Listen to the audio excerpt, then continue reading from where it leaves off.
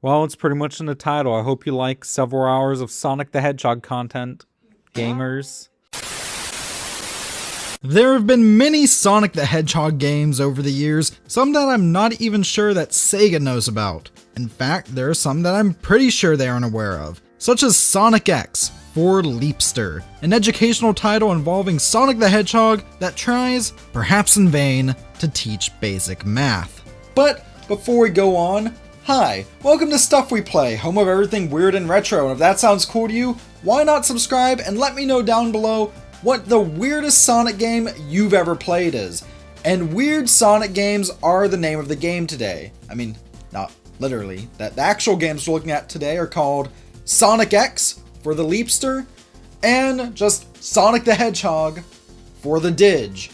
But what are Leapsters and Didges? Why do these games exist? Are they actually any good? And why am I pretty sure that Sega doesn't know that these things exist? Well, we're gonna get into that. To begin, let's talk about the Leapster itself. The Leapster was a line of handheld game consoles manufactured by Leapfrog, and like most of the products that Leapfrog is known for, they were aimed at young children. Launched in 2003, these things would sell well enough to not be formally discontinued until 2015, with successors coming in the form of the Leapster 2 and Leapster Didj, both in 2008.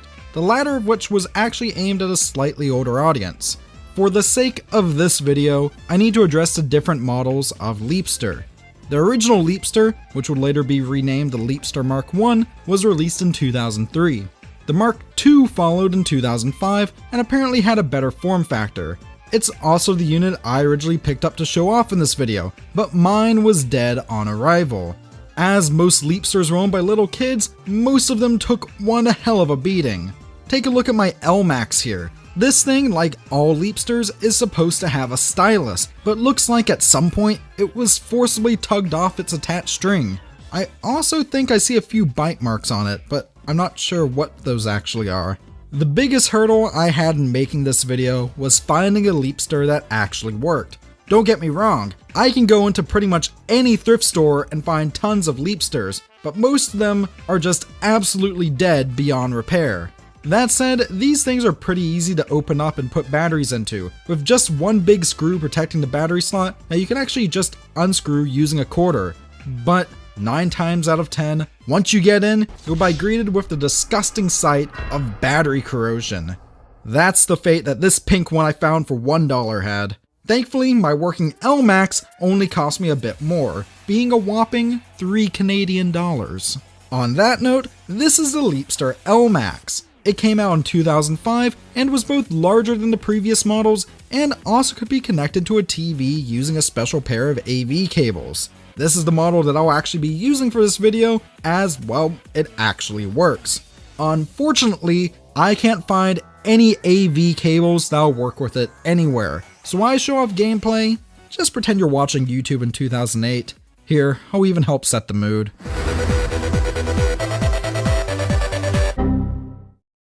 Oh, I should mention, there are a few other Leapster models as well. In 2006, the Leapster TV was released, which was essentially just a home console Leapster with some bells and whistles removed. So I guess I see where Sony got their inspiration for the PlayStation Vita TV. And then in 2008, the Leapster 2 came out, which didn't have any Sonic games released for it and is thus irrelevant for today's video.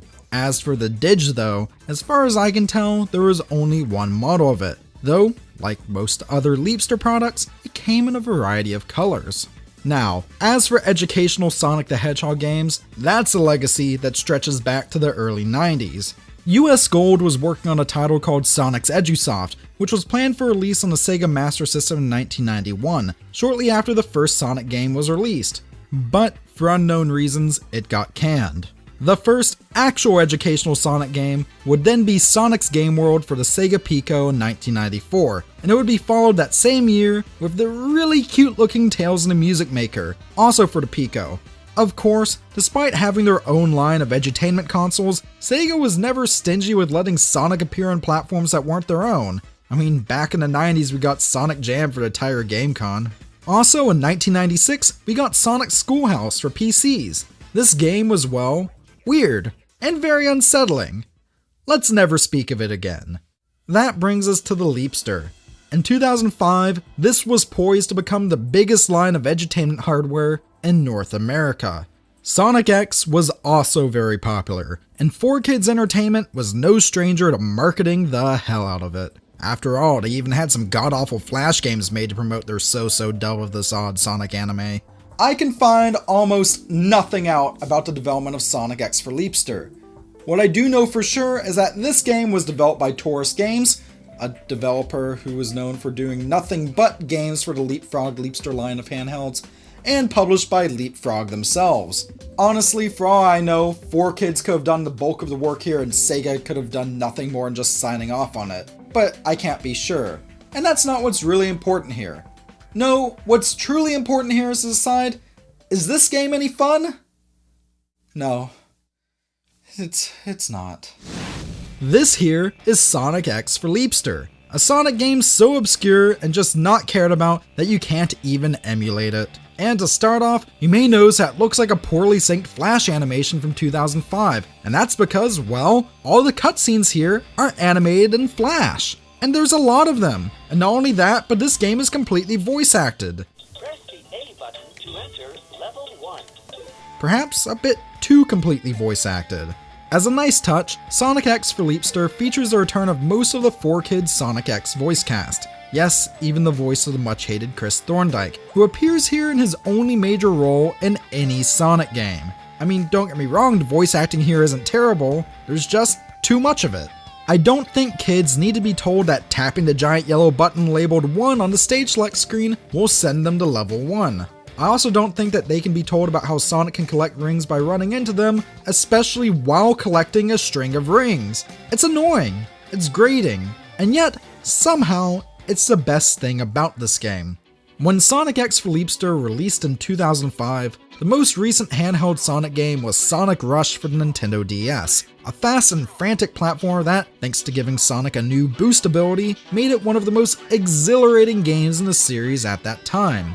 Sonic X for Leapster, on the other hand, introduces its own unique take on Sonic as well, by taking away his ability to do anything besides move or jump. Oh, and it also forces him to stop at traffic lights scattered throughout stages. As for the plot, Dr. Eggman is evil, and wants the Chaos Emeralds, and, of course, there's only one way to beat him. I'm afraid we need to use math. So, it's up to you as Sonic to find numbers that are scattered throughout stages, solving problems that are given to you by these weird floating question marks. Alright, so let's address something that I'm sure you've noticed by now. The graphics are horrendous. The 2005 Internet-esque Flash animation style is just not passable. Plus, in stages, this disgusting clash of Genesis Sonic 3 sprites, GBA Sonic Advance sprites, and hand-drawn assets makes this an eye-straining mishmash that's honestly hard to look at for more than a few minutes. But somehow, this isn't nearly as awful as the controls. Sonic has never felt so stiff. But not only is his jump incredibly stiff, but he also has Castlevania syndrome. Once you jump, you're locked into that direction, and it feels like the same goes for actually moving. Sonic has always had momentum, but if you're moving in one direction and try to stop or jump, there's always what feels like a second or so delay. The best way I can describe it is like you're kind of sort of on ice. This makes the painfully easy math puzzles an absolute chore, especially as I swear it's nearly impossible to jump over answers. One of the weirdest things here is the obvious lack of understanding of Sonic mechanics. For example, the goalposts that signal the end of each stage in the classic games are used here as level checkpoints, while the checkpoint markers are used here to denote the end of a stage. It's just odd and makes me feel really uncomfortable. What's perhaps most insulting here is the implementation of touchscreen controls. As established earlier, my L-Max's stylus looks like it was ripped off in a fit of anger at some point. I tried a variety of ways to interact with the screen during these minigame segments where you have to drag the number that corresponds with the number of presented rings. I tried my fingers, a DVD case, and finally the rear end of a dry erase marker. The latter of those worked the best, but even then, I always felt like I had to press almost too hard for the screen to register anything. All of this culminates in a literal slog of an experience. Sonic is slow. He's janky. He has a top speed of roughly 10 miles an hour, and voice quips from defeated enemies and tales about how fast and cool you are just make it feel that much slower. And I know that the game doesn't just feel this way, it's actually slow. Completing Station Square Act 1, the first level of the game, with no mistakes except for some touchscreen shenanigans, took nearly 8 minutes for me. By the time I was partway through Act 2, I was ready to give up and play some Sonic Pocket Adventure instead. I think it's fair to say that Sonic X for Leapster is an absolute bust. Honestly, by the time this came out in 2005, I think if your kid was a fan of Sonic the Hedgehog, you'd be much better off just getting them a Game Boy Advance with a copy of Sonic Advance. It somehow feels like that would be more educational as well. But that's besides the point. This game was terrible, but will Sonic the Hedgehog for Didj fare any better? So before we get into that, let's give some background on the Didj itself. The Leapfrog Didj is not technically a Leapster console, but also when the hell am I ever going to get a chance to talk about this again? It came out in 2008 for only $90 American, with this new educational Sonic game just titled Sonic the Hedgehog coming later that same year. Developed by Real-Time Associates, this game was not based off of any Sonic cartoon, but rather the classic Sega Genesis Sonic games. So honestly, I'd be surprised if anyone at Sega nowadays even knows that this thing exists, and I have a good reason for that. See, I have a contact at Sega who I was chatting with a while back, and he mentioned finding a copy of this game at a thrift store and having no idea what it was. So he asked some of the folks he knew at Sega about it, and they turned up nothing about it. They literally didn't know that this was even a thing. Honestly, the way that this game was probably birthed was someone from Leapster going over to Sega and being like, "Hey, a while back you let us release a Sonic game on our Leapster line of consoles." And Sega was like, "We did?" And they're like, "Yeah, can we do another one for our new console?" And Sega was like, why not? Before we jump into the game itself, can we talk about how much of a product of its time the Didj is? It ditches a touchscreen and instead goes for the look and feel of one of those bootleg PSPs I find at the flea market. It also is a bit more complex than the standard Leapster, having a USB mini output that can be used to connect it to a PC and perform system updates, along with loading it with these Mii knockoffs. Unfortunately, it does not come with a rechargeable battery, once again relying on 4 AA's. These battery slots are a pain to open. This right battery slot was particularly painful, and I slightly broke it in the process of making this video. Once the batteries are in and you turn it on, you can tell that this thing is a step up from the original Leapster. It has a visually pleasing home menu that's super easy to navigate, a grade setting that automatically adjusts game difficulties, though unfortunately as it doesn't go up to university, I just set it to grade 5, and it even comes with a built-in title, which I didn't bother showing off because it's not Sonic. As for Sonic, upon booting up, we're actually presented with a pretty decent looking title screen that does evoke the feelings of the Genesis games. It plays the Mushroom Hill theme from Sonic & Knuckles instead of any actual Sonic title music, but still, this is a step up from the previous game. Unfortunately though, this is the best thing about Sonic the Hedgehog for Didj. Well, okay, that's not completely true. Graphically, this is way better than its predecessor. The graphics are all pulled from the Genesis Sonic games, and though seeing the Sonic 3 Sonic sprite going through stages using Sonic 2 graphics is a bit jarring at first, it's really not that bad looking. Even the few new graphics here seem almost like they could fit into a Genesis title. The music though, is another story. It's all remix of music from the Genesis games, but it's all really tinny and MIDI sounding and feels like music you'd have as a ringtone circa 2007. That's more than I can say about the plot though, which quite literally is non-existent. I'll just assume that Dr. Eggman is indulging in his putting animals into robots fetish again.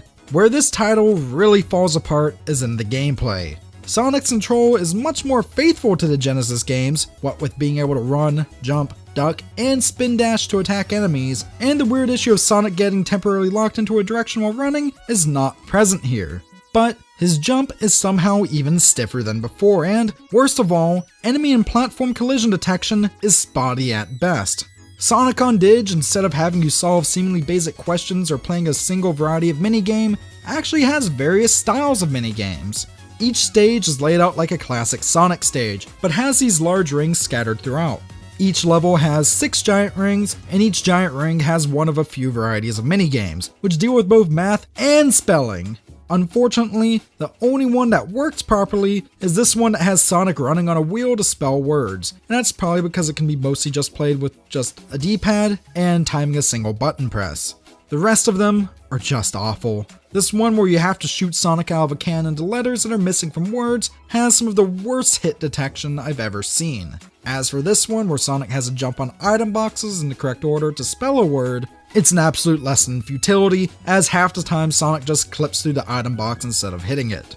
I should also mention, the spin dash can't be used to hurt enemies or burst boxes. You have to jump into them.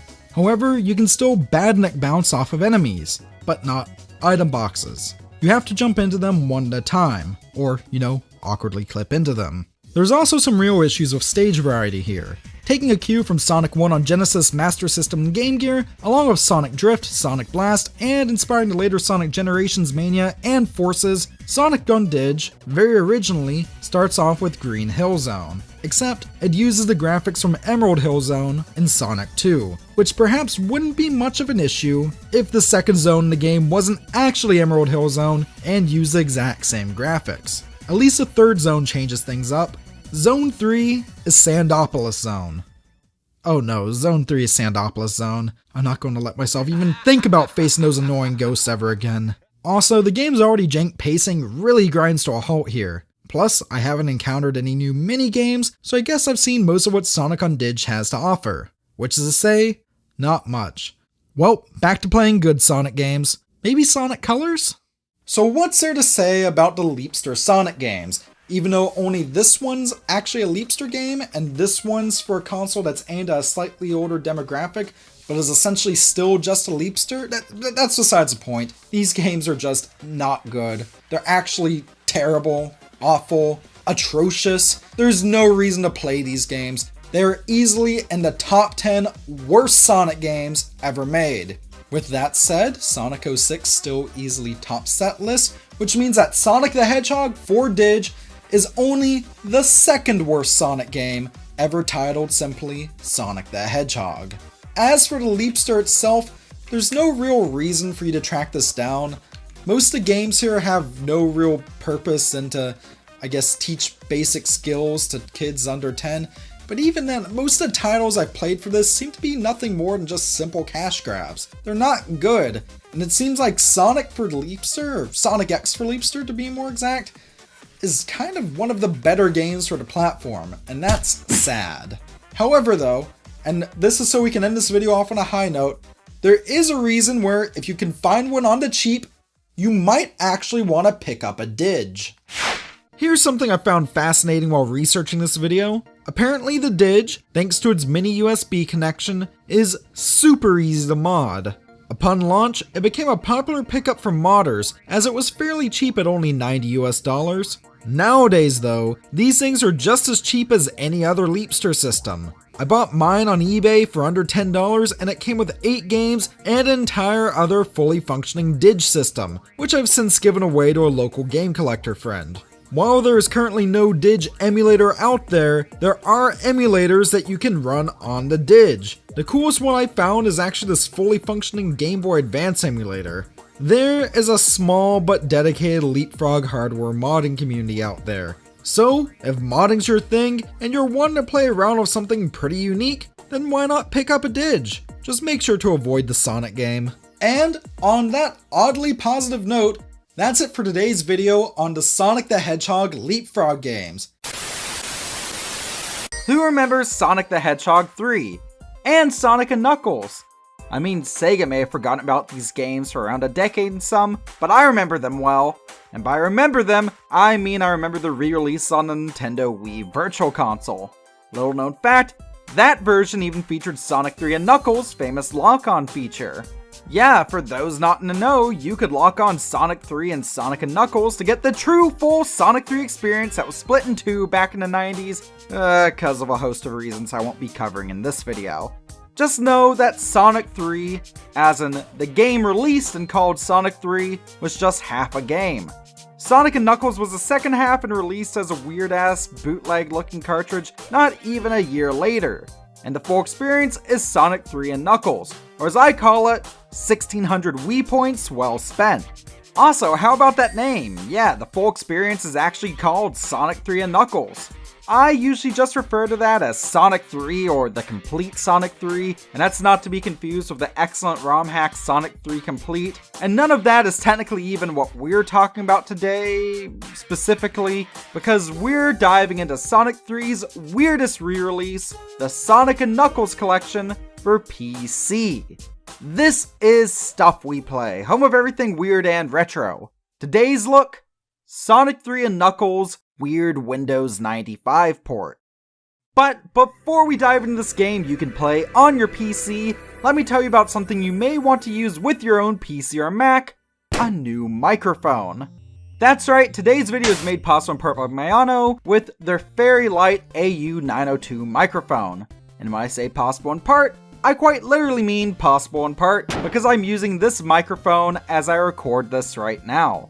I've used a lot of microphones over the past several years on YouTube. I mean, I started with a Blue Snowball, got to use some really nice professional stuff while in uni, and then spent most of the past few years on here using a Rode VideoMic Pro with a small stand and a 3.5mm to USB adapter because, oh no. I intended that to just be a temporary solution until I got something better for standalone voice work and just used a Rode mic for on-camera bits, but that temporary fix ended up lasting 2.5 years.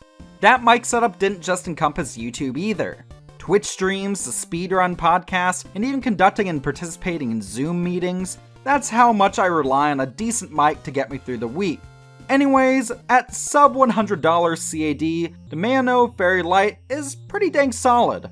Small, yes, but it's powered by a USB-C cable, has a proper headphone jack on the back for audio monitoring. It definitely sounds quality enough to be a good microphone for those starting out in content creation, who want something cheap but better than their average laptop mic for virtual meetings, or who just want something they can cart around with ease. If you want to look into ordering one for yourself, then just follow the link in the description below. Thanks for the love, Nano. Now let's take a hard left and talk about something I know everyone finds exciting: installing old PC software. I figured there could be some issues installing the Sonic & Knuckles collection. I mean, first off, this was created for old school Windows 95 PCs. A ton of old school software just won't work on a modern Windows 10 machine. I kind of hoped I could up my chance of this working right though by buying a later re-release of this re-release from the UK. This is an explosive re-release from 2003, and it cost me a whopping $11. Explosive isn't a brand we ever had in North America, but apparently this was a British line of budget re-release of older PC games. Real bargain bin stuff. Who is Peggy and should I be scared of them? Anyways, the little Windows XP box is ticked on the back, but my Windows XP machine is needing a little bit of work right now.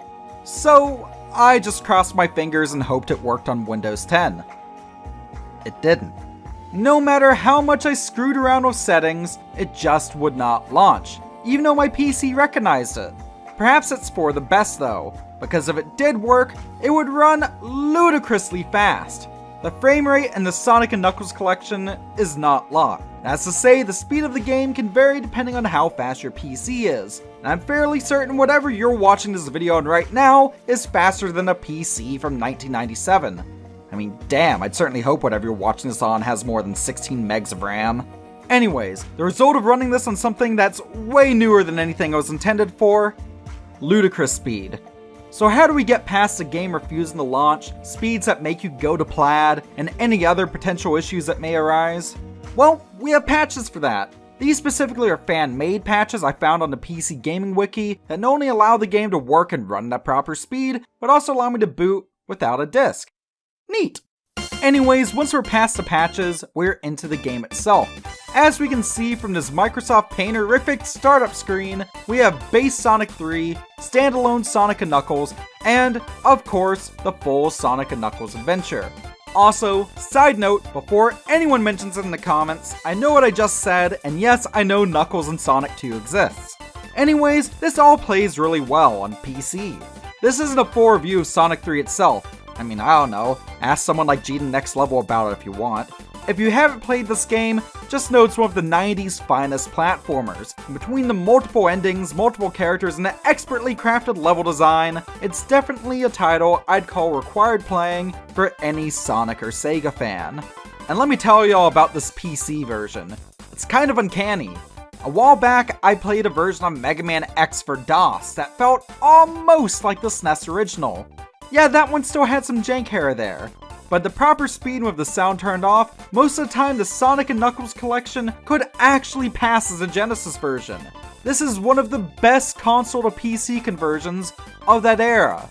It's funny too, as not all Sega ports of the time were this faithful. The PC port of Sonic 3D Blast, for example, was not a straight port of the Genesis or Saturn version, but was instead a bastard love child of the two. And while all of that's kind of odd, if this was all this port had to offer, it would not be worth making a video about. No, what makes the Sonic & Knuckles collection stick out is the soundtrack. And I don't just mean the fact that these are all solid MIDI renditions of the S3 and K soundtrack on Genesis. See, there's an elephant in the room that always has to be mentioned whenever a Sonic fangirl talks Sonic 3. Michael Jackson. Though he wasn't officially credited at the time for a variety of reasons I won't be going into, Michael Jackson was involved in the production of several of the tunes found in Sonic 3. And that's specifically the Sonic 3 portion. None of the Sonic & Knuckles portion of the OST had his influence. And you can kind of tell when listening, if you're listening for it. This would cause some weirdness with Sonic 3 re-releases though. I think a lot of it just had to do with legal shenanigans. I think this explains why the last Sonic 3 re-release at the making of this video was on the 10th of June 2009 on Xbox Live Arcade, about 2 weeks before MJ himself died. The music tracks with the most Jackson influence were the themes of Carnival Night Zone, Ice Cap Zone, Launch Base Zone, and the base Sonic 3 versions of the credits theme and the Knuckles theme. In the Sonic & Knuckles collection though, all of these themes are changed, and they really aren't as good as the versions found in the Genesis release, save for this version of Knuckles' theme, which fucking slaps. At first, it may seem like they were changed because of legal shenanigans, but no, hold the phone, folks! In November 2019, a prototype version of Sonic 3, the Genesis version, was released online. Dating from November 1993, 3 months before base Sonic 3's release, this thing featured a host of differences that most retro gaming fans agreed to call pretty damn rad. Along with 2 Sonic & Knuckles zones being partially playable, special stages being totally unplayable, and Sonic riding in on a surfboard at the beginning instead of his plane, it also features some different music. Namely, all those songs I mentioned earlier that were changed in the Sonic & Knuckles collection, yeah, all those versions of those songs are present in Genesis form here. I guess this means that the Sonic & Knuckles collection was, in kind of weird way, Sonic 3 it was originally intended. Granted, though the original beta music has grown on me after hearing their Genesis versions, I still just prefer the Jackson tunes. Still, when I found this out, it kind of blew my mind. Anyways, with the Sonic Origins collection coming out next year, I really wanted to talk about Sonic 3. This Nintendo Switch re-release is going to be the first time Sonic 3 and Knuckles has been given a new port in nearly 13 years. And that's really saying something, seeing how often Sega loves to get some new money from their old games. Speaking of the Sonic Origins collection, that's likely going to be the way I recommend playing Sonic 3 and Knuckles when it comes out. Well, that or on a modern PC through other methods, which I guess for legality's sake, yeah, sure, that's the Steam version I'm talking about. Anyways, there's no real reason to play the Sonic & Knuckles collection of Sonic 3 and Knuckles nowadays, and there's certainly no reason to go out of your way to import this European re-release of this re-release, but honestly, I'm still glad to have it. Just a longtime retro games lover. Damn, okay, I guess I'm talking about Sonic again. Anyways, welcome to Retrospective, the series where I dive into games I played as a kid and see how they stack up today. Sonic 3D Blast. Yeah, that one. You know, the one Sonic game that you'll see on any given Sega compilation and you'll just go, that exists. It's not a game that makes me grin ear to ear whenever I play it, or give me some sort of twisted, weird, sadistic pleasure, but it's one that I can play and just kind of zone out with. I can vibe with it. And I know this makes it sound kind of boring, and I guess in a sense it is, but like, not in a bad way. Before we go on, I'm going to be segmenting this video into 5 parts. The Genesis game, the Saturn game, the PC port, and 2 ROM hacks I feel can really spice up your gameplay experience. So, on that note, let's dive into it. Let's head back to an era where AOL was the #1 site online, you could get Sega Genesis games piped into your console via cable, and where Sega decided to publish a Sonic game that was billed as being the first ever 3D Sonic game. Though, it wasn't really 3D at all, was it? Known in non-America and Canada parts of the world as Sonic 3D Flicky's Island, this is an isometric platformer where Sonic has to rescue these Flicky birds. Look familiar? Well, maybe you played the arcade game Flicky. Yeah, that's where these little guys come from. And obviously if you did play it, you didn't play it for very long. No one did. It wasn't very good. Anyway, Sonic 3D Blast here was developed by Traveler's Tales, which used to be headed by a one John Burton. Maybe you've seen him around YouTube on the Game Hut channel. He makes really good content, and remember that name for later in this video. In this game, stages are usually divided into a few sections, each with Flickies stored inside Dr. Robotnik's robots. So smash those bots, save those birds, and maybe collect the Chaos Emeralds along the way. You play as Sonic, and only Sonic here. Tails and Knuckles are present, but only as ways to get to special stages. Come up to one of them to pause your rings, and if that totals 50 or more, you can go to a special stage and try your hand at getting a Chaos Emerald. Special stages also look really nice, even if they're easy as hell. That said, this entire game has kind of this pseudo 3D look. It's kind of like a somehow more cartoony Donkey Kong Country. I really vibe with it. It runs smoothly too. Oh, and this soundtrack? That soundtrack has some of the best dang music on the Sega Genesis. You've been hearing it in the background here, and goodness, Jun Snow really outdid himself here. There's even a power-up that gives you the homing attack, and its first ever Sonic appearance. And damn, I wish this wasn't a power-up, it's so dang useful. What the hell, Traveler's Tales? If you're just looking at it now, this game probably looks like a really fun pseudo 3D Sonic title. Which, I mean, makes the title seem a little misleading as it's not fully 3D, it's an isometric platformer. I guess Sonic and Flickies, but from a weird perspective, didn't have the same ring to it as Sonic 3D Blast, did it? So, why do so many people hate this one? Well, first off, with a regular Sega Genesis controller, it feels jank as hell. That D-pad was clearly not meant for movement in more than 8 directions. Your drop shadow is all sorts of wonky, which makes platforming a little problematic. And then, sometimes when you try to jump on platforms, you just slide on through them. So this makes platforming go from problematic to piss poor. Doesn't help that Sonic's iconic spin dash move is basically useless here. Like, you do not want to go blazing fast here. You'll just run into stuff. If you see an enemy you need to dispatch, then you better just jump into them and not bother trying to roll into them. There's also a lot of smaller issues too. As I said, special stages are easy as hell. What's the point here? You can also go through multiple of them in each zone too, meaning you can get all 7 of the mystical Chaos Emeralds by the time you reach Spring Stadium, which is the 3rd zone of the game. And no Super Sonic! I wanted this bright yellow bastard so badly, and all I got was this weird egg-shaped suppository. Again, it's not all bad. There's this fully 3D intro in the beginning, which is really impressive for a 16-bit game from 1996. And there is fun to be had, even if it's fun that's sometimes accompanied by a good bit of jank, which is more than I can say for its 8-bit counterpart, Sonic Blast for the Game Gear and Master System. But if you want the most fun you can get out of this one, find a way to play it on a PC and map the D-pad movement to an analog stick. It really is the most comfortable way to play it, and it makes me wish there was just a way to play it officially with an analog stick in its original form. On that kind of stilted sounding segue, yeah, can you tell I'm scripting this one after not scripting stuff in a while? Let's talk about Sonic 3D Blast for the Sega Saturn. So, did you ever play with the original Xbox back in the day? Remember the Duke controller? The really big ass original pad that a lot of people hated, that feels oddly nice in my big meat clobber hands? This is its grandfather, the Sega Saturn Analog Controller. I really love the one that I own IRL, but it's been a month and the mover still haven't arrived with my stuff, and I really miss covering hardware on this channel.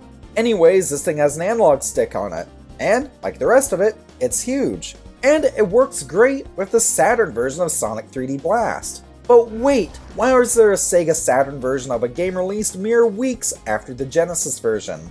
Well, this was rushed to market so Sega could have a Sonic game out in time for Christmas on the Sega Saturn that year, because their flagship Sonic game, Sonic X-Treme, had a development process so terrible that 2 people nearly died and so got cancelled. That's a hell of a story. I did a 72-minute long documentary about it. If you're from the Anti-Work subreddit, you'll probably get a kick out of that. But the long and the short of it, for this video, is that Sonic 3D Blast on Saturn was literally made in the span of a few months, features updated graphics, fully 3D special stages, a new soundtrack by Richard Jocks, you know, the Sonic R guy, and of course, load times.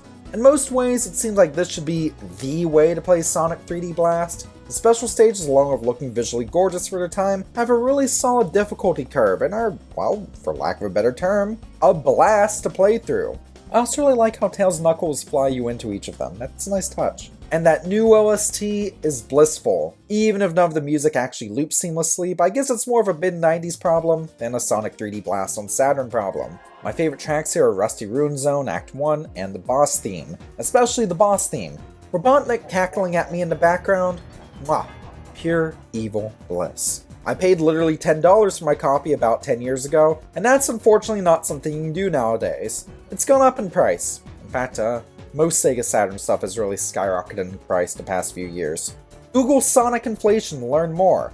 Unfortunately as well, in this version of Sonic 3D Blast, most of the platforming issues persist as well. Look, you can add all of the analog support and graphical pizzazz that you want. If you need Sonic to jump, you better cross your fingers and pray a bit first. But overall, there's fun to be had here, and arguably more than even in the Genesis version.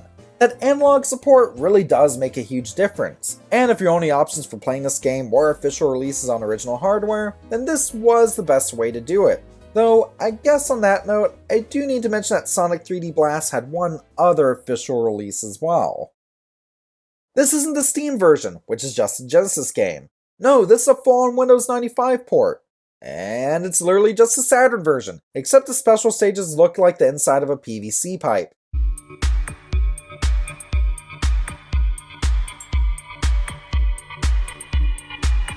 Okay, those were all the official releases. I want to talk about all the ROM hacks I can find of this game too though, and according to Sonic Retro, there's exactly 3 of them, though I guess that's technically 2.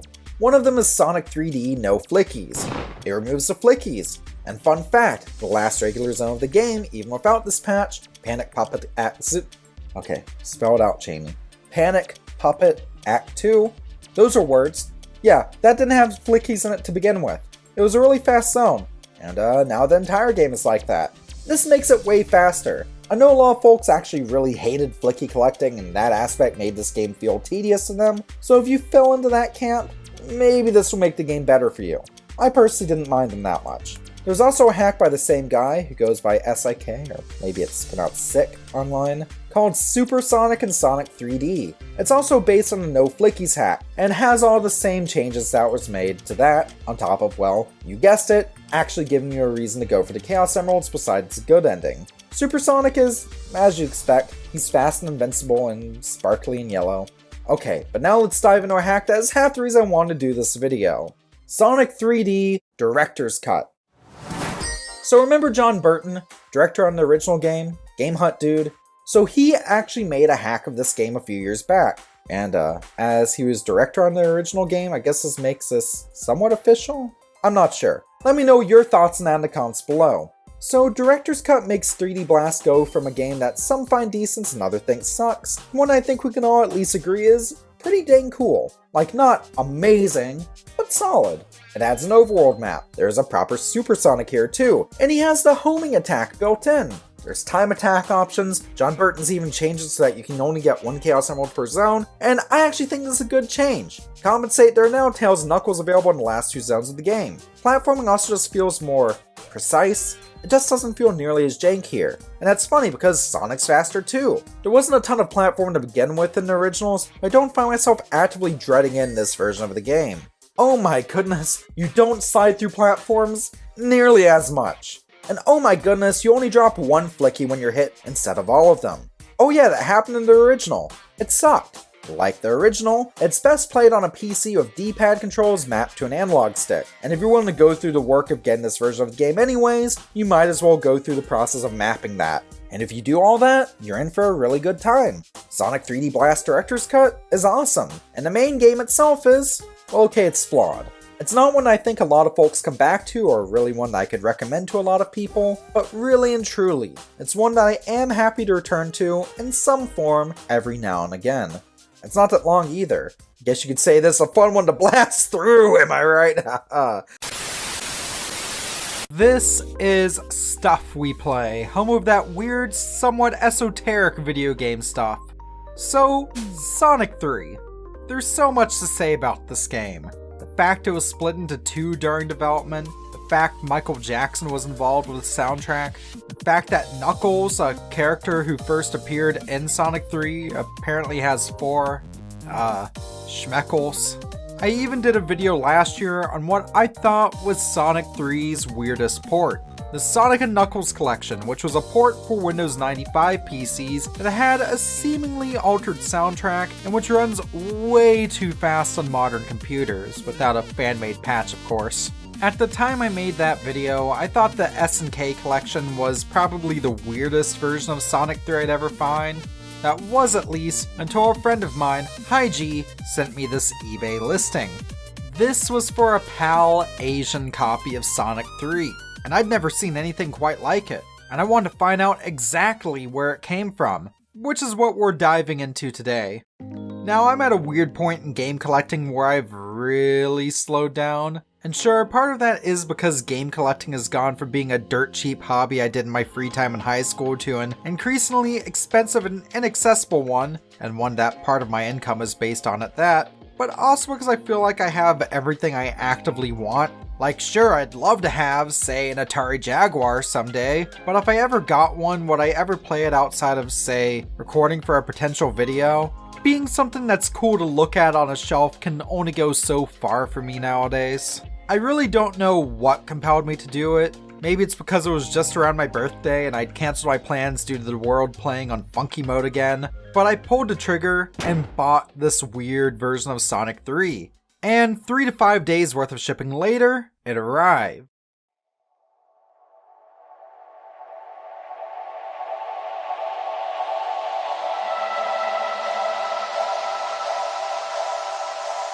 What makes a PAL Asian version of a game so weird? Well, for starters, that combination of words and letters is really odd from a retro gaming perspective. Back in the day, part of region standardizing and even region locking in video games and video game consoles had a lot to do with different sets of standards that were used around the world. Of course, for example, one of those standards is power and power voltage. The US mostly uses 110 volt power, most of Europe uses 220 volt power, and Japan slightly differs from the States by using 100 volt power. And before anyone asks, cause yeah, I live there, yeah, Canada uses 110 volt power just like the States. And that's not to mention all the types of plugs and connectors used around the world too. Like look at this behemoth from South Africa. Aw yeah, outlet plugs. That's what you wanted to learn in this Sonic video, right? Anyways, there are also different TV broadcast and heritage standards around the world. Heritage, is that the term? Anyways, there are 2 major TV standards, PAL and NTSC. There's a lot of intricacies with these, but there are 2 big things to know. First is that PAL is mostly used in Europe, and NTSC is used in Japan and North America. Second is that PAL TVs typically run at 50 Hz, while NTSC TVs typically run at 60 Hz. To simplify this, it's why in the earlier Sonic games, Sonic was quite literally slower in Europe. Now, while I'm sure this info is really cool to you and all, it being explained like this probably is doing a bit of a disservice. I feel like it's painting a view of PAL Europe, NTSC everywhere else. And I feel like it's a view that most folks on YouTube seem to have from my experiences, and I'm even guilty of thinking like that as someone who has spent most of their life living in the US or Canada. But what about Brazil, China, Singapore, hell, even the entirety of Africa? That's not even to mention that there's a third broadcast standard besides PAL and NTSC called CCAM, which was used for a long time in places such as the USSR, Western African countries, and even places such as France and East Germany. Some places even use PAL and CCAM interchangeably, particularly in Eastern Europe after the fall of the USSR. You really did think this was going to be a video on Sonic the Hedgehog, but instead you got info dumped too about international TV standards. Look at that. It's not like I haven't done a ton of other Sonic videos that actually focus on Sonic. Anyways, let's actually talk about Sega, Sonic the Hedgehog, and the Mega Drive. And yeah, even though I'm in North America and over here in Freedom Land we called it the Genesis, I mean the actual Mega Drive, because North America has very little to do with the story. I mean, this PAL Asian copy of Sonic 3 does feature the American box art, along with the black grid background that's commonly associated with the Genesis. Besides, the back of the box is in English. A few things can be confirmed for sure about this copy of the game too. It was released in 1994, likely around the same time as the Japanese release. The front of the box features a large circle with the word PAL on it, along with a note on the bottom that says 16-bit cartridge, for sale in Asia except Japan and Korea. It also comes with 2 manuals, one in color, one in black and white, with them being in English and Chinese respectively. The actual cartridge also features the North American box art, though it's shaped in much the same style as a Japanese Mega Drive cartridge. Oh, and the original owner was kind enough to write their name on it, Arjan Niemeyer. I'm really sorry if I just butchered that name. The most striking part of this box is the logo. This gold Mega Drive logo was used for all of Sega's general Asian releases. A lot of collectors just refer to these as the gold label Mega Drive releases. With the PAL label and such, it seems like it would likely have come from Hong Kong or Singapore. These are regions of Asia where games are popular and that use the PAL standard, except if things were that simple, I wouldn't be able to justify doing a full video, would I? I didn't want to know generally where this game came from. I wanted to try to pinpoint exactly which country it originated from. So there are for sure parts of Asia that use PAL or NTSC. Taiwan, for example, uses NTSC while Mongolia uses PAL. But Asia, for Sega, doesn't necessarily just mean, well, Asia. Sega's quote-unquote Asian territory also encompassed parts of Africa and even Eastern Europe. Like, take a look at this Mega Drive from Russia. Is this a European PAL system like the ones you'd find in France? Or is it an Asian one, like the ones you'd find in Macau? Okay, bad example. That one is neither. It's one of those bootleg Dendy consoles that used to be everywhere in Russia. So I spent about a month trying to find info about this copy of Sonic 3. I even did a live stream where I tried to play it, though oddly enough the Retro Freak just dumped me onto this error screen. Developed for use only with PAL and French CCAM Mega Drive systems. Does this mean that this is actually a copy of Sonic 3 for regions that use PAL and CCAM interchangeably? Is there any way to know for sure? Well, in a last-ditch effort, I just made a post about this for my community tab here on YouTube. I just wanted to try to find any info at all that could maybe even give me an inkling of finding out where this game could come from. Like, where did the original owner get it? Because somehow, before I bought it from that American eBay seller, it has to have originated somewhere. My community posts got a lot of responses, and admittedly a lot of them were like, "Can't you see, Jamie? It's from a region in Asia outside of Japan, Korea. Can't you read the box?" And pretty obviously none of that satisfied me. I was getting pretty close to throwing in the towel, but then literally right when I was getting ready just to call this copy of Sonic 3 an Asian copy of exact unknown origin, I got a lead from user George Frankly, and George pointed me towards an excellent Instagram account, Sega Mark V Fan. Though he hasn't posted much in the past year, Sega Mark V Fan's account features an incredible set of pictures of these gold label Asian Mega Drive variants. And there's not only PAL copies, but NTSC ones as well. Originally, I thought most of his games must have come from Hong Kong or somewhere like that. Indeed, some of his games, such as NTSC ones, do actually come from Asia, but Sega Mark V Fan himself is from Germany. And I wasn't left guessing about a lot of his collection for long, as I was actually able to reach out to him for this video. Here's what he had to say.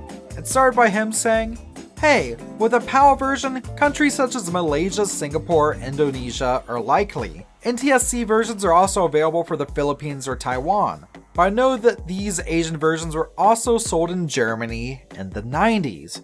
Sorry, Google Translator." I responded by saying, "It's okay, thank you tons for the info. How widespread were they in Germany?" To which he responded, "I don't know because I've only been collecting them since 2016. But I do know they were sold new here. Including me, I know 4 people who own Shadowrun, for example. I also bought half of my gold logos here." At first, I wondered how likely that was. I mean, Germany uses PAL, doesn't it? But isn't this an Asian copy, right? But what Sega Mark V Fan was saying is really likely. I dug into it a bit and it appears, as he said, especially when the 90s was newly former East Germany, there were importers who sold brand new copies of these Asian gold label Mega Drive games. It makes sense too. I mean, I know this is a very general thing, but let's take a look at the name on the cartridge. Arjan Niemeyer. It's a Dutch name, and no matter where it's from, I'm pretty certain I'm butchering it, but according to a cursory Google search, because goodness, I just want general info, I don't want to come off as a stalker, this is a name that only seems to pop up in the Netherlands, or occasionally in Germany. So yeah, despite the Chinese language secondary manual and the English box text, it appears that the most likely point of origin for this weird copy of Sonic 3 is Germany. Ah, goodness, trying to figure out where this game came from really did take us around the world, didn't it? So with that, I guess that's it for this Sonic video that really doesn't have anything much to do with Sonic at all. Welcome to Stuff We Play, home of everything weird and retro, where today I'm covering something that is neither of those things. Well, okay, maybe this video is a little weird. Sometimes I like to recover an old topic after a few years has passed, just to show how my thoughts have changed over time. I mean, it's only natural for my thoughts on a lot of things to change over time. That's just part of growing up and getting older, you know? I think it's really cool to do a new look on something I've covered before, and then compare my new video with the old one. Not only does it show how my feelings on certain things have changed or stayed the same, but also how I've changed and improved as a presenter and editor over time too. With that said, I don't think I've ever revisited a topic twice. Actually, in the case of Sonic Forces, this is my 4th time talking about this game on this channel. The very first time I covered it was years back during E3 2017. You know, when I was more interested in being a Switch tuber than, well, trying to make my own identity on this platform. I then covered the game directly after launch where, after seeing all the hate it got, I defended it and called it a good game. And seriously, that's because I had a really decent bit of fun with it. But then a year later in 2018, I took another look at Sonic Forces. It seemed my thoughts had dulled a bit.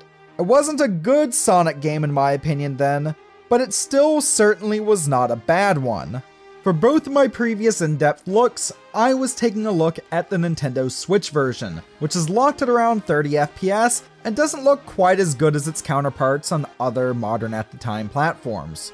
Recently though, I got a hold of the PlayStation 4 version, which runs at a pretty stable 60 FPS and looks really dang pretty too. And as for my thoughts on this game as of 2021, they're somewhere in the middle of where they were before. I'm not even sure if I'd call the PS4 version the best way to play it. While it runs at a more stable frame rate than the Xbox One version, that version can be played in up to 4K. And as for the Switch version, that can be played portably. But no matter what platform you play it on, that doesn't change the fact that Sonic Forces in general has some good ideas, but also some near fatal flaws that really hinder it from reaching its full potential. It's not a masterpiece, but it's not a dumpster fire either. As we'll see, above all else, Sonic Forces is just not bad. What's nice about this being my 3rd, technically 4th time diving into Sonic Forces is that I really don't need to recap the story. I have another video that does a fine job at that, really. The story doesn't change between platforms, and I think all I can say for sure after my recent playthrough is that it has a serious tonal shift problem. I think I may find this plot even more underwhelming than I did a few years back. Why is Sonic attempting a serious war story? Like, Sonic the Hedgehog is apparently tortured to hell and back by Eggman, but he doesn't seem changed at all by it. The game can't decide if it wants to be lighthearted and kiddishly funny, a la Sonic Colors, or if it wants to take itself so ridiculously serious that it circles back around to being funny.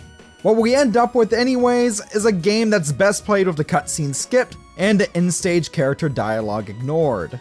The scene that annoys me the most out of everything in this game is this one scene early on where we see all these bosses from past Sonic games coming back, and literally nothing being done with chaos. Like, we got a fight with Zavok from Sonic Lost World, and it's still one of the most boring boss fights in Sonic history. But really?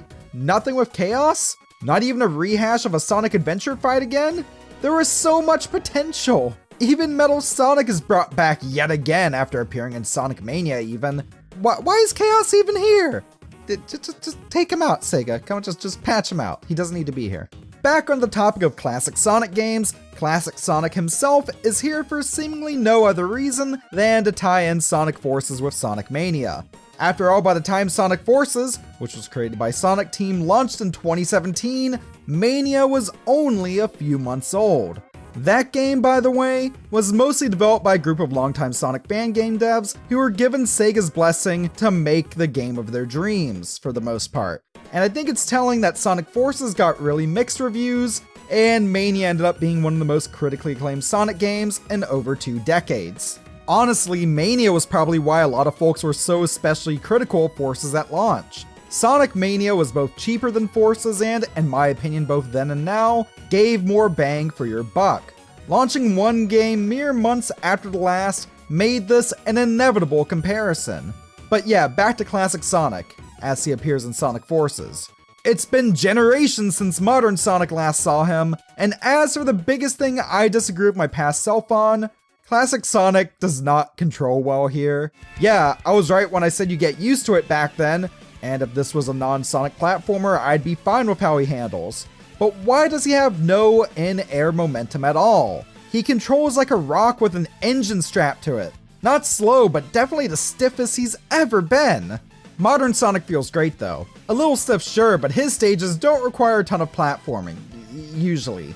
Boost through enemies and homing attack swarms of them to do damage, and it's all pretty good and fast and frantic.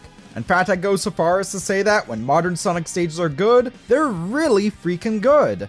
And much of my thoughts on modern Sonic apply to the new Avatar character too. Yep, this user-created persona is Sonic Forces' main selling point, and it's perhaps the one big thing that I think will keep people coming back to this title. Especially kids. Well, that and daily missions and speedrun challenges, which are also fun. I mean, story-wise, Avatar is there because, well, why not? But there are so many dang outfits, so many color customization options, voice clips, poses, wisp-powered wisp-on weapon gun things. The one thing that, in my opinion, would have made the Avatar even better would have been a clothing shop. Hear me out. Sonic Forces makes a progressive choice to remove lives altogether, which I really think is a great thing to do for a platformer. Lives or no lives, a great platformer will keep you coming back to tackle a challenge no matter how many times you fail. So yeah, lives and game overs are kind of antiquated, and I respect Sonic Team for just not having them be a part of Forces. But also, since collecting 100 rings no longer grants an extra life, the Sonic series staple collectible rings just prevent you from dying upon taking damage. That basically means that whether you have 1 ring or 100 rings, the game isn't really affected all that much. I felt no real reason to go out of my way to collect rings here. It felt like they were just included out of obligation, and honestly a traditional 2 or 3 hit life bar would have just worked better with how the game's set up. And I do like the current unlock system for Avatar customization options. Being awarded new outfits and such upon meeting certain stage objectives is really satisfying. And my goodness, there are a ton of customization options. But why not make like 100 more, maybe even a few more sets based off of other Sega and Atlas series, since, we already have ones based off of Super Monkey Ball and Persona 5, you see. Then just add in an in-game shop where you can buy them between stages. Kind of like the Chow World shop in Sonic Adventure 2, except focused on cosmetics. You'd even have a global ring tally on the world map, so rings would actually mean something again. Speaking of things that Sonic Team should have added, Sonic Forces has 30 total stages, but dang, some of them should have had some added length. A lot of stages feel like they end right when they're getting started. The only one that overstays its welcome, in my opinion, is that really annoying auto-scrolling stage towards the end of the game. And even then, that's just because the auto-scrolling stages suck, especially so in a game based around speed, momentum, and flow. And sure, a few of those 30 are actually boss levels, but I would have rathered 15 4 to 6 minute long stages, or scratch that, 10 4 to 6 minute long stages and then a few boss stages, instead of 30 stages, many of which feel like they can be beat in around 2 to 3 minutes max. At least the game is freaking gorgeous though. Like, don't get me wrong, the Switch version wasn't a bad looking game, but at this near rock solid 60 FPS and with the added detail on the PS4, it really is the best Sonic has ever looked in 3D. And you'll definitely be looking at it a lot too. And by looking, I mean, like watching mid-stage interruptions instead of actually playing the game. I hate how many times the stages are interrupted. Like, why do we need all these short QuickTime event sequences and mini cutscenes? I just want to get back to high-speed platforming, especially in the stages where Sonic and the Avatar team up. Really, I love the platforming there. It's just as fun as it was back in the adventure days, but there's just not a ton of it. The stages where the Avatar and Sonic team up have one of the most boring mechanics in the entire game. Seriously, you can just ignore those button prompts if you want to. Get up, put the controller down, check the mail or something. Maybe call your mom and tell her that you love her. She worries about you. Seriously, check in with your mom. You'll have enough time for at least a quick chat before it's time to actually play the game again. My final and biggest gripe though, is how none of the stage settings stand out except for the Metropolis area and the final levels where Eggman's making like this big artificial sun thing. Why are we going through Green Hill and Chemical Plant Zone again? Did we really need to bring back the Death Egg from Sonic 3? Why can't we have new locales? What makes this especially sad too is the last time we had a Sonic game with completely new zones, like no Green Hill, no Chemical Plant or anything like that, was Sonic Colors back in 2011. Speaking of the likes of Green Hill and Chemical Plant, those also appeared in Sonic Mania. And yeah, that game was meant to pay homage to the classic Sonic games from the Sega Genesis. But that's especially bad for Forces, because it makes these zones feel less like an homage to those classic titles, and just like laziness on the part of the developers. I just want Sonic to go somewhere that doesn't feel like a rehash. I want something that at least feels like an attempt at something new. Thankfully though, there is at least one part of Sonic Forces that has absolutely improved with age. I saved my favorite part of the game for last, and that's the soundtrack. Once you're done watching this vid, and also left a like and hit that subscribe button so you can join my epic gamer squad fam or whatever. Oh god damn, I can't believe I just said that crap. You should absolutely give some of this OST a listen. It's a departure in style from a lot of the previous Sonic games. A lot of the tunes featured vocals and also a rather dance-inspired feel, but I dig it. Like, listen a bit to Aqua Road here.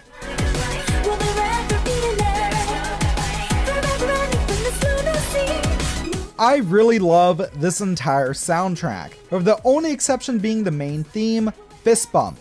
I don't know, I found this title track to be pretty weak, but maybe that's just because of how foot-tappingly good the rest of the OST is.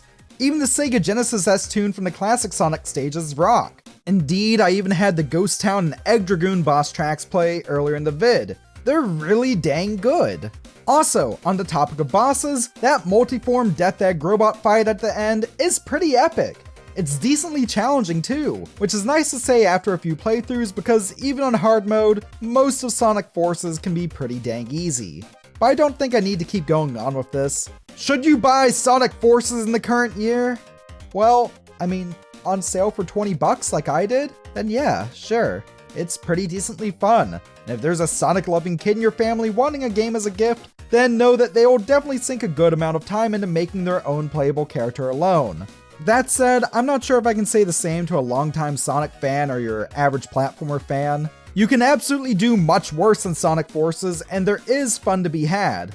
But like, why would you buy Sonic Forces before you played the likes of Sonic Mania, or Generations, or Adventure, or any of the classic games? It's not a miserable experience, it's not a fantastic one either, but what Sonic Forces is a game that brings some cool new ideas to the table, but also a game that has a lot of missed potential.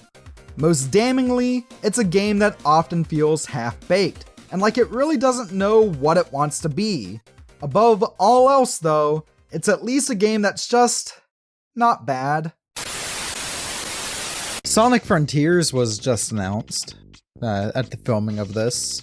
And you know, that's pretty cool, kind of puts me in the Sonic mood. I didn't realize I wanted Sonic, but Breath of the Wild. I actually didn't realize this is something I wanted. The game looks fun. And yeah, I don't know. Looks fun. Anyways, let's talk about a Sonic game that a lot of people claim isn't fun. I've talked about it before. But I consider that, like anything I made pre-coming out, as old content. So let's do a very updated take on my opinions on Sonic R. And again, like in the previous videos I've done in this style, let me know if you like this in the comment below. Or in the comment section below, I should say. I cannot speak. this is stuff we play. Home of everything weird and retro, and let's talk about a game that fits that bill. Sonic R for the Sega Saturn. A game I actually played as a kid, believe it or not, but not in the Saturn. No one owned a fucking Saturn. No, I played it on the GameCube via the Sonic Gems collection, a collection I got because I had Sonic CD on it. Also had Sonic Fighters, which is eh, and Sonic R, a port of the PC version. So, I don't know exactly what that entails. I think there's some weirdness with transparency effects in the Saturn version compared to the PC version. But before we go on, what is Sonic R? So Sonic R is a Sonic the Hedgehog racing game. Shocking, I know. What makes this one weird is that, unlike in, say, Sonic and All-Stars Racing and whatnot, Sonic isn't in a car, he's on foot. In fact, Sonic, Tails, and Knuckles are all on foot. Amy Rose is there and she's in a car. And it's funny because she's the worst character in the game. Eggman's in a car-like thing. It has a missile you can launch for 10 rings.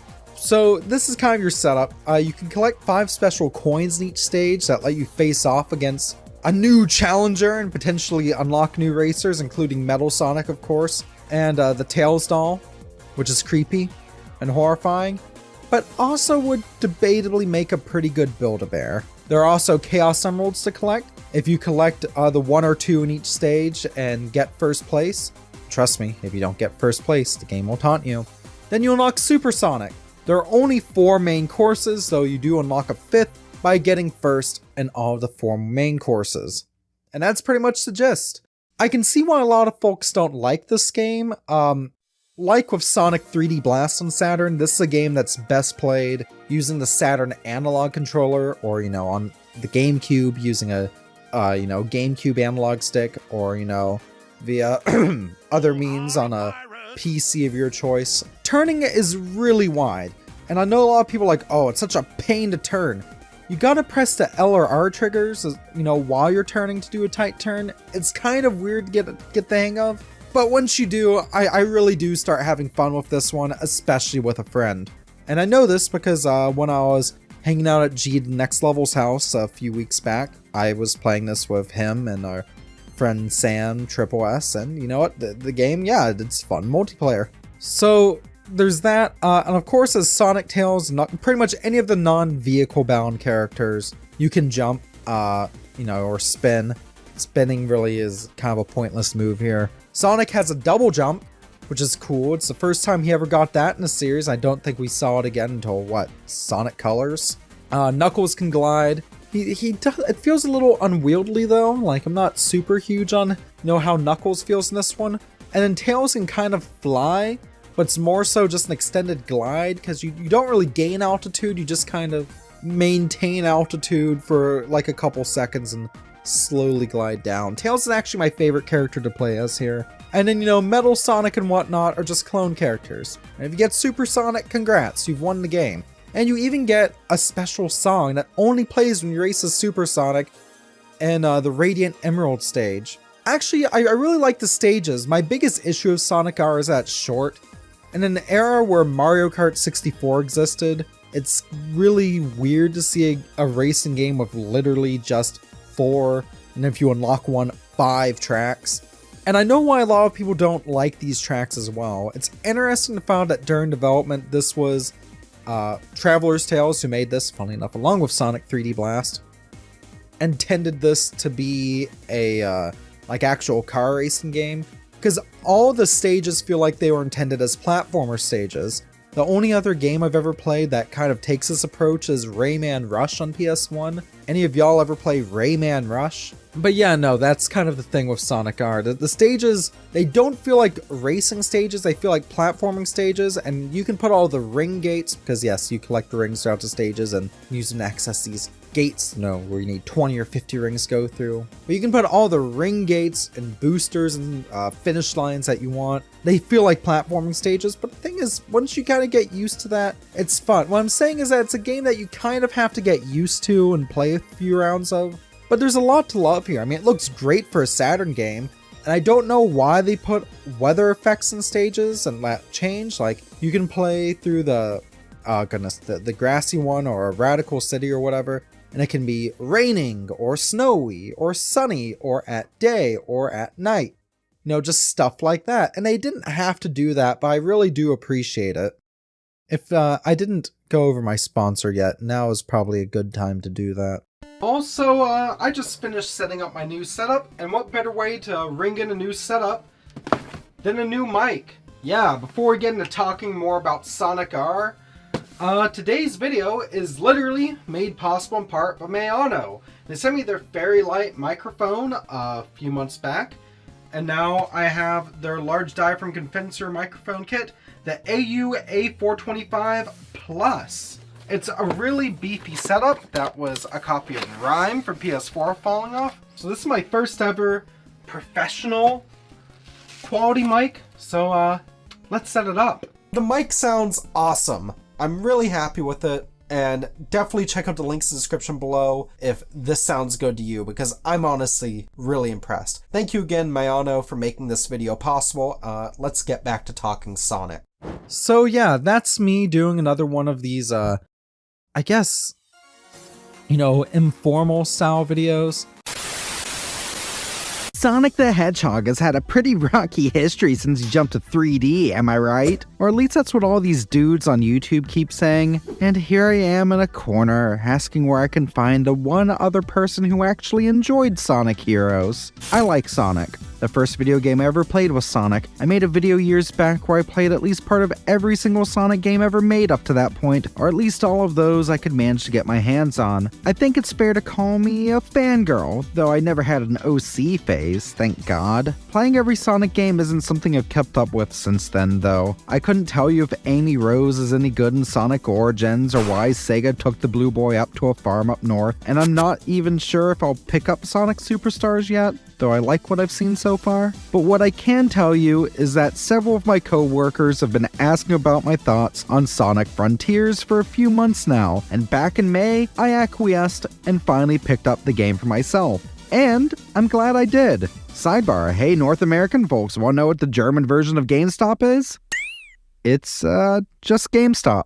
Das ist kein pro-gamer move. Sonic Frontiers, though, is a good game. In fact, I'd go so far as to call it a great game. Perhaps even the best 3D Sonic game I've played since the GameCube. And do note I've said 3D. Sonic Mania still reigns supreme overall. And hey, if you do hate Sonic Frontiers, that's cool. I still hope you consider hearing my thoughts out here. To me, Sonic Frontiers is something old, something new, something borrowed, and something ChatGPT. It has modern Zelda energy at points you can tackle in a bunch of different ways, and you can just take off at blistering speeds across huge maps. And yet, despite how original and downright fun Sonic Frontiers can be, it still feels like there's something keeping it from reaching its full potential. Of course, spoilers are ahead, so if you haven't touched the game and care about the stories in Sonic games, I'm sure there are at least a few people, then this is your warning. So join me today for this look at Sonic Frontiers, a great game held back by the past, and a look at the intersection of originality and modern nostalgia culture. Wait, sorry, wrong title card. There we go, that's a little bit better, I hope. So, spoilers lie ahead here. Again, I'm going into the story, so kind of a given. But instead of going into the story and gameplay separately like in a traditional review, I want to talk about how they play into each other throughout the game. So Sonic himself plays similarly to in the other Boost formula games. Stuff like Sonic Colors, Generations, and Forces, but he's not exactly the same. It definitely feels similar to those games, and yet it's not exact. Sonic Frontiers does things a little differently with the Boost formula, and most notably, the Boost itself is no longer an attack. That's right, modern Sonic's signature move for the past 15 years has been effectively nerfed, and in the process he's gained an arsenal of new moves that make him feel more powerful than ever before. He can instead shoot shurikens from his feet, blast enemies with homing attack chains, deflect attacks with well-timed parries, and use his drawing tool to make circles around enemies to defeat them. And yes, you can even draw a schlong with it. Confirmed! Sonic also has a skill tree now, along with the ability to level up his offense, defense, overall ring count, and top speed, things that don't only help him in main stages, but also in the supersonic boss fights at the end of each island. And yes, islands. It's not one large open world. The game is instead divided into 5 separate islands, really 4 because the 4th island you go to is a good bit smaller than the rest, and you can tackle them for the most part however you want within the confines of each island, if that makes sense. It's definitely not as open as, say, Tears of the Kingdom, but definitely more open than, say, Pokemon Legends Arceus. See, I'm with it. I know what people are playing. How do you do, fellow kids? I really like that every island is capped off with the supersonic boss fight. I know having a bunch of different supersonic fights perhaps makes the guy less special than he feels in most other games, but I think these fights cap off each part of the adventure well, with some genuinely epic-sized bosses that put the scope of the adventure in view. My only real gripe was finding out that the final boss sequence can vary depending on the difficulty level. Since I've played an absolute ton of Sonic since I was a kid, I just hopped in here on hard mode. But it turns out that if you play the game on a lower difficulty, your final boss fight will actually be cut down. Incomplete, if you will, and honestly that's lame as hell. But to me, that doesn't majorly detract from the game itself being a whole, properly complete adventure. And one adventure it is. Sonic starts off the game in his plane, accompanied by Tails and Amy. Suddenly a freak storm appears, and the plane is downed. When he comes to, Sonic is wound up on the mystical Starfall Islands. Ooh. He loses his friends, who in reality have been trapped in 3 of the islands and turned into weird holograms. Also, Knuckles is there despite not being in the intro, of his background being explained in depth in a rather well-done 6-minute animated short that Sega released on their YouTube channel to promote the game. I kind of wish this was included in the game proper as well, at least as unlockable. Anyways, once Sonic comes to, the voice of God emanates from the sky, telling us that Sonic needs to explore the islands to save his friends, so off he goes. Something I really appreciate about that first island in particular is a sense of loneliness you feel. Sonic is alone in a vast new land. It's filled with dangerous robotic creatures that he's never encountered, clearly not made by Dr. Eggman, as well as these cute little rock dudes that kind of resemble Chow. Islands 1, 2, 3, and 5 feature a friend who will act as a guide for Sonic. And each of these characters, Tails, Knuckles, Amy, and Sage, are just characterized so damn well, especially for a Sonic game. One of my biggest gripes with Sonic Forces, the last mainline 3D Sonic game, was always how it featured a bunch of characters, but none of them really did anything worthwhile. Frontiers, on the other hand, greatly slims things down, with a plot that can be summed up in the most Sonic Adventures of ways. Sonic, Tails, Knuckles, Amy, Eggman, and his new ChatGPT-powered daughter uncover and must stop an ancient evil. Oh, and that Sonic Adventure reference doubly makes sense since the cute little stone creatures actually are from the same race of beings as Chaos, the big monster of the week from Sonic Adventure, and now they're trying to make peace and pass on, and yeah, it's kind of a lot and gets a little depressing at times, but thankfully keeps itself mostly grounded, never becomes grimdark or anything. Grounded really is such a good way to describe the characters here. Sonic's voice is noticeably a little deeper now. No new voice actor or anything, it's still Roger Craig Smith. But while Sonic is still very much so, well, Sonic, he's not cracking one-liners in every scene. He engages in conversations with his friends, approaches everything with seriousness, and acknowledges the potential danger of absorbing the strange cyber energy that could be fatal. The stakes are treated as important without the overall tone getting bogged down. I really love how Sonic is growing and evolving as a character throughout the game as well. I mean, it certainly knows it's a Sonic game and that Sonic games are often viewed as kids' games, but it still gives its story some level of respect. And each main island's bit of the story focuses on a different side character and lets those individual relationships between said characters and Sonic shine. Sonic and Knuckles' subplot focuses on their at times unfriendly but mostly friendly rivalry. You can tell there's been beef and tension in the past, even if the two clearly have mutual respect for each other. Sonic and Tails' subplot focuses on Tails' self-confidence, and honestly makes me wonder if he's suffering from some form of anxiety. I also really adore that one as well because it cements his and Sonic's friendship as a bond between two found brothers. Oh, and straight up, Frontiers has the best version of Amy Rose in the series, like the entire series. She clearly still has a crush on Sonic, sure, but she's not obsessed with him. She's no longer just a manic pixie dream girl with an oversized hammer and nothing more. They made her better than ever before by making one small change to her character. Amy Rose now has personal goals that don't involve Sonic. She's an optimistic part of the story too, talking about what she wants to do when all of this is over. And what I find great among Tails, Knuckles, and Amy's bits is that we know that once the story is over, they're all going to go their separate ways, at least for a while. It's not that they don't like each other anymore or that they've outgrown each other, they just now have their own separate personal goals as characters. Amy wants to make a difference in the world, Tails wants to learn how to exist without feeling like he has to rely on Sonic, and Knuckles feels duty-bound to return to Angel Island. And of course, there's newcomer Sage. Dr. Eggman gets trapped in cyberspace, part of the Starfall Islands that looks like a Windows 98 screensaver. He cannot escape, but uses the data and power on hand, along with his big brain IQ, to build his greatest creation. Sage is cute, yet kind of emo looking. She's clearly powered by some sort of large language model, though, unlike ChatGPT, early in the game she is almost willing and able to kill Sonic. But as the game goes on, she observes Sonic and softens towards him, and eventually convinces Dr. Eggman that the only way for him to not only safely escape cyberspace, but to also prevent the world from being destroyed, will be for him to work alongside Sonic.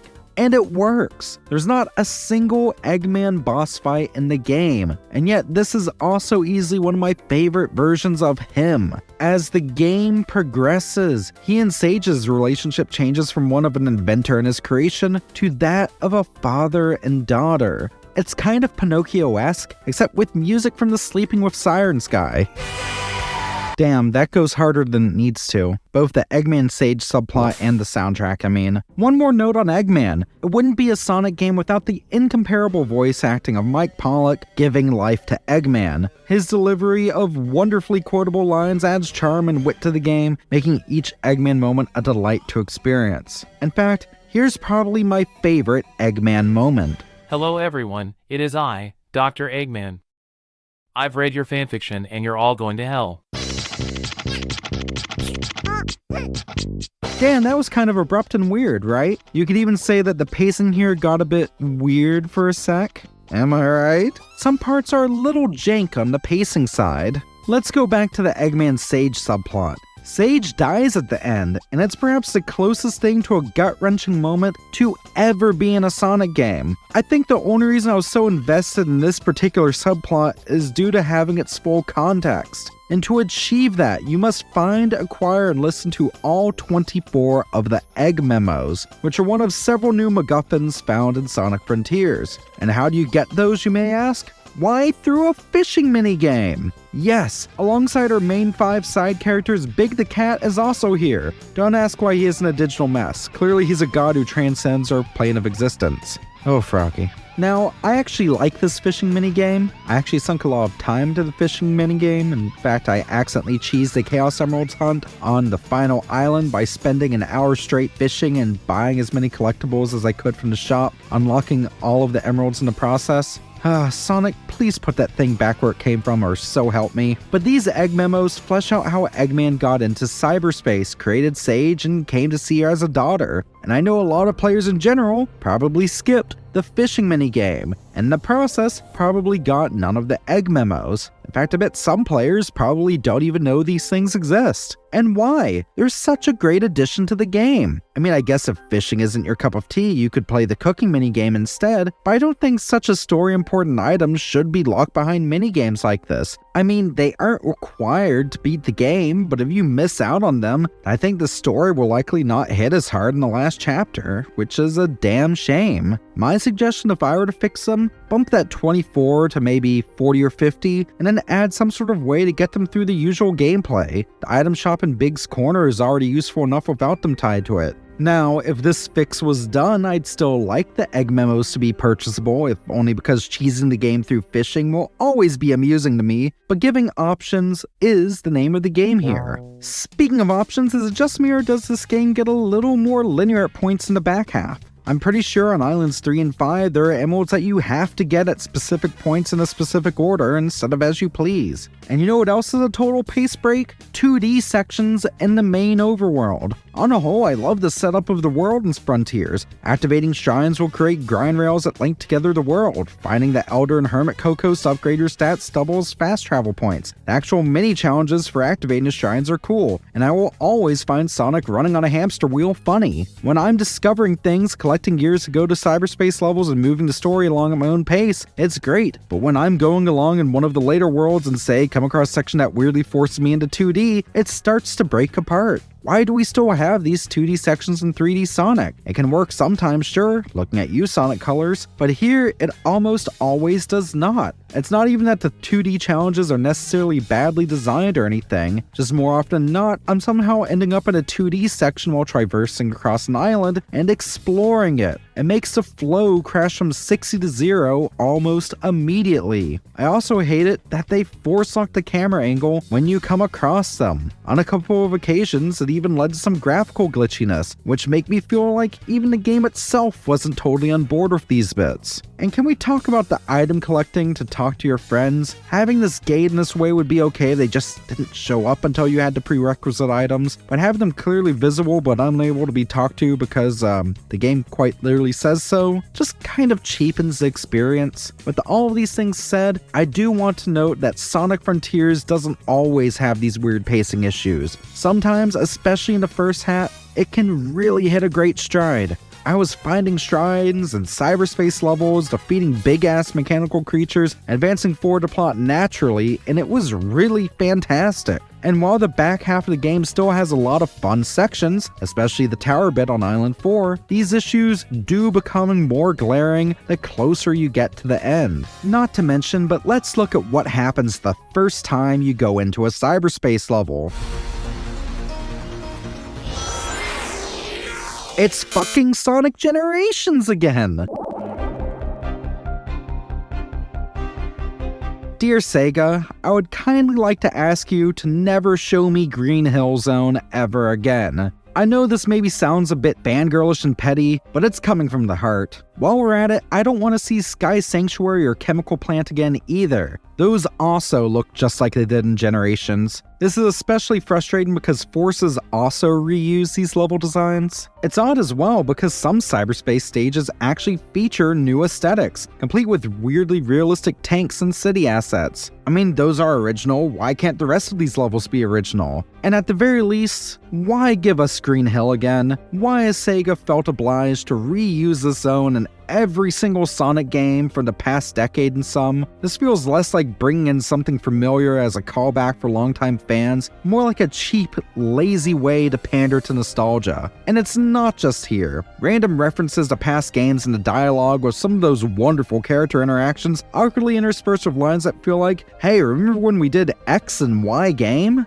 I've talked about modern nostalgia culture in the past, and I think I'd like to kindly send a message to game companies operating in this late-stage capitalistic world of ours. I'm sick of you trying to make me feel nostalgic. Nostalgia is a powerful force. It has the ability to transport us back to cherished memories, evoking a sense of comfort and familiarity. Long-running series often build up a rich history, accumulating a dedicated fan base who hold these memories close to their hearts. So it's no wonder that game developers want to tap into that nostalgia and create moments that remind players of the greatness that came before, even if I think it's a desire that has come to plague several long-running franchises across various different mediums. Looking at you, Pokemon. Instead of marketing things towards banking off your players' ever-waning sense of nostalgia, why not instead focus your efforts on creating new, exciting experiences that I can look back on in 10 to 15 years from now and feel some sense of nostalgia for them? This is especially frustrating with Sonic Frontiers because there are a ton of parts of this game that do feel like this. I know I'm going to look back fondly on trading off the controller with my husband, getting weirdly confused by that laser puzzle on the first island, finding out that the main theme is sung by an artist that my partner loves, and having a weirdly lovely experience with this title despite my partner actually not being that into Sonic. Also, sorry for the pace break, but I'm looking at my script right now, and my husband has noted that I need to mention that Sonic 2, the movie, is fantastic and should be considered a cinematic masterpiece.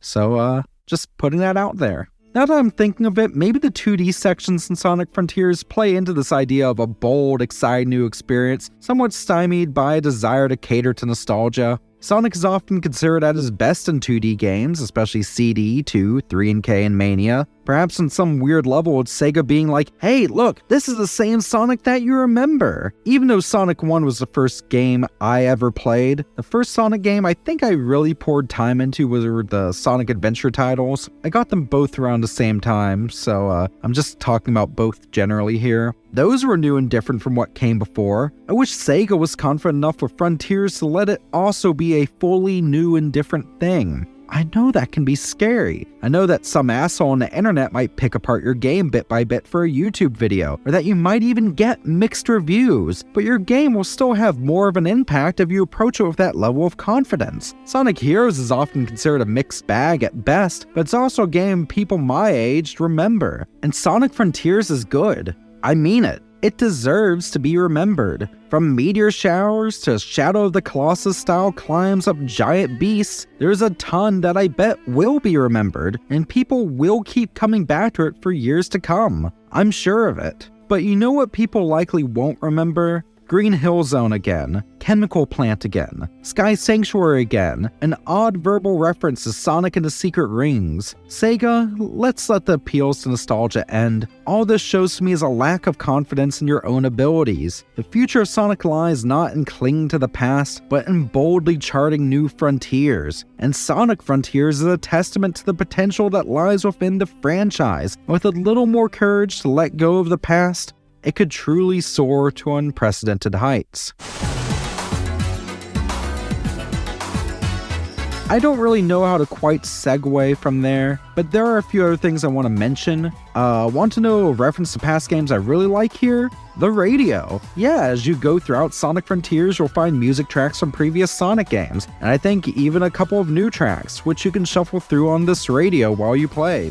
I really love this. Don't get me wrong, I love Frontier's own OST, but damn, pretty much every other Sonic game also has a fantastic soundtrack. Even 06 gets some love. Look, that game might have been a dumpster fire, but it had a great soundtrack. This actually reminds me a bit of another Sega title, Fist of the North Star Lost Paradise, which itself is actually a Yakuza spin-off. It has a similar feature, albeit featuring music from across a whole bunch of Sega titles. I wonder if this is a sign of Sonic Team taking cues from Sega's Yakuza team, especially as the Yakuza titles seem to be consistently successful. A girl can hope. I also haven't talked about the island biomes. I mean, that's because they're pretty tame, I guess. You gotta feel the forest, a desert, a little bit of volcano, and I guess jungle. Not a super huge amount of variety except for that one deserty one, but you know, I'm not upset. What we do have feels fleshed out, and there are enough runes and cybery things spread around to be fun. I also really like these mini-boss fights. On the whole, that's a big asterisk there. The giant rail one, the desert is cool, as are the ninja ones, and even the sumo wrestler guy. Not all of these are good. This tanky one, for example, caused a bunch of sand to swirl around you, and it locks the camera whenever you encounter it in this really high up position that's just awkward, and also disables a lot of your moves. I never managed to beat one of these. It kind of sucks. Also, as well as the trail you have to boost along, annoying as hell, and definitely bottom tier as far as these go, especially as there's a variant of that instead that leaves the grind rails in its wake. I actually mentioned that one earlier because I really like it. I was also going to make a comment here about how, especially in some of the later sections, Sonic could sometimes veer off a homing attack pattern into a bottomless pit, and how despite having unlimited lives, I still found it rather annoying. However, it seems that my Switch Pro controller is finally starting to drift a little bit, so maybe that was the cause of this issue. Between that and the various graphical glitches I sometimes got in the Switch version here, especially weirdly enough in the fishing minigame, maybe this is one I'd recommend you try getting on PS5 if you pick it up. I prefer the feel of the DualSense controller anyway, so I don't know, I'm not salty, you're salty. It's fascinating how often modern entries in long-running series find themselves caught in a delicate dance between nostalgia and innovation. On one hand, paying homage to the past can be a powerful way to evoke emotions and connect with fans new and young, but on the other hand, it can inadvertently hold back a new game from reaching its full potential, overshadowed by the shadows of its predecessors. And I leave you, dear viewer, with these questions. How do you strike a balance between honoring the past of a series and forging a new path? How do you capture the essence of what made the series beloved while pushing the boundaries and offering fresh new experiences? And how do we blaze forward without banking on the past, as I suggested earlier, while still keeping the essence of the series alive and thriving? Goodness, I'm getting tongue twisted because I'm doing this at like 1 in the morning. It's a delicate tightrope walk, and while I certainly have ideas, I am by no means a game designer. I mean, I do actually work for a video game company in a creative role, but I'm not working on Sonic. That's what I'm getting at. For all intents and purposes here, I'm just some girl on the internet who's just tried to convert 5,000 some words worth of script into something watchable. So I guess that's it for my thoughts on Sonic Frontiers. For all of its flaws, and I really do think it has some major flaws, I also think it's one of my favorite Sonic games I've played in years. I can't remember the last time Sonic felt this fast or that I felt so interested in the world of a Sonic game. Though again, after looking at others' playthroughs, I kind of wish I'd gotten on PS5 instead of Switch. But you know, small gripes. Small, graphically glitchy gripes. Alright, let's do a shorter episode of Retrospective today because, real talk, I just want to talk about probably the neatest Sonic compilation that's ever been released. Not counting the Gems collection, of course. And oh look, with the Sonic Origins compilation coming out at some point soon, it's topical. So pull out your old Sega Saturn or your internet pirate ship of choice, let's talk about Sonic Jam for the Saturn. And also the Tiger Gamecom. Woo.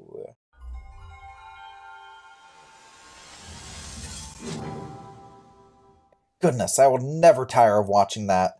So, released back in 1997, Sonic Jam seems like a fairly standard compilation of the Genesis Sonic games, but for the Sega Saturn. Whether or not the existence of the compilation hinged on the cancellation of Sonic Extreme, a title that was set to be Sega's flagship Sonic title for the Saturn, and that got cancelled, and I also covered that and its whole horror development cycle, in a 72-minute long documentary a few years back, I'm not sure. What I do know is that this compilation contains fully playable versions of Sonic 1, 2, 3, Sonic and Knuckles, and all of the Sonic and Knuckles lock-on combinations, like Sonic 3 and Knuckles and Sonic 1 Blue Sphere. If you're unfamiliar with all of those games, there are other videos on YouTube covering those in depth. Indeed, maybe I'll even do a classic Sonic retrospective style vid myself sometime. But regardless, what I'm getting at is that the versions of these games in Sonic Jam are all solid ports.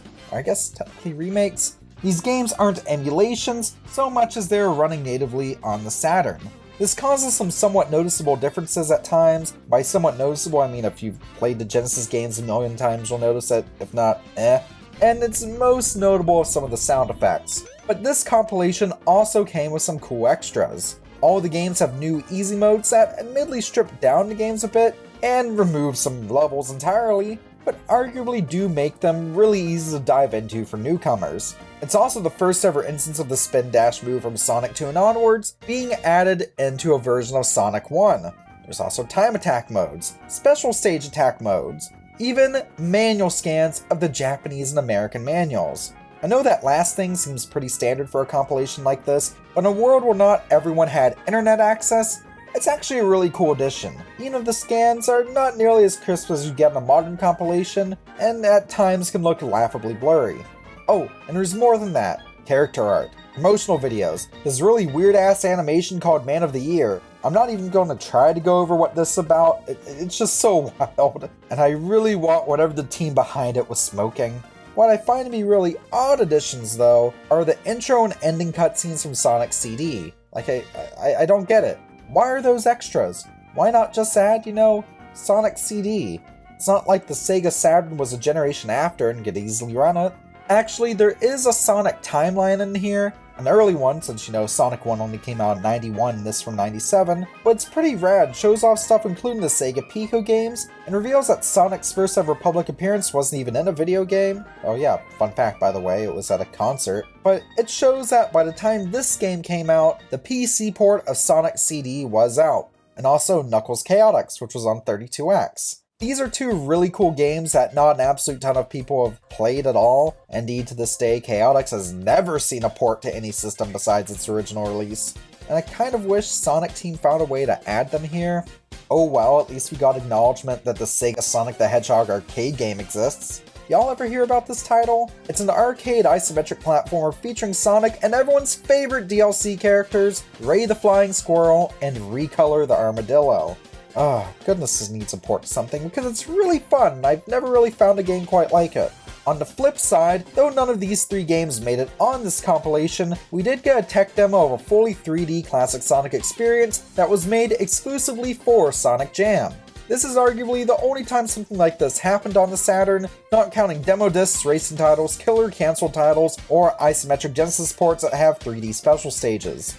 This is Sonic World, and it's honestly really cool. Instead of an old-fashioned extras menu, you control Sonic in this fully 3D overworld that even has support for the Saturn analog pad. And yeah, no, I mean, why use a menu to go look at character art when you can have a little 3D overworld with the character art in a house? There's even some ring collection challenges and some basic platforming, and oh my goodness, you can even use the shoulder buttons to move the camera! This really is a fully 3D demo!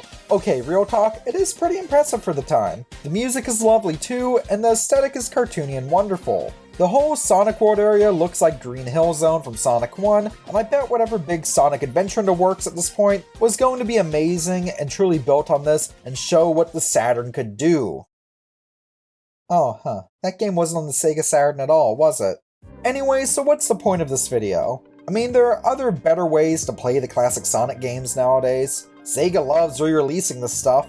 Well, maybe not so much Sonic 3 since it's been about a decade since its last port, but you know what? It will be in Sonic Origins. Well, I guess I wanted to make this because I want an excuse to talk about the Sega Saturn. And if you get the chance, this is a really unique collection of these classic games. And maybe I'll talk about some of the other Sonic stuff on the Saturn sometime. Yeah, the animations and 3D tech demo level are cool, don't get me wrong, but Saturn stuff is expensive nowadays. And it's not cool enough to justify selling a kidney just to be able to play an official copy. But the weird factor alone, I think, makes this one worth remembering. But wait, what about that Gamecom game of the same name? Fun fact about that system, despite how that console name is formatted, it's pronounced Gamecom, not Game.com. Imagine an OG Game Boy with a shoehorned-in touchscreen made by Tiger Electronics. You know, the people who made those really shitty LCD games. This quote-unquote port of Sonic Jam for the Gamecom was made in-house by Tiger. It features segments that are apparently based on Sonic 2, 3, and Sonic & Knuckles. Yeah, no Sonic 1 stuff here. Except none of it's based off any Sonic games, or so it feels. These are just one-zone-long excerpts that are so far removed from the original source material that this is less of a compilation and more so feels like a totally original Sonic game. And if we were to judge it as an original title, it is easily the worst game in the entire Sonic series. Worse than the Bestiality game. Worse than Sonic Gets a Teaching Degree. It's incredibly slow. The physics don't work. The music sounds like someone sat on a keyboard for 30 seconds and then that recording got played through a Nokia phone speaker, and then that got looped back and played through another Nokia phone speaker, and then that got looped and put in a video game. And more than anything else, it's just boring to play. The game barely works and has all the grace and excitement of an unexpected loading screen in a better game. Overall verdict, as I said, it's the worst Sonic game of all time. The Gamecom Sonic Jam, I mean. Sonic Jam on Saturn, however, is a pretty neat little compilation, even if it overall feels like a footnote in the Sonic series history. Besides, where else can you get a physical copy of Man of the Year? Some shit really has to be seen to be believed. Sonic the Hedgehog has had more than his fair share of weird games. Between Werehogs, the moon being blown up, interspecies romance, and even competing in a set of Olympic Games that never even happened, Sonic has been on all sorts of crazy adventures over the past nearly 30 years. Now, weird isn't always bad. I mean, don't get me wrong, the likes of Sonic 06 are both weird and awful, but some of Sonic's odder outings are actually a lot of fun. I'd argue that some of the most criminally overlooked Sonic games are on the Sega Game Gear.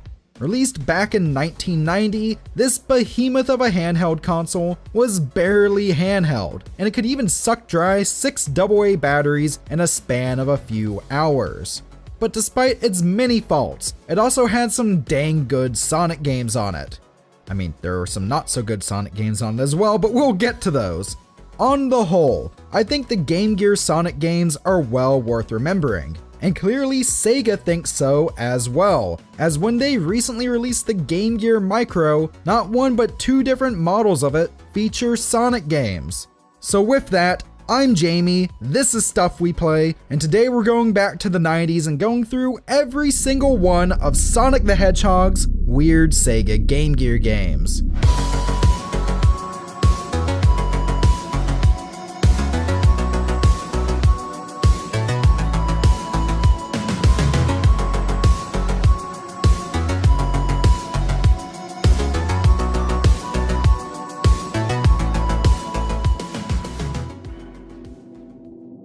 In 1991, the first Sonic game was released on the Sega Genesis. This was merely titled Sonic the Hedgehog. Only shortly afterwards, a Game Gear game of the same name was also released. And at first glance, Game Gear Sonic 1 just appears to be a portable take on that original game. That couldn't be farther from the truth. While Game Gear Sonic 1 may feature some stages that share names with their Genesis counterparts, Green Hill, Labyrinth, and Scrap Brain zones come to mind, there's also a plethora of new zones. With this also comes a soundtrack that is truly incredible. This should come as no surprise, as development of this title was spearheaded by Yuzo Koshiro, who's best known for his works on the soundtracks for the Streets of Rage games. Like in the original Genesis Sonic game, Sonic 1 on Game Gear does not feature the iconic spin dash move or even proper special stages where you can nab the mystical Chaos Emeralds. In a normal Sonic romp, these 7 emeralds are spread throughout secret stages that can be accessed through meeting certain criteria, such as finding a giant ring or jumping into a checkpoint with 50 rings or something. However, in 8-bit Sonic 1, the Chaos Emeralds, of which there are only 6, much like in the original Sonic 1, are just spread throughout each stage. The plot here is also basically the same as Sonic 1 on Genesis. The evil Dr. Robotnik is very mean, very fat, and very bent on world domination. As such, it's up to you as Sonic to stop him. And that's basically it. And like any good retro platformer, it doesn't matter that the story is paper thin here, because the platforming is absolutely sublime. A version of this game also appeared on Sega's 8-bit home console, the Master System. It's almost the exact same as the Game Gear version, though there is a larger field of view. There's also a fan-made ROM hack of that version called Sonic 1 FM, which can take advantage of the Master System's optional FM sound chip. While the larger field of view perhaps makes it a bit more fun on the Master System, the Game Gear version is good fun, and well worth checking out. That Master System version can also be a pain to get a hold of over here in Canada. It was the last game ever released for the Master System over here. The Game Gear version, on the other hand, has seen numerous re-releases, with there even being a port available on the Nintendo 3DS eShop. Sonic the Hedgehog 2 on Genesis was notable for introducing Sonic's two-tailed fox sidekick, Tails. Sonic 2 on Game Gear brings him back, though instead of having him as a playable character, the game revolves around him being kidnapped at the beginning of the game. There's even both a good and a bad ending here, with it heavily implied that, in the bad ending, Tails is killed by Dr. Robotnik. And who said 8-bit games couldn't be dark? The only way to save Tails and make it past the late game boss fight against the mechanical Silver Sonic is to once again obtain all 6 Chaos Emeralds. Yes, only 6.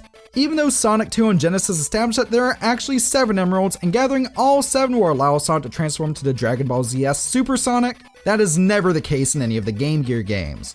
Really, all these things ever affect is the ending. That's with the exception of Sonic 2 here, where the last levels of the game can only be accessed if you have the emeralds in tow. What makes Sonic 2 on Game Gear truly odd is its high difficulty and its reliance on gimmicks. I was lucky enough to actually get to try this title on a family member's Game Gear as a kid, and goodness, it was brutal. There's blind jumps aplenty, and the first boss features randomized bouncing balls that are rather difficult to dodge.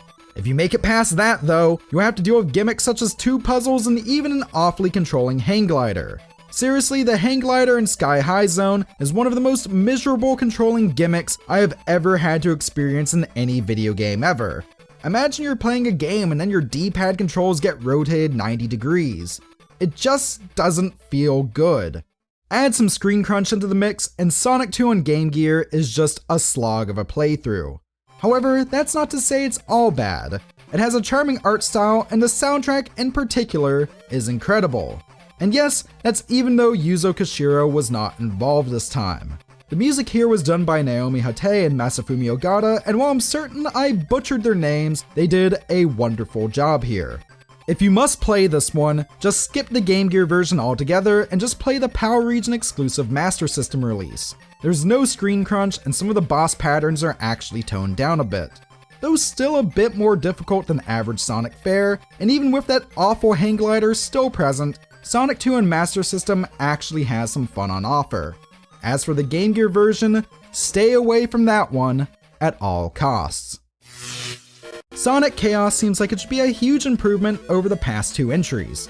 Sonic finally has his iconic spin dash move, Tails is playable, and the graphics are even further improved from the past 2 entries. However, it's very clear that Sega was trying to respond to complaints about 8-bit Sonic 2's weirdly high difficulty. In fact, it seems that their response was just to make Sonic Chaos much more simple and easy. I'd argue perhaps a bit too simple and easy. To start, this game is incredibly short. Even late game levels can be beaten in under a minute. An entire adventure lasts less than half an hour. For comparison, the earlier 2 games usually took around an hour to beat. It doesn't help either that the 6 Chaos Emeralds are incredibly easy to obtain. Though there are finally proper special stages that you have to go through, much like in the Genesis games, you reach them by merely collecting 50 rings. There's no special other requirements to meet or anything, and there's also a plethora of ring boxes spread throughout each stage, making this incredibly easy to accomplish. The whole experience reminds me a lot of New Super Mario Bros. 2. Both are entries in beloved franchises for portable systems, and both revolve around collecting their respective series' collectible currency, these being coins and rings respectively. And somehow, both end up feeling hollow and like they lack identity. Sonic Chaos is certainly much easier to play through than 8-bit Sonic 2. It's also a bit more polished. However, for all its issues, 8-bit Sonic 2 was also just a much more interesting game to play. Alright, I really have to be honest about something. Sonic Triple Trouble is my absolute favorite Game Gear game. It's also a direct sequel to Sonic Chaos. This is especially apparent because in Japan, these games are respectively known as Sonic and Tails and Sonic and Tails 2.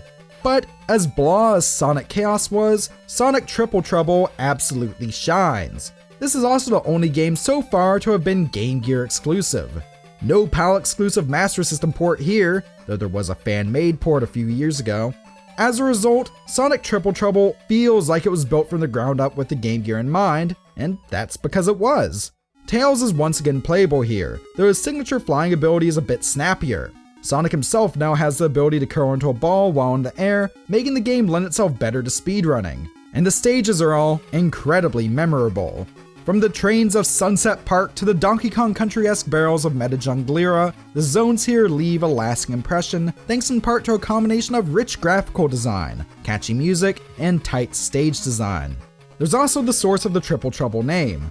In this title, the evil Dr. Robotnik has enlisted the help of both Knuckles the Echidna and a new character named Fang the Sniper, or Knack the Weasel depending on your region, but we'll go with Fang here.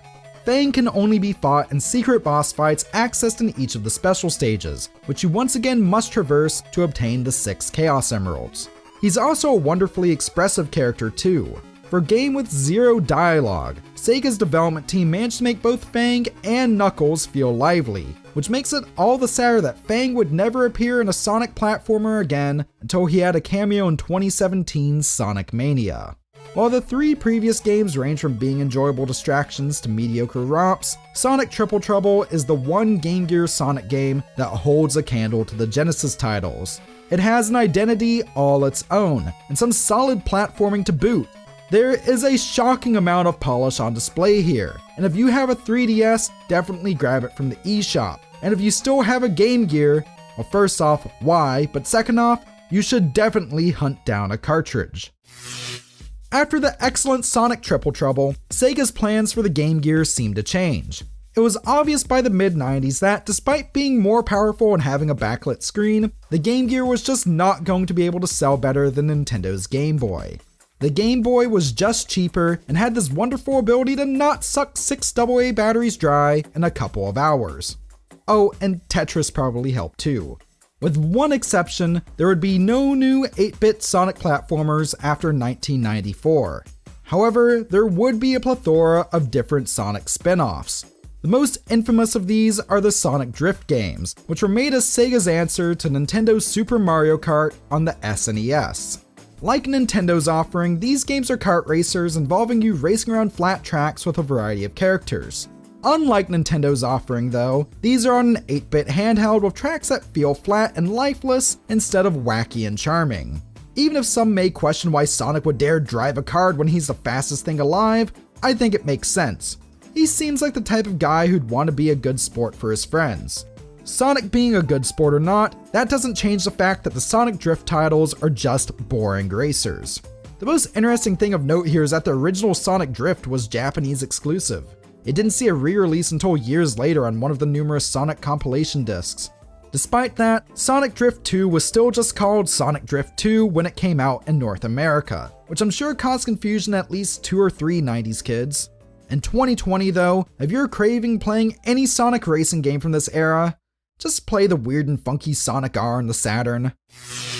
Tails Sky Patrol is a rather short Japanese exclusive on-rail shooter featuring Sonic's two-tailed sidekick. In this title you play as Tails as he goes through these on-rail stages to fight a one-off villain named Wendy Witchcart. You have a ring that you can use both to attack enemies and interact with stage obstacles, and it's overall a rather enjoyable little playthrough. There's really not a lot to say about Tails Sky Patrol, due in part to how short it is. That's not to say it isn't fun or unique though. And if it looks cool to you, maybe check it out. The only releases it's had in North America have been via Sonic Adventure DX and Sonic Gems Collection, so if you want to give this one a shot, maybe just track down a GameCube. Tails was lucky enough to not just have one, but 2 different spin-offs featuring him that were released in 1995.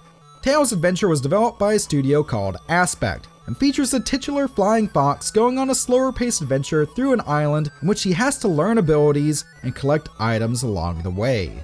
I'm inclined to call this one a more Metroid-esque Sonic game due in part to its kind of non-linear nature, but I think it's also a good bit slower than average Metroid fare.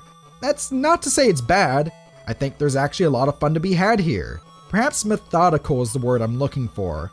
The game looks and sounds excellent, and Tails himself is fun to play as. The story here also changes a bit depending on the region you're in. In the English version, this title is set after Sonic 3 and involves Sonic and Tails being on vacation. In the Japanese version though, this is a prequel to Sonic 2 and is Tails' first canonical appearance. That explains why he has to learn several of his standard seeming abilities throughout it.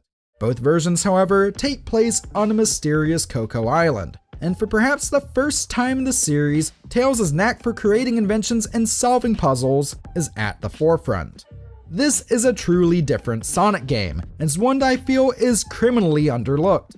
It's not what I'd call a hidden gem per se, as I feel it won't be many Sonic fans' cup of tea, but is definitely unique enough to at least be worth giving a shot. Sonic Labyrinth is a game that gets a bad rep. It's an isometric puzzle platformer where, thanks to Dr. Robotnik sabotaging Sonic's running shoes, Sonic has to move at a shockingly slow pace. And really, it's a game that deserves that bad rep.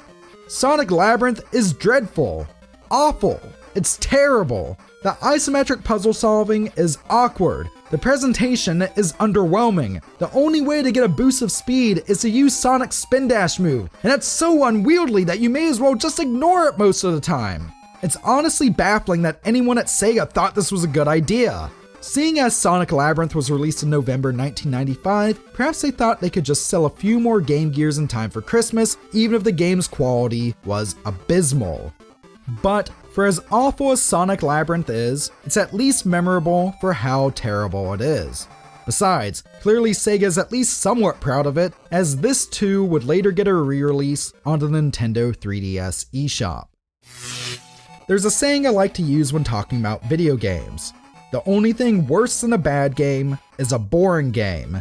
Sonic the Hedgehog 2 on Game Gear was painfully frustrating, but I remember those frustrations and I can talk about them now.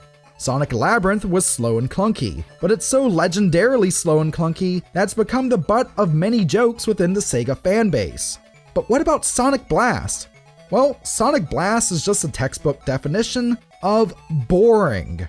Released in 1996, this was the final Sonic game released on the Game Gear. It features both Sonic and Knuckles as playable characters. Both play exactly as they did in Sonic 3 and Knuckles, albeit a good bit slower. Sonic Blast likes to make it feel like you're wading through a pool of syrup. The game is also presented in a pseudo 3D art style, clearly taking inspiration from the then new Sonic 3D Blast on home consoles. However, unlike that title, Sonic Blast's art style just feels lifeless to me. This title is ridiculously easy, save for a garbage water level. The music is ridiculously blah. Oh, and the zone names here are ridiculously generic.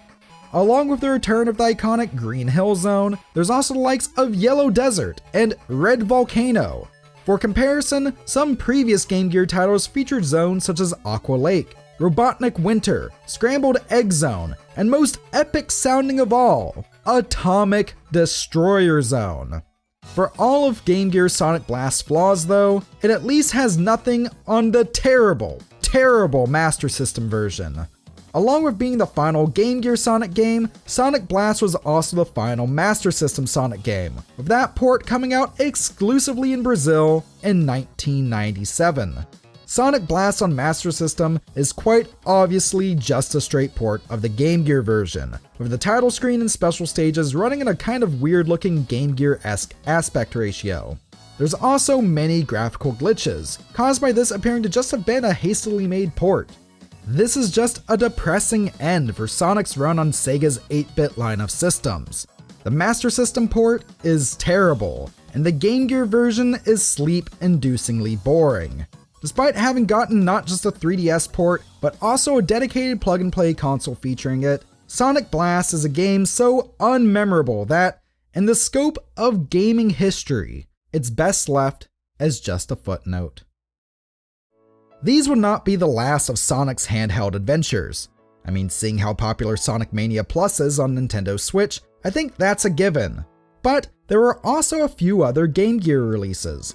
For starters, a couple of Genesis Sonic titles got straight handheld ports. Both the puzzle game Dr. Robotnik's Mean Bean Machine and the virtual pinball adventure Sonic Spinball got Game Gear versions. The former is fairly solid, and the latter is a pretty miserable experience. Both, however, don't hold a candle to the Genesis versions. There is also a European exclusive cartridge titled Sonic 2-in-1, which featured both Game Gear Sonic 2 and Game Gear Sonic Spinball. Despite both the games on it being rather lackluster, it's a sought-after cartridge by collectors. This title is so rare, in fact, that getting a copy nowadays could cost you up to 30 whole US dollars, which I promise is expensive by Game Gear standards. Finally, to end off on a positive note, I'd like to note the final 8-bit style Sonic game ever developed by Sega. This would be Sonic Pocket Adventure, which came out in 1999 for the Neo Geo Pocket Color. Created by the team that would later form Dimps, the studio that would create the Sonic Advance titles in the Game Boy Advance, Pocket Adventure is like a best of the Sega Genesis titles. All of the zone themes, layouts, and music are based off zones from Sonic 2 and 3 on the Genesis, though all of the bosses are fully original, and Sonic and Robotnik's designs are based off those from Sonic Adventure on the Sega Dreamcast. It's absolutely a strange title, there's no denying that, but it's also incredibly fun. And like many of the games we've looked at today, it fits the bill of being both obscure and cool. Good games, bad games, all are worth talking about in some way, shape, or form. While some have more lasting appeal than others, the weird factor alone makes a lot of these absolutely fascinating to me. Hey, it's Jamie and this is Stuff We Play. Guess who's back at it again with the Sonic stuff? The term hidden gem is a phrase that's often thrown around online, but I really do think it applies to 1994's Sonic Triple Trouble for the Sega Game Gear. There are some pretty solid Sonic titles in the Game Gear and I've talked about them all before, but Triple Trouble had the closest size and scope to the bigger Genesis counterparts. Several different villains, a playable Tails, a fantastic soundtrack, actually pretty fun special stages, and some really creative zone themes and gimmicks. That's not to say most of the other Game Gear games are bad, far from it except for the likes of, say, Sonic Blast, but Triple Trouble, in my opinion, was far and away the breakout star of these oft-forgotten games. And I do mean oft-forgotten. Sure, they've been re-released numerous times, most recently via the Game Gear Micro if I remember correctly. But seriously, how often have you actually heard someone say, I think I'm going to play Sonic today? But you know, the weird 8-bit games. Which is kind of a shame, especially in the case of Triple Trouble, because it's a fantastic little title. And clearly I'm not the only one who ever felt that way, as longtime Sonic fan and fan game developer Noah H. Copeland decided to take it upon himself to reimagine this 8-bit platformer and answer the age-old question, what would Sonic Triple Trouble be like if it was a 16-bit Genesis game? You know, like Sonic 1, 2, 3, and Knuckles. That's how we ended up with the creatively titled Sonic Triple Trouble 16-bit. I mean, the name works. Now, despite the name, the Genesis-esque art style, and even that nice animation of a Genesis being turned on when you boot up the game, I'd argue that Triple Trouble 16-bit feels more like a follow-up to Sonic Mania than a long-lost Sega Genesis game. And I'd argue that's a good thing. Like in Mania, Sonic has his drop dash ability, which allows him to fall into a spin-dash-esque burst forward after a jump. The game is presented in widescreen, and while a lot of the music is definitely replicating that Genesis sound and feel, some tracks, such as Atomic Destroyer Act 2, are more so going for the vibe of classic Sonic than the exact sound, and that's okay. But before I dive into music and such, what's the story here? How does it differ from the original? Because, yeah, while the original game didn't have much to its story, Triple Trouble 16-bit nonetheless changes a few things, just a bit. Instead of taking place sometime vaguely after Sonic 3 and Knuckles, STT-16 starts off literally from the ending of that earlier title. After the Master Emerald is sent back to Angel Island where it belongs, Sonic and Tails head off to do whatever is supposed to come next in this nonsensical timeline. However, a freak storm causes Tails to perform an emergency landing in his plane. Sonic and Tails land on an island, where they find the wreckage of Dr. Robotnik's Death Egg and his Death Egg robot. This, of course, is somehow a trap from Robotnik, who smashes Sonic into the ground and tries to run off with the 7 mystical Chaos Emeralds. At the last second in this intro stage though, 6 of the emeralds disappear, though Robotnik still manages to make off with one of them. From there, Sonic and Tails end up in the first zone of the game, Great Turquoise. Yeah, the entire sequence right there, that wasn't in the original. The act structure is also slightly different here. Instead of most zones being 3 acts, most are instead 2. Instead of being one-to-one recreations of the 8-bit versions, they've all been completely reimagined, though with set pieces and gimmicks retained from the originals. If you've played the original Triple Trouble to death, then you'll both feel at home here and have an entire new game's worth of levels and content to explore. That said, not every zone is the same length, and some zones have different paths depending on who you're playing as, because unlike the original, STT-16 has 3 different playable characters. Well, technically 5, and even then just technically 4, but we'll get to that. The zones here, in order, are the 1-act intro zone, then Great Turquoise, which has 2 acts, Sunset Park, which has 3 acts, Meta Junglera with 2, then the all-new Egg Zeppelin Zone with 1,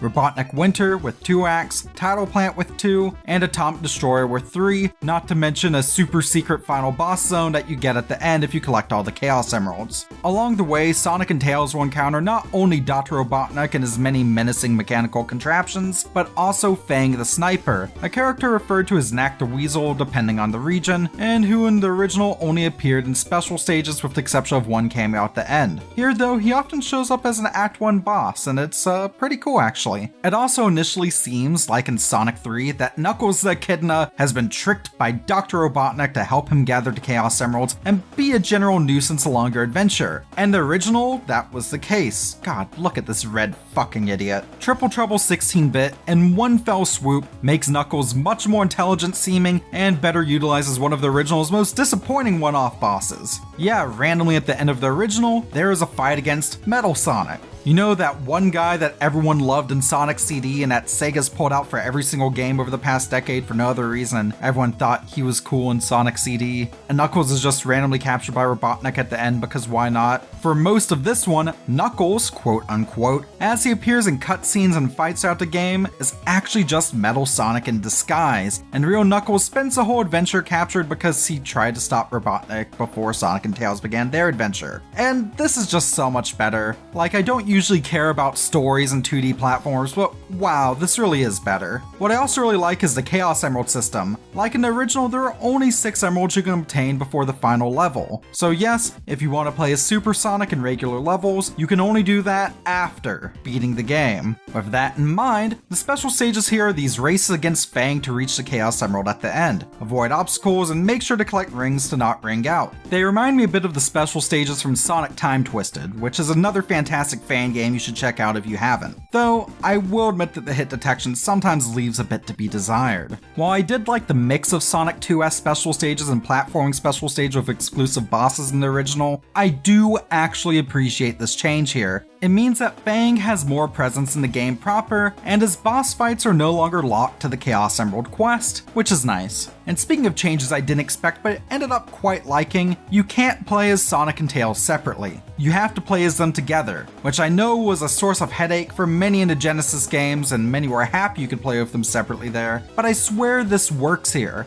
Like in Sonic 4 Episode 2, remember that game? You can switch between Sonic and Tails at any time and use both of their abilities to aid in your adventure. So yeah, Sonic can peel out and spin dash at high speeds, but Tails can fly and hoist Sonic up to high places in the process. I didn't think I'd like this at first, but partway through the first act of Great Turquoise, I already felt like this was a small change that was making my adventure feel remarkably fresh. Also, unlike the original, if you reach the end of the game with all of the Chaos Emeralds in tow, so that's the 6 from the special stages plus 1 you get from the final Robotnik fight, you get a true final boss a la Sonic 3. In this, Metal Sonic turns into a form akin to the abomination he became at the end of Sonic Heroes. There's multiple stages of this fight, and you take control of Super Sonic as you pummel the ever-loving shit out of him. It's good fun, with my only real issue being that in my first attempt at fighting him, my game got stuck in this cutscene where he attacks Sonic, Tails, and the recently rescued Knuckles. He just kind of got stuck being pushed off the screen forever, and it's kind of funny in retrospect.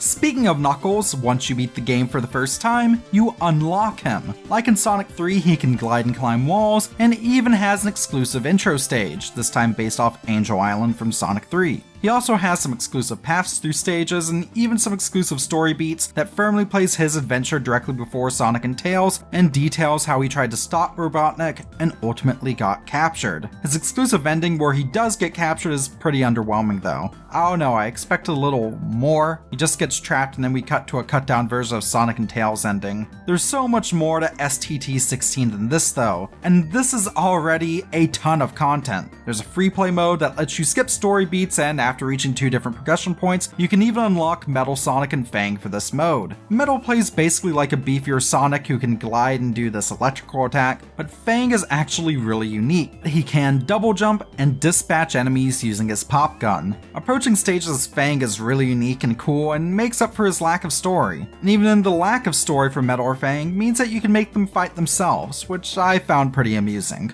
There's also a competition mode, which has a variety of 2-player challenges and even its own dedicated mini-stories for each character. They're presented in a style similar to the Sonic Rivals games on PSP, and if you ever play those, no, it's fine, you aren't missing much. I actually really like competition mode here in concept. There are races and balloon popping challenges, and the dialogue is pretty spot on for a Sonic title. However, competition mode is presented in a different aspect ratio without any background border or anything. I want to say 4:3, but I'm not sure, and that does clash with the rest of the game. Also, no matter what I did, I couldn't get a controller working here, so I hope you and any friends you bring along like keyboard platformer controls. Ugh. This makes competition easily the most disappointing part of the game for me, though it wasn't without its fun. No such issues occurred during the main game modes, aside from the occasional glitch. I've talked a lot about the feel and story, but equally as impressive is how this game looks and sounds. Beyond simply making the 8-bit sprite work of the original look more Genesis-y, STT16 has reimagined these stages with these really nice vibrant tones that both evoke the original and pop wonderfully. Acts often look somewhat different from one another too, which is really nice to see. The character sprite work is top notch as well, and really shines in the cutscenes, such as the ones that transition from one zone to the next. Probably my favorite is the one that goes from the Egg Zeppelin into Robotnik Winter Act 1. In this transition, the ship crashes and you zoom off into the following stage after getting out of a snowdrift. It's really cool.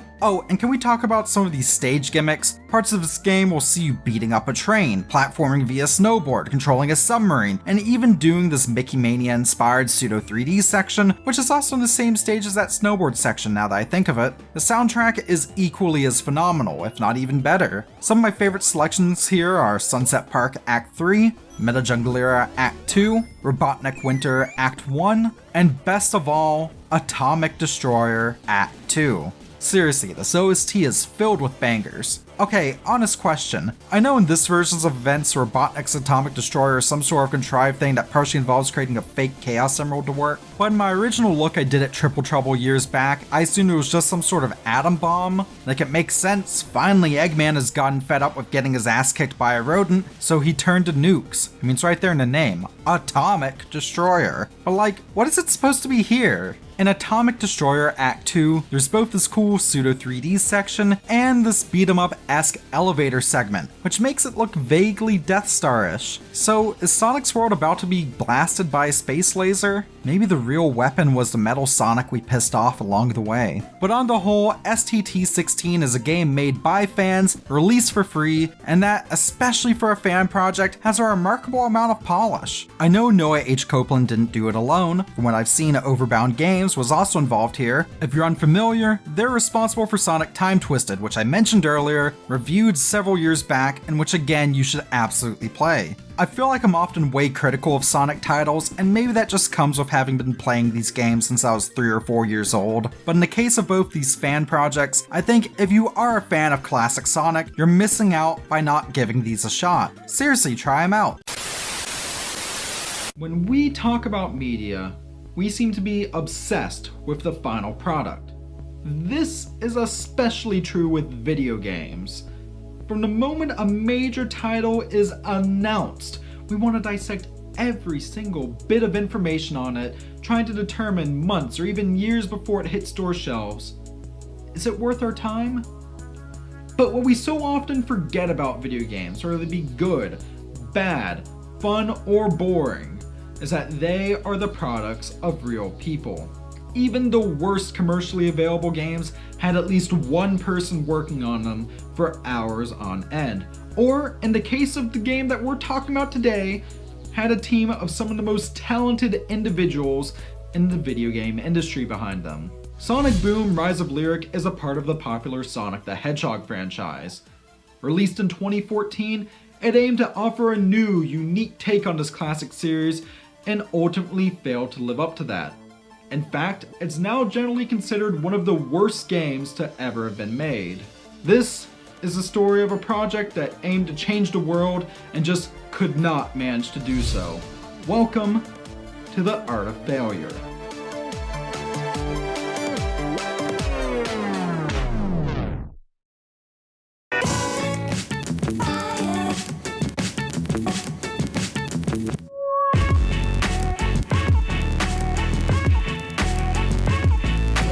The story of Sonic Boom: Rise of Lyric is really that of the studio that made it, Big Red Button Entertainment. Specifically, we started in 2009 with two men, Daniel Aray and Bob Rafai. Both of these men were already video game industry veterans. They were soon joined by fellow industry veteran Jeff Lander. Rafai and Aray had gotten their start at Naughty Dog, where Rafai had served as the art director for titles such as Crash Bandicoot, Jak and Daxter, and Uncharted Drake's Fortune. Lander, meanwhile, had cut his teeth starting in the late 1990s by working as a game programmer at Activision. He spent some of his free time writing about 3D graphics and games for publications such as Kama Sutra. These men would find throughout their careers that they got along quite well, and thus would leave their respective companies in 2008 to start their own gaming studio in El Segundo, California. This was Big Red Button Entertainment. The creation of Big Red Button was on the whole incredibly well received within the gaming industry. An article on GamesIndustry.biz from 2009 went as far to describe them as the new face of AAA, and that the company consisted of a world-class team of game veterans. Rafai, Aray, and Lander's reputations preceded them, and from the outset the fledgling company seemed destined for greatness. Deals and partnerships were struck up with companies such as Emergent Game Technologies, and work was begun on several new, original game titles. Many believe that BRB had the potential to be one of the next big game studios. And then, nothing. There were reports of stunted development cycles occurring at BRB. Projects would be started on, work would begin, perhaps even some new members would be brought on, and then said projects would either fail to be greenlit or development would just fizzle out. Some major licensed titles were even started on, though these also never panned out. Eventually in 2010, RA left the company, later instead taking a job at Pokemon Go creator Niantic Labs, leaving Rafai at the helm. This supposedly continued for a couple years until 2011, when Big Red Button was approached by Sega. Sega was a game company famous for the Sonic the Hedgehog series. They had reached their peak back in the 1990s, where they had created systems such as the Sega Genesis, which had gone on to sell millions upon millions of units worldwide. The Sega Genesis in particular was famous for at one point being one of the best-selling game consoles in North America. However, a series of poor business decisions had led to Sega in 2001 ceasing the creation of their own hardware and instead focusing on creating games for the consoles manufactured by their former competitors. Through all of this, their mascot and best-selling franchise remained, the Speedy Blue Sonic the Hedgehog. This series was famous for games that focused on quick platforming that tested the player's reflexes. Since their exit from creating video game hardware, however, the series had faced several ups and downs, with some games being critical smash hits, with others routinely making their way onto worst video game ever lists on the internet. It is unsurprising then that in 2011, Sega, despite being a Japanese company, would approach this American game developer to create a Sonic game. There was actually already precedent for this. In the early 1990s, Sega had formed a branch of their company in Palo Alto, California called the Sega Technical Institute, which would develop critically acclaimed titles such as Sonic the Hedgehog 2 and 3, but would also work on Sonic Extreme for the Sega Saturn, which was worked on for years before being famously cancelled in 1996 due to development issues. In a strange twist of fate, a bit after Sega struck their deal with Big Red Button, game designer Chris Sen would join the company. While most at BRB had not worked on a Sonic title before, Sen had famously worked on Sonic Extreme before it was cancelled. This was his first time working on a series since his experience with that title. Almost 20 years after Sonic Extreme, a number of people I had worked with previously were employed by Big Red Button. Through these relationships, I met Bob Raffi, the studio head. Though I was slated to work for them soon after, it wasn't until a little over a year later that I joined Big Red Button. We spent the next 3 years developing Sonic Boom. Originally codenamed Project Apollo, later Sonic Origins, and then Sonic Synergy, this new Sonic game was focused less on speed and more on team-based gameplay. Developed using CryEngine 3, a video game engine famous for its use on many popular first-person shooters, this cooperative platformer initially gave many involved a vibe similar to titles such as Jak and Daxter, which would make sense seeing as several of those at BRB had worked on those titles, particularly Bob Raffi himself. The game was also originally positioned to be an origin story of sorts for the Sonic series. Most of the Sonic games feature Sonic and his friends combating the forces of the evil Dr. Eggman. In this new title, the game would begin years in the past with Sonic and Dr. Eggman being friends. Dr. Eggman would be conducting research on time travel, an element that had played a role in several Sonic titles. However, during one foray into the past, Dr. Eggman would set off a butterfly effect, causing his past self, and thus current self, to turn evil and his and Sonic's friendship to be forever ruined. Though quite different from any other Sonic game that came before, this new concept was enough to excite many in the gaming industry about this new title. There was even an early tagline for the game that doubled as a vision for the title itself, of stronger with your friends. One person to join the development team during this time was programmer Carl-Henrik Skarsted, another industry veteran with credits on games such as PlayStation All-Stars Battle Royale, and later Pokemon Go and Shovel Knight. I had friends working at Big Red Button already, and they were telling me they were making this amazing IP, and there's no way they could ever have gotten that IP, and then one of the guys broke and just told me, hey, it's a Sonic game. A week after I got the email from a recruiter, it's like really persistent and really wanted me to go there, and yeah, it was because I had all my friends there. It's kind of weird that they didn't ask me. I did a quick interview there and just started a few days after. Yeah, then I was right into working on Sonic. Their main goal was to develop a demo known as the Vertical Slice, which would then be shown to Sega of Japan in order to demonstrate how the game would work. Characters were given some redesigns during this process as well, so as to make it apparent which of each of the characters' specialized abilities were. For example, Knuckles the Echidna was a character whose gameplay would focus on his massive strength, so he was redesigned to be much more muscular. During this process, the team at Big Red Button continued to grow as the game was created on fairly advanced computers. The idea was that Sonic Synergy would be a title released for modern PCs of the time, with versions for the then new PlayStation 4 and Xbox One consoles to follow. By 2012, this was the path forward that those at the studio expected for the project.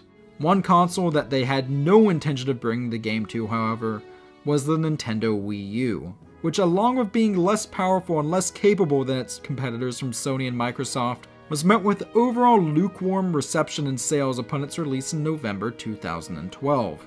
Sometime around this point in 2012, Big Red Button would finally have what was known as the first playable ready, in which a short level could be played in which each of the characters' abilities would be shown off. The 4 playable characters here would be Sonic the Hedgehog, his sidekick and inventor friend Miles Tails Prower, powerhouse Knuckles the Echidna, and weapons-based fighter Amy Rose. Sega seemed impressed by BRB's work so far. However, they had some unexpected news to tell the studio as well.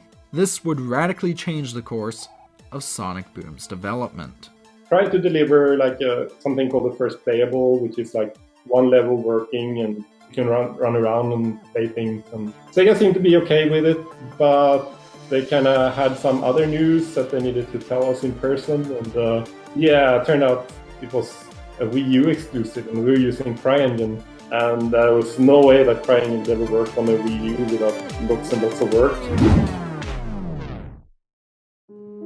Sonic Boom: Rise of Lyric started in development at American game studio Big Red Button Entertainment, with an all-star team of gaming industry veterans working on it. Hopes were high at the studio itself, until late 2012 when Sonic series rights holder Sega came to the studio with a surprise announcement. Yeah, it turned out it was a Wii U exclusive.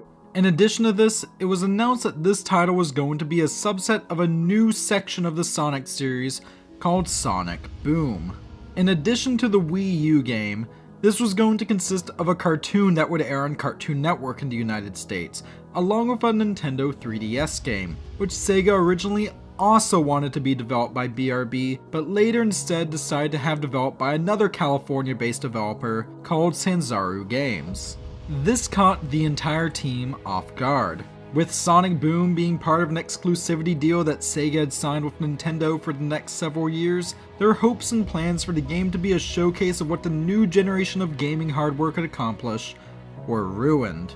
Worst of all, it would take substantial work to get the game to even run on the Nintendo Wii U, due to CryEngine, the base gaming engine that the game was built on and required to run, not being able to work properly on that system.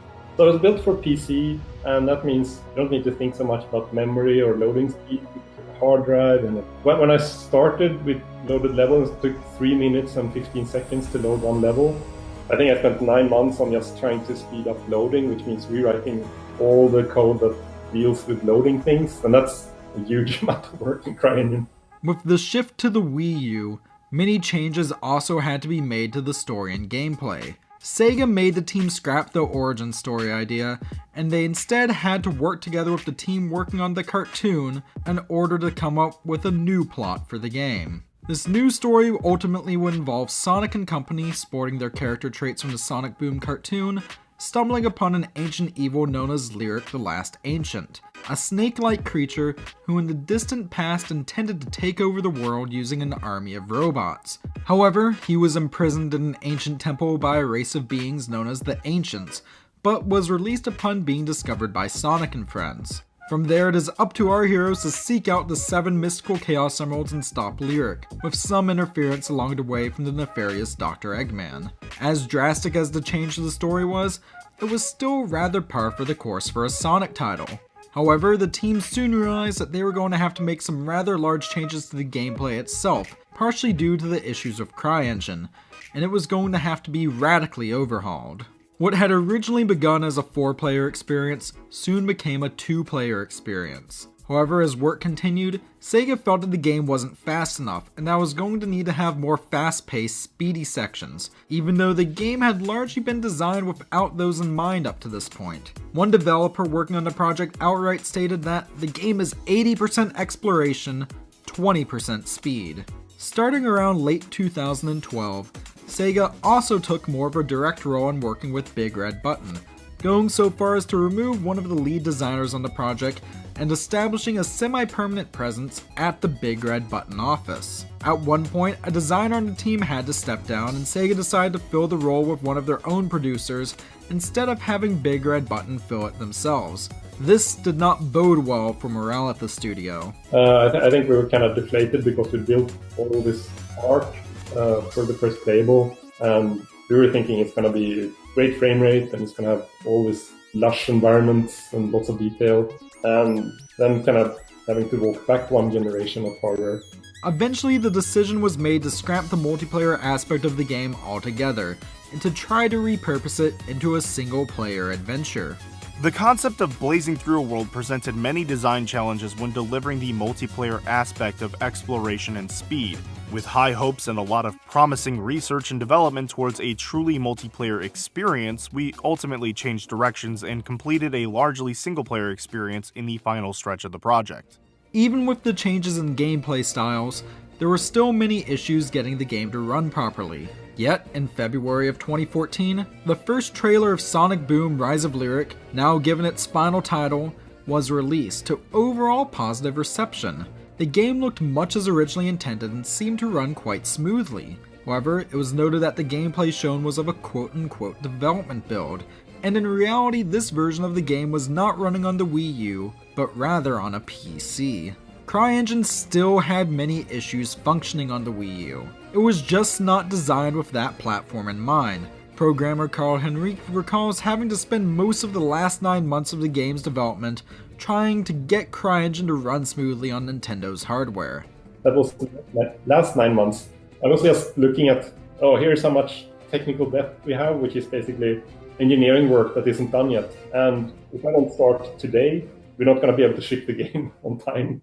With all of these issues that arose with making the game Wii U exclusive and having it go through a near complete redesign, Sega remained firm in the game having a release date of November 2014, so to have the game available for the Christmas shopping season. The hope was that this title would not only be a success for Sega, but due to the exclusivity deal with Nintendo, would also be something that would push system sales for the stagnantly selling Wii U. Even in the year up to the final release, there were calls from some involved at BRB, such as Skarstedt and Sen, who felt that the game should outright be switched to a different game engine. It was still not running smoothly, and was plagued with numerous issues. Some of these calls even came after the game was showed off to mixed results at the E3 trade show in summer 2014. However, the majority at BRB and Sega alike felt that too much work had been done with the CryEngine version of the game at this point, and that, for better or worse, they could not start programming nearly from scratch with a new game engine. As it got closer to release, workdays at BRB got longer and Sega took an even closer approach to the game, working directly on the title itself alongside with those at BRB. This would result in an overall feeling, as described by several involved at Big Red Button at the time, of being constantly demoralized. In the early days of the project, there was a lot of interaction between the different parts of the development team, with new and different ideas encouraged to be suggested by everyone involved. However, by mid-2014, designers were often kept mostly isolated from the rest of the team, and it seemed that Sega themselves felt that instead of letting the game evolve and change more, it would have to strictly adhere to the ideas already decided upon. This took a toll on workplace culture as well. Early in development, those involved would often talk about video games that they played outside of work, and would often talk about what they liked and didn't like about those titles. However, as progress continued on Rise of Lyric, people talked less and the workplace itself began to feel less open to many as a result. In the year leading up to Sonic Boom's release, staffing contracts at Big Red Button began to expire, which the development company decided not to renew, thus letting over 50 people go from the company and bring the main development team down to fewer than 20 people.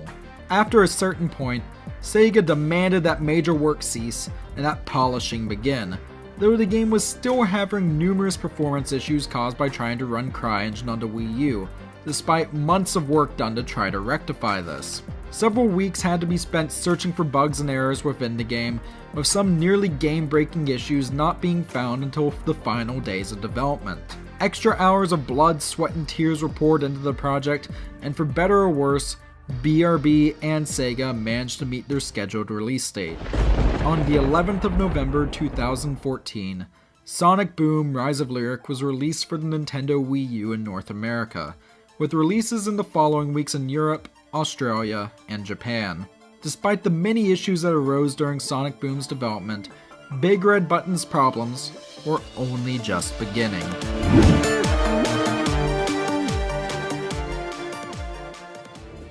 In 2011, Japanese video game company Sega approached American studio Big Red Button Entertainment to create a video game based off the Sonic the Hedgehog franchise. Despite all of the issues that arose during its development, Sonic Boom managed to meet its scheduled release date of the 11th of November 2014 in North America.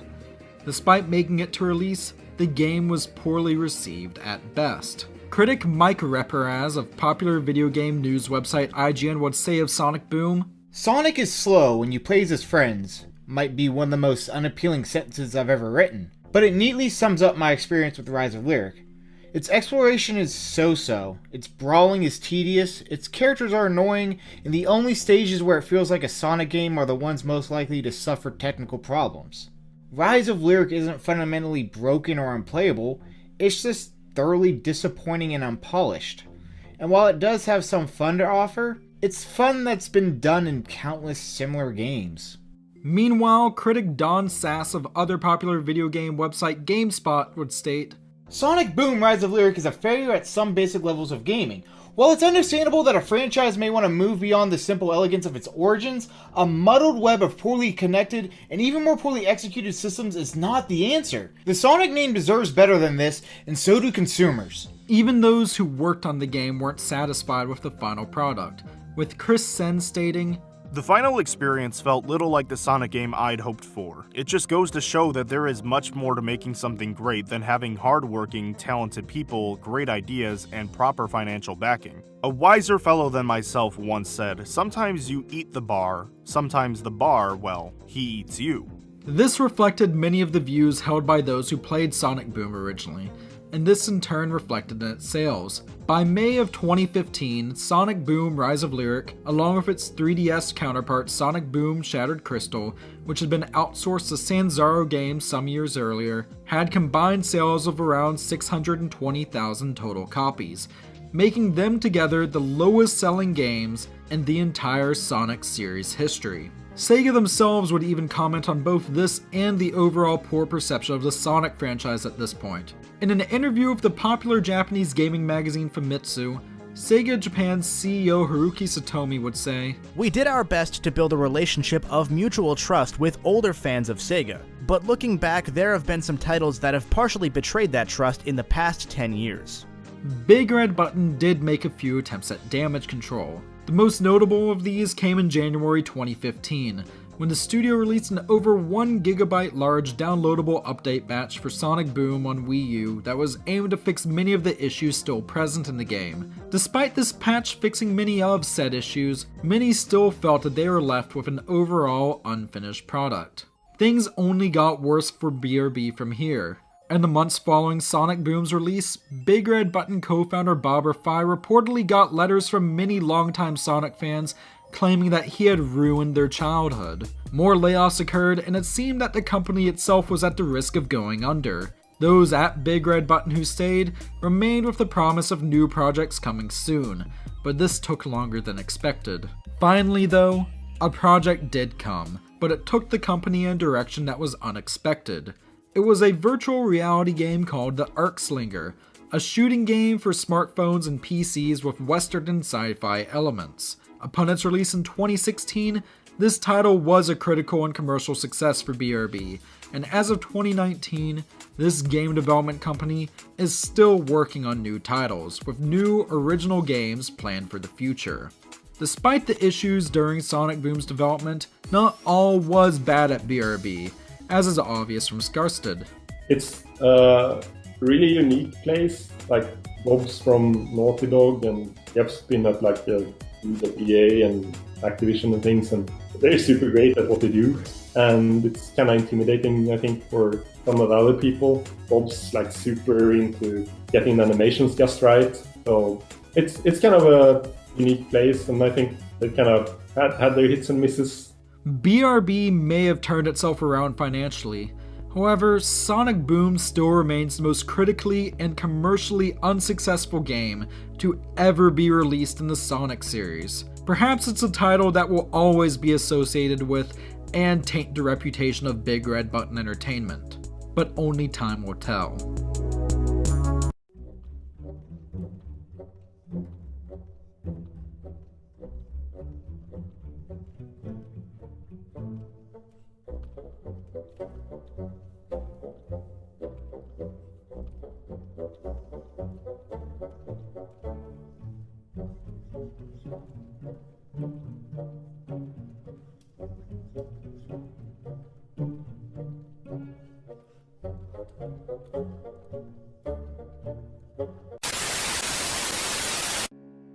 There's a famous quote from esteemed Nintendo game designer and producer Shigeru Miyamoto that goes, "A delayed game is eventually good, but a rushed game is forever bad."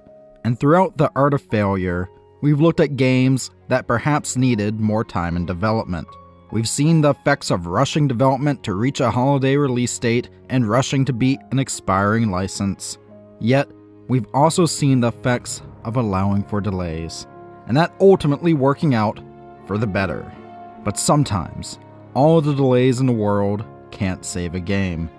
Sometimes a game gets delayed to the point that's assumed it will never come out. Sometimes a game gets delayed to a point where it seems impossibly big in scope.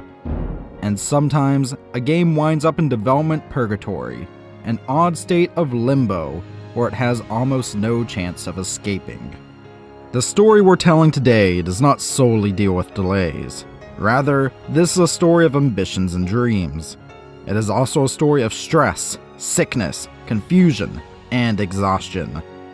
This is the story of a game that many thought could change an industry, but never even had the chance to try. This is the story of Sonic X-treme for the Sega Saturn and its death during development.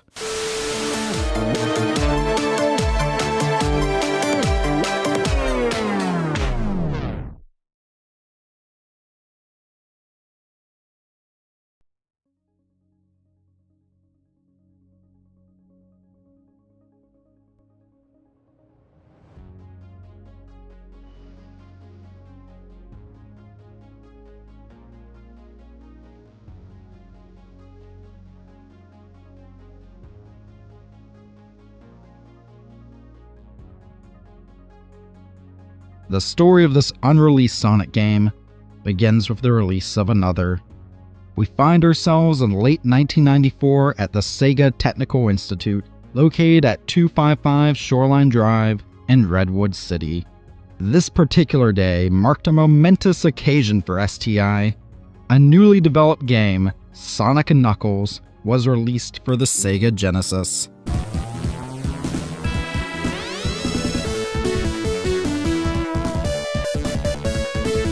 Sonic & Knuckles was the culmination of years of work put in by an incredibly talented group of programmers and designers known as Sonic Team. It was the fifth mainline title in the Sonic the Hedgehog series. It was the fourth of those on the Sega Genesis hardware. It would be a huge success and further cemented Sonic himself as one of the defining pop culture icons of the 1990s. But 5 years prior, parent company Sega didn't have a Sonic. Sega didn't have a Sonic Team. Sega barely had any market presence outside of arcades. They were not a household name in Japan, and especially weren't in North America. Their predecessor to the Genesis, the Sega Master System, had only managed to sell well in parts of Europe and Brazil, which, though impressive, was not the success that those in charge of Sega Enterprises were looking for. In the United States in 1989, there was only one video game company that seemed to matter to the masses: Nintendo. Nintendo, through both aggressive marketing and dubiously legal exclusive licensing agreements, had managed to make their NES console a staple of 1980s households. Though competition to their platform had come from companies such as Sega, Atari, and even smaller companies such as Worlds of Wonder, none of them were able to dethrone Nintendo as industry kings. What bolstered the NES's dominance was that many NES consoles shipped with a killer app as a pack-in title. This was the original Super Mario Bros., a side-scrolling platforming game that was so successful that propelled the titular Super Mario to superstardom. Mario even went on to colloquially get the nickname of Mr. Video Game. Come 1989 though, and Sega had a plan to take on Nintendo's aging 8-bit console. Genesis from Sega. Genesis, the new generation in video games. That year in North America, they released the 16-bit Sega Genesis, which was leaps and bounds ahead of the NES in terms of power and featured high-quality ports of many of Sega's arcade games. Within months of release, it seemed like a flop. After doing some internal reshuffling, including bringing on a new executive for Sega of America in the form of Thomas Kalinske, it seemed that the Genesis could turn around. But those at both Sega of Japan and Sega of America knew that the Genesis needed a killer app of its own, one that both played better than Super Mario Bros., but also featured a character who was everything that Mario wasn't. That was to say, they needed a character with a bit of edge and attitude to counter Mario's seemingly staunch family friendliness. By 1990, Sega was tired of being a distant second to Nintendo in terms of sales. Though they already had a platforming mascot in the form of Alex Kidd, many felt that he was too similar to Mario to truly set Sega apart. As such, an internal competition was held at Sega of Japan, where those working there could submit their own designs for a new company mascot. These would eventually include a rabbit, a warrior clown, a chicken wearing shades and skinny jeans, and even a cross between Teddy Roosevelt and Santa Claus. The winning design would come from designer Naoto Oshima. It would be a small blue hedgehog with massive spikes. He would wear red buckled shoes based off of those worn by Michael Jackson on the cover of his Bad album, and he'd have a sensible but impatient personality. Oshima claimed that attribute was based off of then US presidential candidate Bill Clinton. Initially, this character would be known as Mr. Needlemouse. However, he'd soon be christened Sonic the Hedgehog. Danita Stokes, president of HAG. It's bad enough that Sega Genesis has the most 16-bit games, but this new Sonic the Hedgehog, oh, he really doth my doilies. They say he's incredibly fast. Well, what's the hurry, mister? And about his attitude. Smarty pants. Why can't it be more like that nice boy Mario? Oh! Little brat! In late 1991, Sonic would see his first major appearance in Sonic the Hedgehog for the Sega Genesis. It would be developed by a group that had formed within Sega of Japan, featuring Oshima, that would brand themselves Sonic Team. The original Sonic game would soon be packed in with the Genesis console, much like how Super Mario Bros. Had been with the NES. It would go on to be a smash hit, especially in North America. Some parents are refusing to be taken in. I'm going to say no, and I'm going to explain to him how people market things to make you spend more money. Nintendo controls 80% of the video market, though some game players prefer the pictures of its competitor Sega.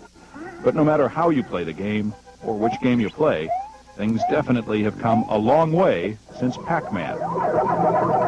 With the success of Sonic the Hedgehog came a desire from those both at Sega of Japan and Sega of America for a sequel. However, there were some issues with this.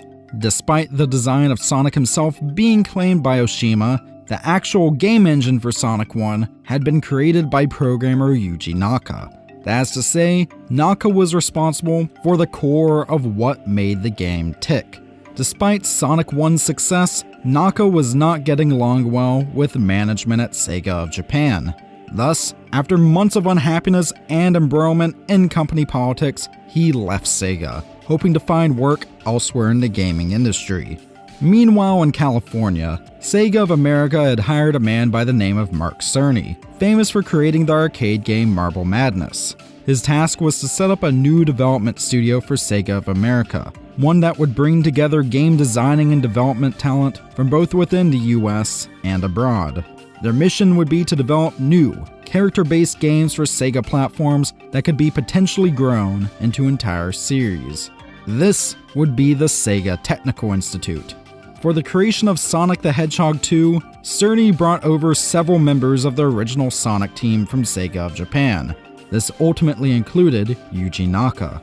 Despite declaring that he was done with Sega after leaving their Japanese branch, Naka had been contacted by Cerny shortly afterwards and made a new offer. The deal would be that Naka would come to America and work at STI, and in return, he would have both more creative control and a higher salary. As such, work soon began on Sonic 2, which thanks in part to a powerful marketing campaign, became one of the most anticipated games of 1992. Meanwhile in Japan, Oshima was working on another new Sonic game, with a different team. This would not be a cartridge-based game like Sonic 1 or 2, but rather would be for the CD-based Sega CD add-on. Fittingly enough, this game was titled Sonic CD. Sonic 2, upon release, would be a massive system seller for the Sega Genesis in North America. Sonic would soon appear everywhere. He'd have comics, cartoon shows, and in 1993 would be the first video game character to ever be featured in a Macy's Thanksgiving Day parade. Though Nintendo had tried to counter Sonic with the release of a new Mario game for their Super Nintendo system, this being Super Mario World, the success of Sonic, and in turn the Genesis, meant that Nintendo no longer reigned unmatched in North America. This era of intense rivalry between Nintendo and Sega would eventually become known as the Console Wars. However, not all was perfect at Sega. The Sega CD add-on had been released earlier in 1992, and had not been a smash hit. Despite being able to add additional power to Genesis consoles and the ability to play both games and audio CDs, a $300 USD price tag, along with the need to already own a Genesis console to make use of it, meant that sales were somewhat slow. Indeed, even when Sonic CD was released in 1993, the Sega CD didn't pick up much steam. In addition, though the Genesis was a huge success in North America, it was a distant third in sales in Japan, trailing behind both the Super Nintendo and NEC's PC Engine console. Some internally at SOA suspected jealousy from their Japanese counterparts, but times were still good in North America. Sonic 3 would come in February 1994, with Sonic and Knuckles following later that year. It seemed like Sega and STI were on top of the world. But following Sonic and Knuckles' release, much of Sonic Team headed back to Japan. Where does this thing go? I don't know. What kind of cable is that? It's coaxial, man. Come on! Where are we, man? This is crazy. Yeah, but it's cool. Whoa! Got cable TV? Get Sega Channel. Hook in your Genesis, choose from up to 50 games a month, and play them 24 hours a day. It's here and it's real. I get the winner. The landscape of gaming had changed since 1989. Sega was no longer perceived as a cool underdog, and the Genesis had become a massive success in North America. Nintendo was also no longer their only major competition, with new consoles rapidly appearing, including a then upcoming powerful CD-based machine from Sony. This would be the PlayStation.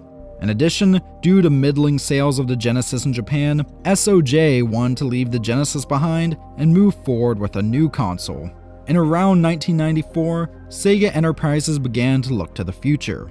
In Japan, focus was placed on a new 32-bit machine that could perhaps take on the PlayStation. This was called Project Saturn.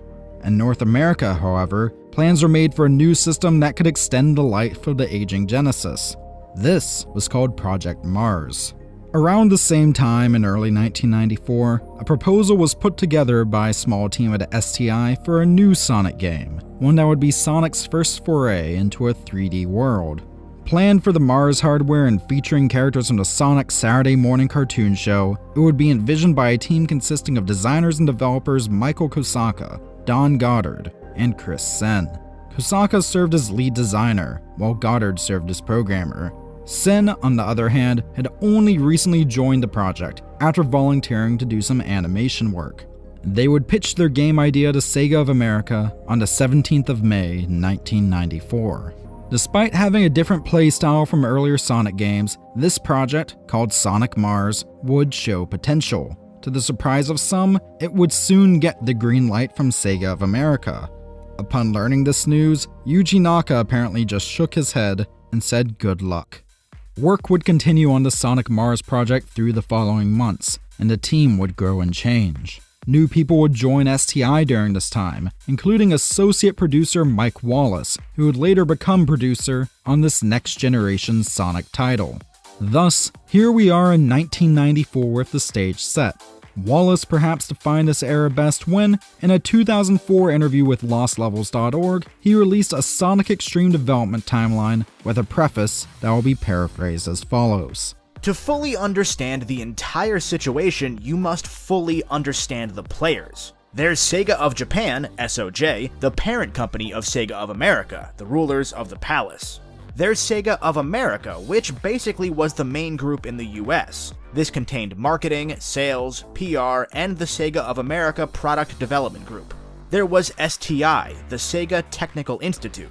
This was a very small group that did Sonic 2, Sonic 3, the spin-off Sonic Spinball, and Sonic and Knuckles. They were originally staffed with Sonic team members from Japan, then later with American folks. They also did some other games such as Comic Zone and The Ooze. STI's focus was to create character properties that could be built into franchises. There was Sonic Team, based in Japan, which was mostly Yuji Naka's group, and as for Naka, many credit him with creating Sonic. Those within STI who I spoke to when I arrived say this wasn't true. Never met him because he had departed the US by the time I started at STI.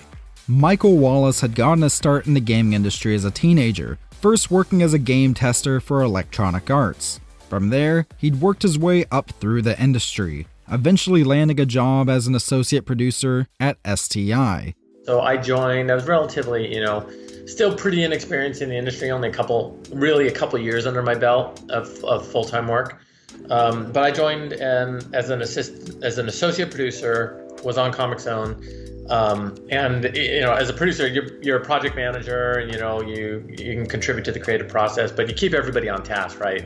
Keep them on schedule, on budget, and at Sega, it's a lot of working with the other departments and marketing, PR, etc., QA, to ensure that your game has the proper representation as far as art use, etc., that the media outlets are fully informed, and that with the QA, and even at the time for Comic Zone, it was the cartridge, the replication team. That your EPROMs were all programmed properly and everything else. So it's just a lot of chasing down logistical ends. During this time, the Project Mars hardware had also seen further development and eventual release as the Sega 32X. Instead of being a standalone unit, it served as an add-on that attached to the top of a standard Sega Genesis console. Project Mars had originally been created in response to an order given by Sega CEO Hayao Nakayama in January 1994. His instructions: develop a new 32-bit console that will be powerful enough to move the company forward. Despite originally being envisioned as a standalone console, after several Sega of Japan engineers traveled to America and met with producer Joe Miller, the scope was changed to instead be an add-on. Meanwhile, the Saturn console had already been in development for nearly 2 years, and was rumored to be a true 32-bit successor to the Genesis. It was said to be on par with Sega's technically impressive arcade hardware for the time. It was also rumored to contain both a CD drive and a cartridge slot, being able to potentially play its own impressive titles and be backwards compatible with the Genesis. Both the imagination of the wider gaming public and those within Sega of Japan was caught more by Project Saturn than Project Mars. As such, the Saturn was poised by SOJ to be the true successor to the Genesis. However, Sega of America still wanted to extend the Genesis's lifespan, as it was still selling extremely well. Thus, they took on Project Mars themselves, revealing it to the world as a Sega 32X at the Sega's Gamers Day press event in June 1994. Machine has appeared in homes across America. Double and redouble his powers. 32. 6 times more powerful than 3DO. Alright, baby. 40 times more than Super NES. Hey, yo! There is no 32-bit Super NES. Are we gonna see the games or what? Show me! Increase the power of 40 times. Thank you. Reception was lukewarm though, perhaps even confused, as by this point, Sega of Japan had already announced the Sega Saturn. In addition, the 32X had some odd quirks, including a need for its own power supply, in addition to that of the Genesis. Sega of Japan was also unhappy with SOA and the 32X, with some internally seeing the new add-on as nothing more than a way to dilute the potential Saturn user base. Plus, due to requiring a Genesis to be used, the 32X was nowhere near as powerful as a Saturn. In late 1994, Japanese Saturn units arrived at the STI offices, along with copies of the fighting game Virtua Fighter. This cemented the 32X as an internal joke at STI. I remember we got Japanese Saturns in the office, and everybody spent so many days playing Virtua Fighter because they loved it. And then I remember Virtua Fighter came out on 32X, and we're like, this is terrible, right? It was the butt of many jokes internally, even amongst the developers at Sega. Perhaps poetically, the Sega 32X would finally see release in North America on the 22nd of November 1994, the same day that the Sega Saturn saw release in Japan. Perhaps most damning for Sega, due to being released so close to the Saturn, some third-party developers would be turned away from working with Sega, fearing that they would be making games for hardware that would quickly become obsolete. Meanwhile, Sonic Mars, now known as Sonic 32X, was continuing along in development. By the end of 1994 though, most of this early progress had just culminated in some technical prototypes and character concept art. But even then, work was continuing at a pace that led some to believe that Sonic 32X could be a major system seller for Sega's new successor to the Genesis. Assuming, of course, that that's what the 32X platform was intended as. 1994年、それははるか土星で開発された。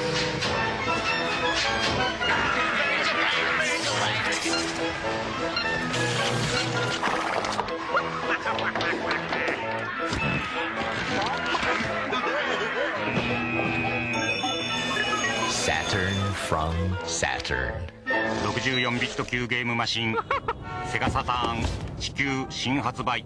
Sega. There was confusion felt within Sega. This was soon known somewhat publicly, though the general public was unaware of its scope, along with the scope of the growing rift between SOA and SOJ. People, as a result, began to lose faith in the company. Now more than ever, it was essential for Sega of America to decide what was a true successor to the Genesis, and what platform would define them for the rest of the 90s. Was the 32X their future? Was there any future at all for the 32X platform? After all, despite showcasing strong sales and Sega of America shipping over 300,000 32X units before the end of 1994, sales stagnated after the Christmas shopping seasons, and many titles planned for the platform were cancelled. Indeed, when January 1995 came, many 32X units were returned to retailers, partially due to many launch titles being rushed to market and thus having programming issues. What about the Saturn? Was Sega of Japan really adamant about it being the true successor to the Genesis? Sales were strong in Japan, and the Saturn hardware was clearly more powerful than even the 32X. It would even eventually go on to be Sega's most successful console ever in Japan. However, due to the strong sales of the Genesis in North America, Sega of America was still apprehensive to release it. Some speculated that SOA would opt for a completely different platform to succeed to Genesis. After all, other console projects had been the works at both SOJ and SOA.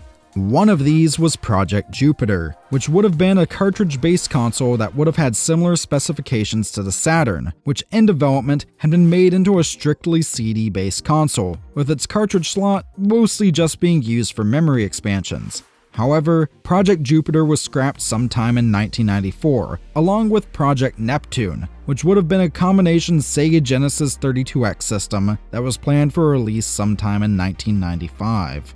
SOA head Tom Kalinske had found the Saturn to be underwhelming. Though it was on par with Sega's arcade hardware of the time in terms of power, it was hard to develop for in comparison to the competition. In addition, it was not as 3D capable as the likes of the PlayStation. This led to Kalinske at one point to reach out to high-performance computer maker Silicon Graphics in the hopes that they could make a new, more impressive graphics chip for the Saturn. Though those at Sega of America were excited for the potential Silicon Graphics chip, Sega of Japan felt much the opposite, and the deal fell through. The Saturn would not get a more powerful graphics chip, and Kalinske still felt that the Saturn would not sell well if brought to market in North America. At one point, in frustration, he even referred Silicon Graphics as Sega's main competitor, Nintendo. Nintendo and Silicon Graphics would end up working together, and Silicon Graphics technology would find its way into the Nintendo 64 console. It was soon made apparent that, despite the objections of Kalinske and others in the US, the Saturn was going to have to come out there sometime in 1995. Meanwhile, at STI, due to issues with internal politics, Sonic 32X project head Michael Kosaka would leave the company. This left the project without a leader and with only 4 consistent team members: a concept artist, a designer, and 2 programmers. With Sonic 32X lacking direction and Sega itself in a state of agitated confusion, it seemed that the project that would become Sonic Extreme perhaps would crash and burn before it could even get off the ground. I think when Yogi said fork in the road, he meant opportunity. When he sees opportunity, he takes it. So do we. We're taking all the opportunities we can to make this business soar. And since I began my remarks with an announcement, I may as well finish with another. We started our rollout of Sega Saturn yesterday. We're at retail today in 1,800 Toys R Us, software, etc., and electronic boutique stores around the US and Canada. This was part of Sega's press conference at the first ever Electronic Entertainment Expo, or E3 for short. Along with Sega, there was also console manufacturer presence from Sony, who had their PlayStation console already out in Japan and coming out just a few months later in North America, and Nintendo, who still had their Nintendo 64 console going through development. Sega of America had made plans for a huge launch for the Saturn in the US, creating a massive nationwide event called Saturn Day that would take place in late 1995. However, their chosen date would come within mere days of the launch of the PlayStation. Thus, during their E3 press conference, Tom Kalinske announced that the Sega Saturn would be out that very day. It would only be at select retailers and would cost $399 US. This announcement had come as a surprise and shock to many. Though the Saturn had beaten the PlayStation to market in North America by several months, the surprise launch had incensed many people, including several game developers and game retailers, who were already eagerly planning for Saturn Day. Some went so far as to even blacklist Sega, vowing to never work with them again. As for Sony, they had just this to say about the PlayStation's price during their press conference.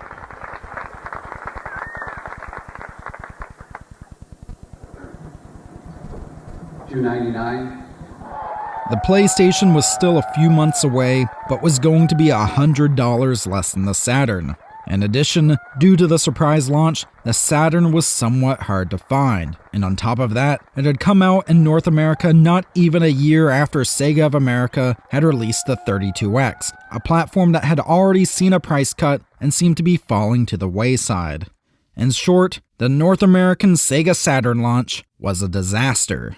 Of course, many at Sega of America still didn't want anything to do with it, despite it already being out and on sale. Other ideas for other potential consoles that perhaps would be more viable competitors against the PlayStation, were still being drawn up. One such system would be a collaboration between Sega and technology company Nvidia. The Sega Nvidia console would combine both aspects of the Saturn with specs and features that could potentially appeal to PC gamers. While this system would have similar graphical capabilities to the Saturn, there are rumors that would perhaps be cartridge-based, like the cancelled Project Jupiter. Despite the botched release of the Saturn and falling sales of the 32X, and Sonic 32X being positioned as a drive title, which is to say, a title intended to bring in a massive amounts of sales for Sega, after Michael Kosaka's departure from STI, it was opted to have development for Sonic 32X to be moved to computers built to the rough specs of this proposed Sega NVIDIA console instead of the Saturn. Sega of America had their version of hardware they wanted to do, which was a cartridge-based system using NVIDIA technology, like a curved-based technology. I think they called it the Riva TNT. In fact, they actually produced a number of video cards, 3D PC video cards using that tech. And then Sega of Japan had the Saturn, right? And so they were kind of competing to see who, number one, what tech was, more capable, and then, what was lower cost, and so what would compete better with the, Super Nintendo and stuff. So eventually, Sega of Japan forced the Saturn to be number one, right? They said, we can't do two hardware platforms, it's crazy. So Sega of America, we're gonna, you're not doing this deal with NVIDIA, and you're gonna have to take the Saturn. So then we shifted again. We were only on the NVIDIA platform for, and we actually didn't have any development hardware. It was all being developed on PC with theoretical specs. So we were only on it for a couple months, so we didn't lose that much time, but then it was a pivot over to Saturn. With Kosaka's departure, also came some reshuffling of the Sonic 32X team. This would include Sen becoming the new lead designer, giving him the ability to take the project in a direction that he saw as new and exciting. Michael Kosaka created the Mars design. When he left, I took that opportunity to try and go in a direction that excited me more. His design was solid and more traditional, but I wanted to explore new ways of approaching the design, story, etc. While this was happening, a Sonic title for the 32X did come from Japan in the form of Knuckles Chaotix. Unlike the Sonic Extreme project, Chaotix featured gameplay very similar in style to those of the main Sega Genesis Sonic games. However, Chaotix was also merely a Sonic spin-off, and the Blue Hedgehog himself had little to no presence within it. It would sell poorly. The size and scope of Sonic Extreme's development grew dramatically during this period. According to Wallace, by autumn 1995, the team included himself, at least 9 artists and animators, 4 programmers, 3 designers, a composer, and the executive producer. And, with the shift to the Saturn, it finally seemed like Sega of America knew what console was going to define its future. What was perhaps odd then was that as 1995 began to draw to a close and work continued on the Sonic project, as how its development process seemed to begin to spiral out of control. According to producer Mike Wallace, "This was the most fucked up organization chart that I had ever had the misfortune of working on. It was set up matrix style, which for those of you who understand business organizational management know is a concept that works in theory, but is so foobarred in practice. Especially for game development. In a nutshell, what it meant was that all the artists report to an art director, the designers to a design lead, and the programmers to a technical lead. Each of those 3 groups reports to the VP. As producer, I was technically running the project, except that in a matrix style, I only have dotted line authority over the above mentioned groups. Therefore, all of the responsibility, but none of the authority. And as you can see, if any of those groups did not want to do something or wanted to work on something different than what the others were working on, they could go ahead and do it if their director gave them the okay. So we had artists doing art for levels that hadn't even been concepted out. We had programmers waiting and waiting and waiting until every minute detail had been concepted out, and we had designers doing whatever the hell they wanted. The art director had trained his art team to hate the designers and programmers. It was a mess, and because of the internal politics, it was even more difficult to get any work done. He would go on to say in our own interview, So, I think that the development was always, it was unusual. Because the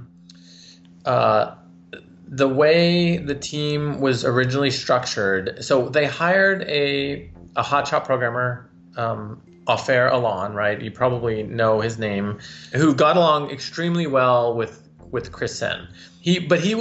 He's what we term in the industry a cowboy coder, right? Because he's very good, very capable, but doesn't work well with others, right? Other programmers. And so there was already an existing programmer on the team, Don Goddard. And so when Off-Air came in, they immediately clashed, right? So they had an immediate clash. And also Off-Air was allowed by the VP of STI to work from home often. And so a lot of times he was not in the office. And because he was primarily working on the PC rather than on the Saturn, he had to then port code over to the Saturn, on a regular basis. Now, he had never done a console title before, and when you're working on PC, you've got you have memory managers, you've got all these systems that kind of manage all this stuff for you. But when you're working on console, you don't have that. At least back then, right? Maybe now you do, because they're much more capable and they have full OSs and everything. But back then, you had to go right to the machine, right to the hardware, and a lot of machine language and assembly and everything. And he was not capable of doing that, because what he did was he wrote all these memory managers for Saturn and everything. So by the time he ported a bunch of his code or all of his code onto Saturn, it was running at like 3 FPS. Eventually, the Sonic X-treme development team would split into two groups. One would consist just of programmer Ofer Alon and Chris Sen, who would be responsible for the main portion of the game. The rest of the team would be tasked with creating boss levels and assets. This secondary team would feature a young, incredibly talented programmer by the name of Christina Coffin. Coffin had joined Sega earlier in 1995, shortly after leaving developer Sculptured Software, where she'd worked as a programmer for several projects for the Super Nintendo and PlayStation. Her programming skills would make her one of the Extreme project's greatest assets.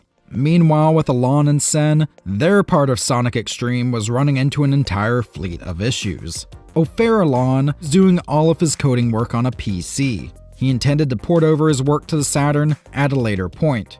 That would be easier said than done. While main development work on the game was running into trouble, work was also being done on potential storylines. Sonic X-treme had 8 different storylines sought up for it during development. The earliest of these came from Chris Sen himself and was put to paper in 1995. Its introduction went as follows. Peace reigned on planet Mobius following the evil Dr. Robotnik's defeat in the floating island adventure. For a long time, the inhabitants enjoyed a tranquil existence. It seemed to most Mobites that Robotnik had packed his bags and left their world for a different place. Sonic, though, had a different opinion. For as long as he could remember, Ivo Robotnik had a burning desire to control the power of the Chaos Emeralds. It seemed odd that he would ever lose interest in them. Sonic wanted to get to the bottom of this mystery and sent Tails to the floating island for Knuckles. Once together, Sonic, Tails, and Knuckles formulated a search plan. Deciding to meet back at Knothole with any news of Robotnik's whereabouts, Knuckles and Tails took off to the skies in the biplane while Sonic scorched across the land. That was the last Sonic saw of his friends. However, the most popular storyline that was considered for Sonic X-treme was also the one that was eventually used in marketing. Being a Drive title for the Saturn, and being a title that Sega ultimately hoped would be a defining game of Christmas 1996, Sega set aside a hefty amount of marketing money for this game. Most of this marketing would begin in mid-1996. With this came a series of magazine spreads called the Red Shoe Diaries. These would include information on the game itself, the team behind it, and even teased a potential plotline, which went as follows.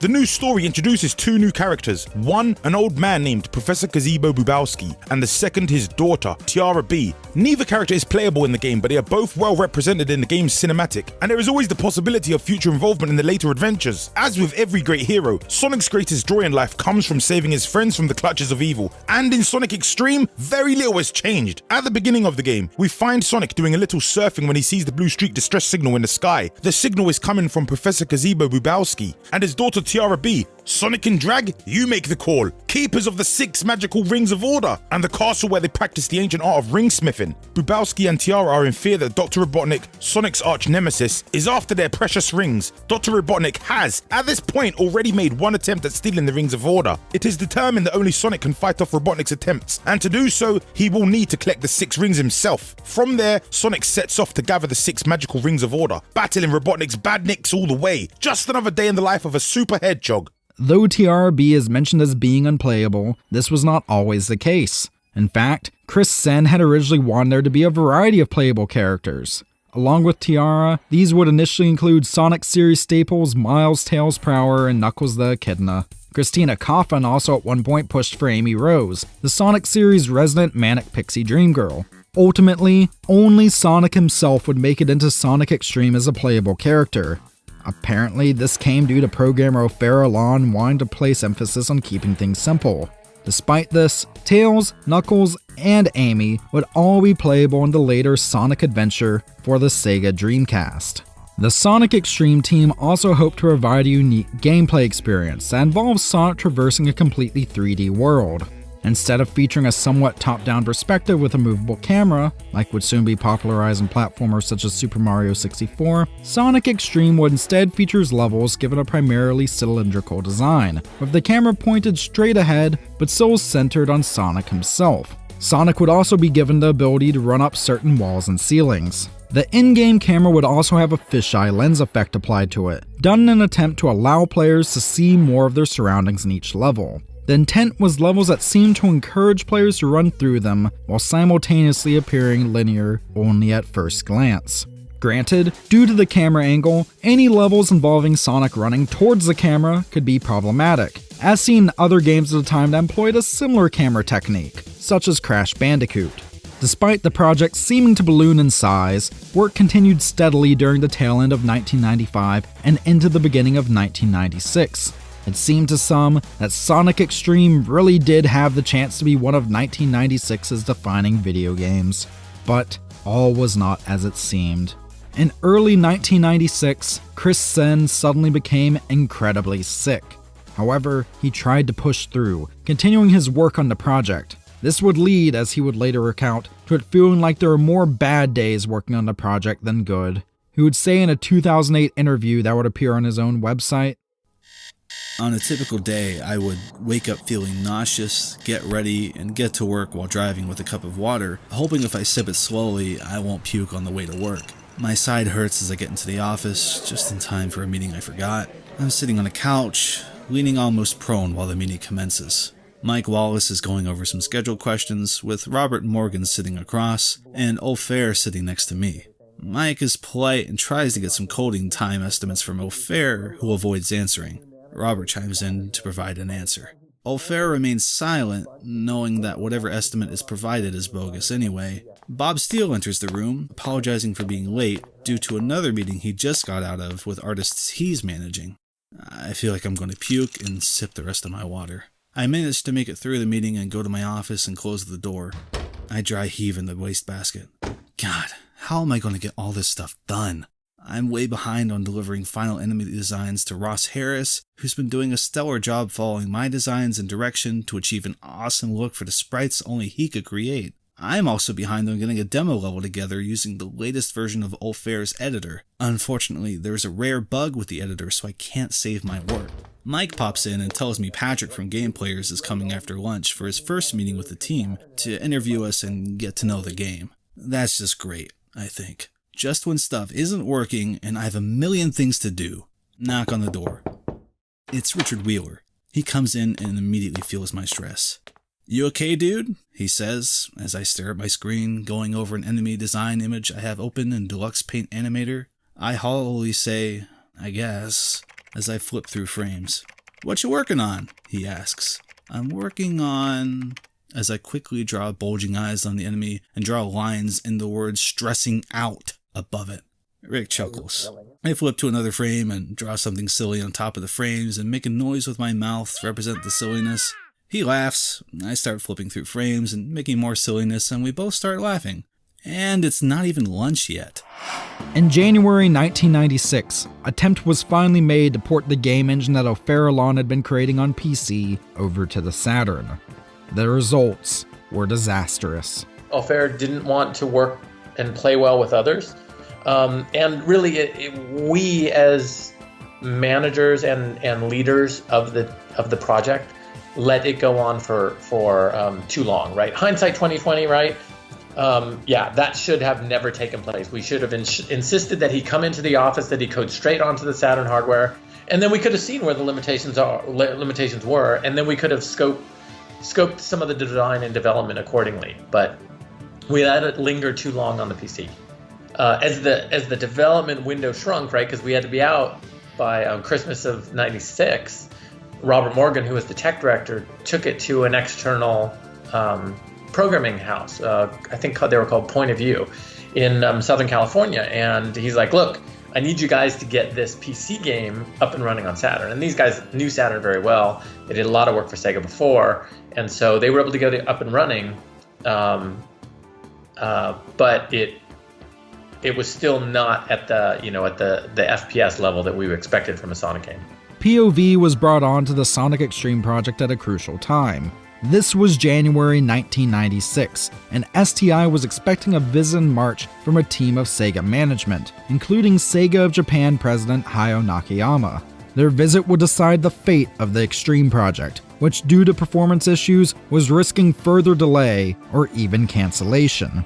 However, it soon appeared that POV would be doing more than simply trying to port Alon's game engine from the PC to the Saturn. At a meeting in early 1996, both Ofer Alon and Chris Sen were informed by STI technical director Robert Morgan that POV would be assuming all major programming duties. Alon effectively was being demoted and removed from the project.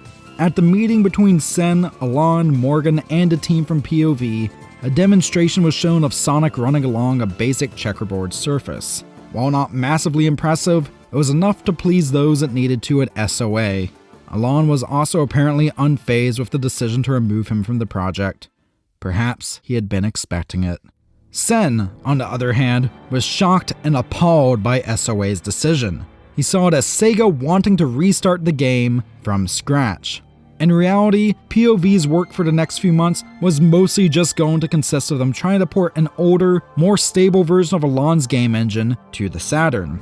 The ultimate result, though, was Sen and Alon going off with the work so far and continuing to develop it, hoping to pitch it to Sega as a new Sonic game for PC.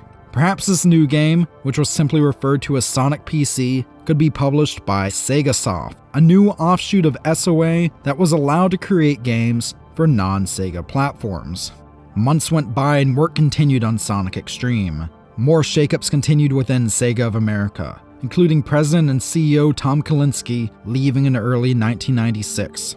This was due in part to the lacking sales of the Saturn, and due in part to poor relations with the Japanese side of the company. But the X-treme team still carried on, hoping that their work would impress and that Sonic X-treme itself could save the Saturn. Finally, March arrived. The morning of the meeting, Nakayama, then Sega of America's CEO Shoichiro Irimajiri, and an entire entourage of Sega executives, mostly from Japan, arrived at the STI offices, ready to see the work accomplished over the past nearly 2 years. There were technically 3 game demos meant to be shown off to the executives. The first was what was intended to be the main portion of Sonic X-treme, initially created by Ofer Alon and Chris Sen and now ported over to the Saturn by Point of View. The second was a boss level demonstration, created primarily by Christina Coffin, and the final one was an attempt by Alon and Sen to pitch Sonic PC, despite Chris Sen still suffering from his odd illness that had onset in January. Silence gripped the STI office as the first demo was displayed. POV's team had worked hard on porting over Alon's work and attempting to optimize it. Though release was still months away, it was hoped that POV would have the game up and running somewhat smoothly. With luck, the executives would not only find their work passable, but impressive. But this was not the case. Most in the room seemed very visibly disappointed. Nakayama, however, was livid. Though 2 months had passed since POV was tasked with porting Alon's work, it was only managing to run at a few frames a second. The executives felt that the game was nowhere near where it was supposed to be. It seemed that could have been killed off right then and there. But it wasn't. Nakayama and Irimajiri had a change of heart after witnessing a demonstration of the boss engine, originally created solely by Christina Coffin. In late 1995, when the X-treme development team was split, each side was tasked with making 2 different styles of game. Coffin saw this as a chance to do something truly new and creative. After all, along with being an experienced programmer, she was also a dedicated Sonic fan. She loved the games and the character. Thus, she saw this as a chance to do something potentially next level. Much like Alon, she was described by some as not always working well with others. Sen would later say of her, Chris Coffin was a wild stallion and didn't take direction well, but when unleashed did great stuff. Whatever the reason, in late 1995, she began work on her own boss engine, doing the bulk of the work in her small apartment in her free time. After a few months, she finally felt comfortable enough to showcase it to the other STI staff.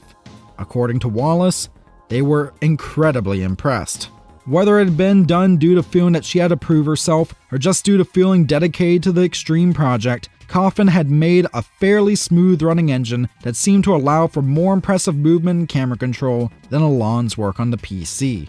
According to Coffin herself, in a later interview of Sonic Retro user Andrew75, controlling Sonic in a boss level based off of her engine would go as follows. The left and right triggers were set up to rotate the camera around Sonic. You could also press a certain button on the Saturn controller to lock the camera onto the boss, so then all of your D-pad movement would become relative to the boss character.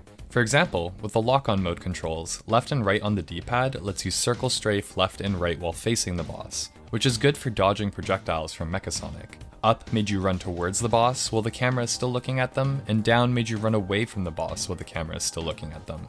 As you can imagine, fighting the boss with the camera in lock-on mode is very useful to dodge harmful things from the boss. It makes it feel more like a one-on-one fighting game, which is what I wanted. Having the unlocked camera mode where the camera stays in third-person view behind Sonic is useful as well, so your choice really depends on player preference and certain bosses. For example, I had plans for another boss to spawn smaller enemies around them that you would have to jump or spin dash into, and then go back to fighting the main boss, where the third-person view behind Sonic would be very, very useful. Following the positive initial reception, Coffin's boss engine was adopted by the team and, over half a year later, was presented to the Sega executives following the underwhelming demonstration from POV. The executives, too, were impressed. The Sega executives saw a potential bright future for the Extreme project and the part of the project built off of Coffin's work. They also felt that the work done by POV was best pushed into the proverbial garbage can. Before he left, Sega of America's CEO Shoichiro Irimajiri abruptly stopped in front of the Extreme team and pointed at the boss level demo. He left them with a seemingly simple directive: make the whole game like this.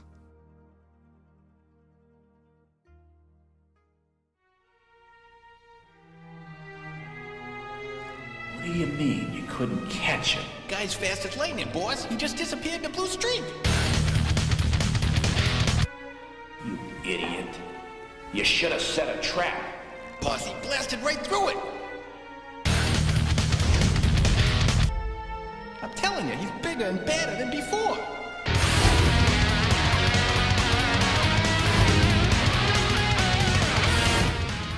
This was a promotional video made to show off Sonic Extreme.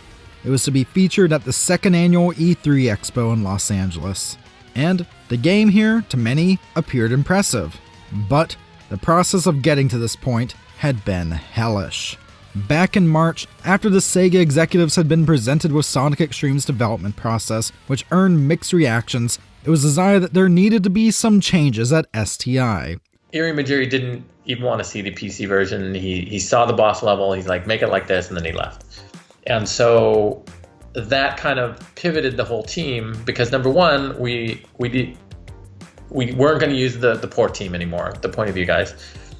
And then number two, we knew now that because Irimajiri's like, you got to make it like this, we had to make it like that, right? I mean, the main game had to run like that. So we basically took Chris Coffin, who was the main game boss programmer, and then brought 4 or 5 artists and animators onto the team, myself, a tools programmer, and then basically locked us into this office at STI, right? And key card access only, a few people have access to it. And they brought in lunch, breakfast, lunch, and dinner, right? And they're like, do what you guys can do to get this game out by Christmas, because we really need it to be a drive title for Saturn. Sega of America itself would also see continued changes. One of the biggest, and perhaps most controversial of these, came in April 1996 when Bernie Stolar was hired to be Sega of America's new president and chief operating officer. Stolar, upon joining, surveyed the state that Sega of America was in. The Saturn was way down in sales, especially compared to the PlayStation. Perhaps most importantly, Sega of Japan had another console project in the works, one that would eventually see release in North America in 1999. It was a console more powerful than anything on the market at the time, one that would include features such as a built-in modem, allowing gamers to easily play online with their friends. It would be known as the Sega Dreamcast. It was also, however, a few years away. In April 1996, as far as most at Sega were concerned, the Saturn was still their future. Stoller saw this as an opportunity to restructure. He felt that though there was a lot of talent at Sega of America, there was also a lot of people that were not strong enough to do their jobs. As such, in the following months, nearly 300 people would be let go from SOA. Stoller was also, however, more than willing to work with Wallace and the Sonic Extreme team. Shortly after joining the company, he paid Wallace a visit, asking what he could do to best help the Extreme project. Upon consulting with his team, Wallace returned to Stoller with a request. They would like the game engine from Nights into Dreams. So at that time, Bernie Stoller, he was an SVP at Sony PlayStation.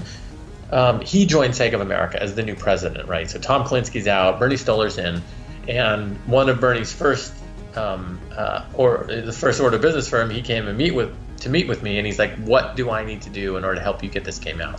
And so I told him, right. So I said, "Okay, we need to isolate the team, feed them breakfast, lunch, and dinner, right? Get them all the tools and contract help we need."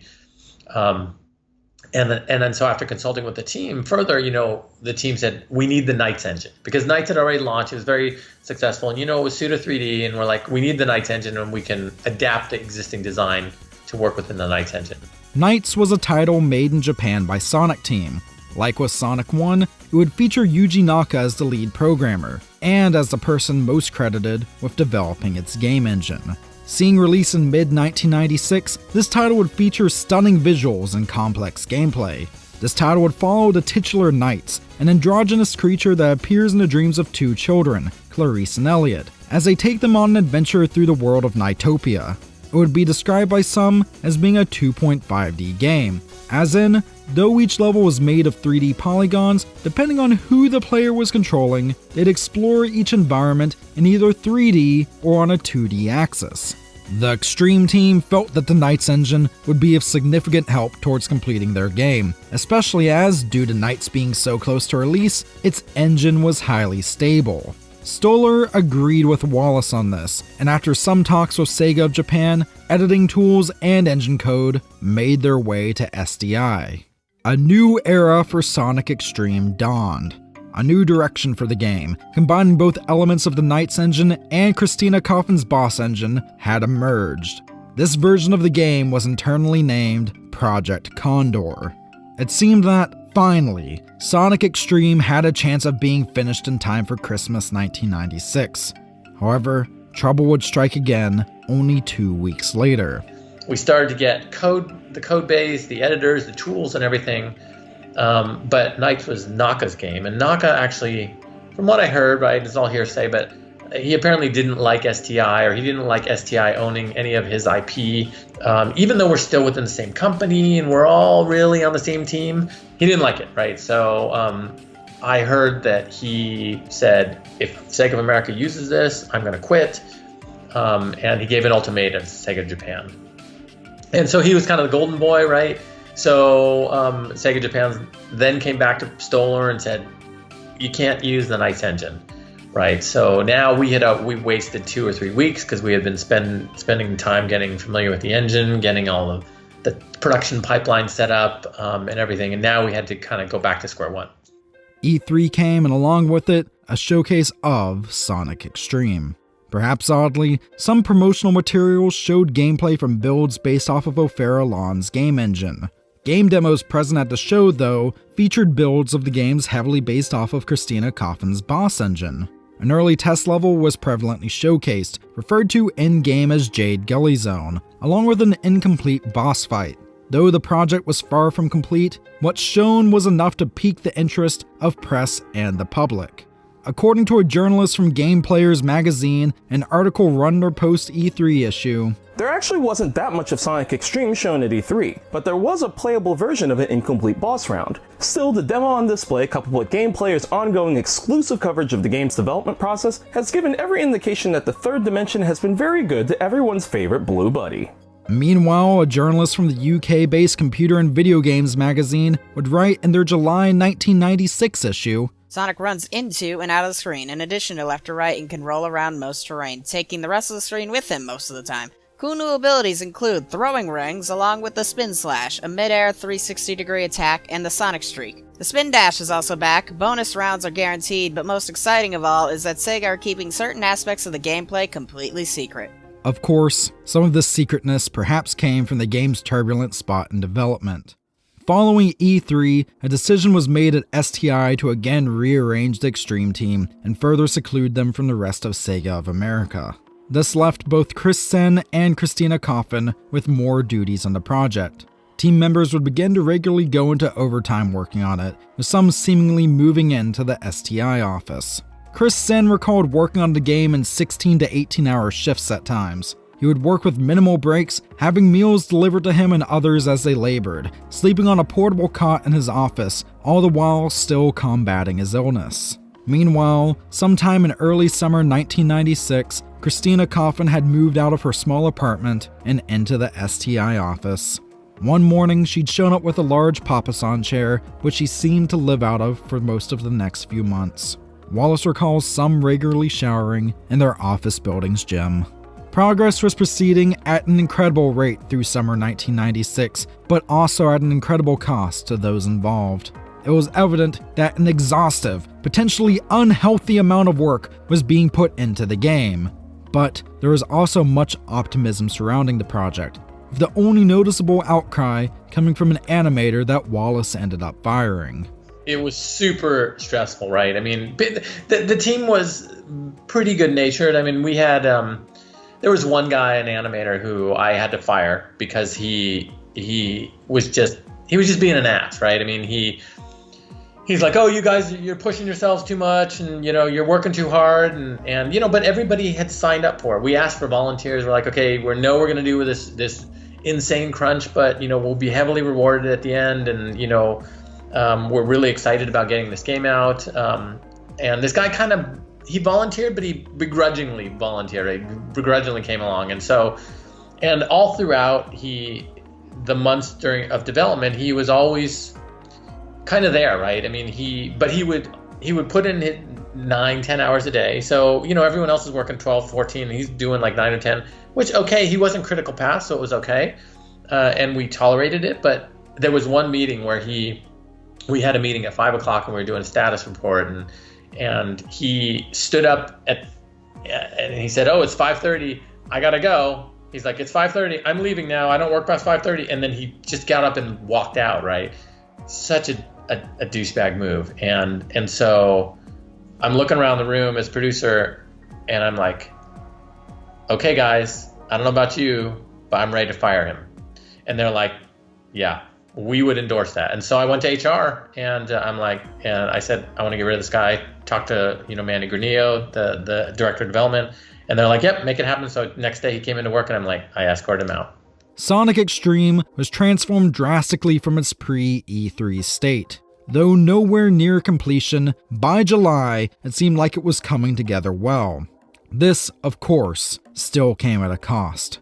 Chris Sen would later recall in an interview with Lost Levels, I spent 1 month creating the layout, textures, and a few simple enemies for 4 worlds. Game time was about 5 to 8 minutes per world, and I'd say they were 80% fully textured, meaning that all of the general textures that set the mood, lighting, color schemes, etc. were in place with some details, but the last 20% would have required a great deal of detailed polish to really make it look finished. The worlds were passable, but definitely not what I would have submitted as finished. I did what I could in the time that was available. But then, as the summer was about to end, critical disaster struck.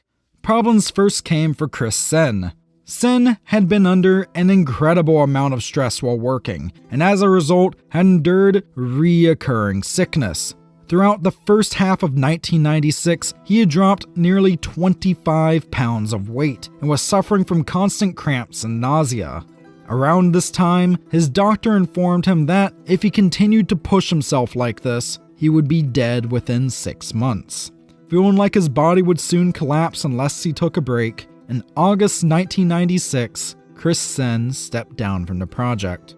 But while this was a major blow to Sonic X-treme, the team still had Christina Coffin and her incredible coding skills. Problems too would soon strike her though. Much like Sen, Coffin had been pushing herself greatly, sometimes putting in 18-hour workdays, and it was taking a toll on her.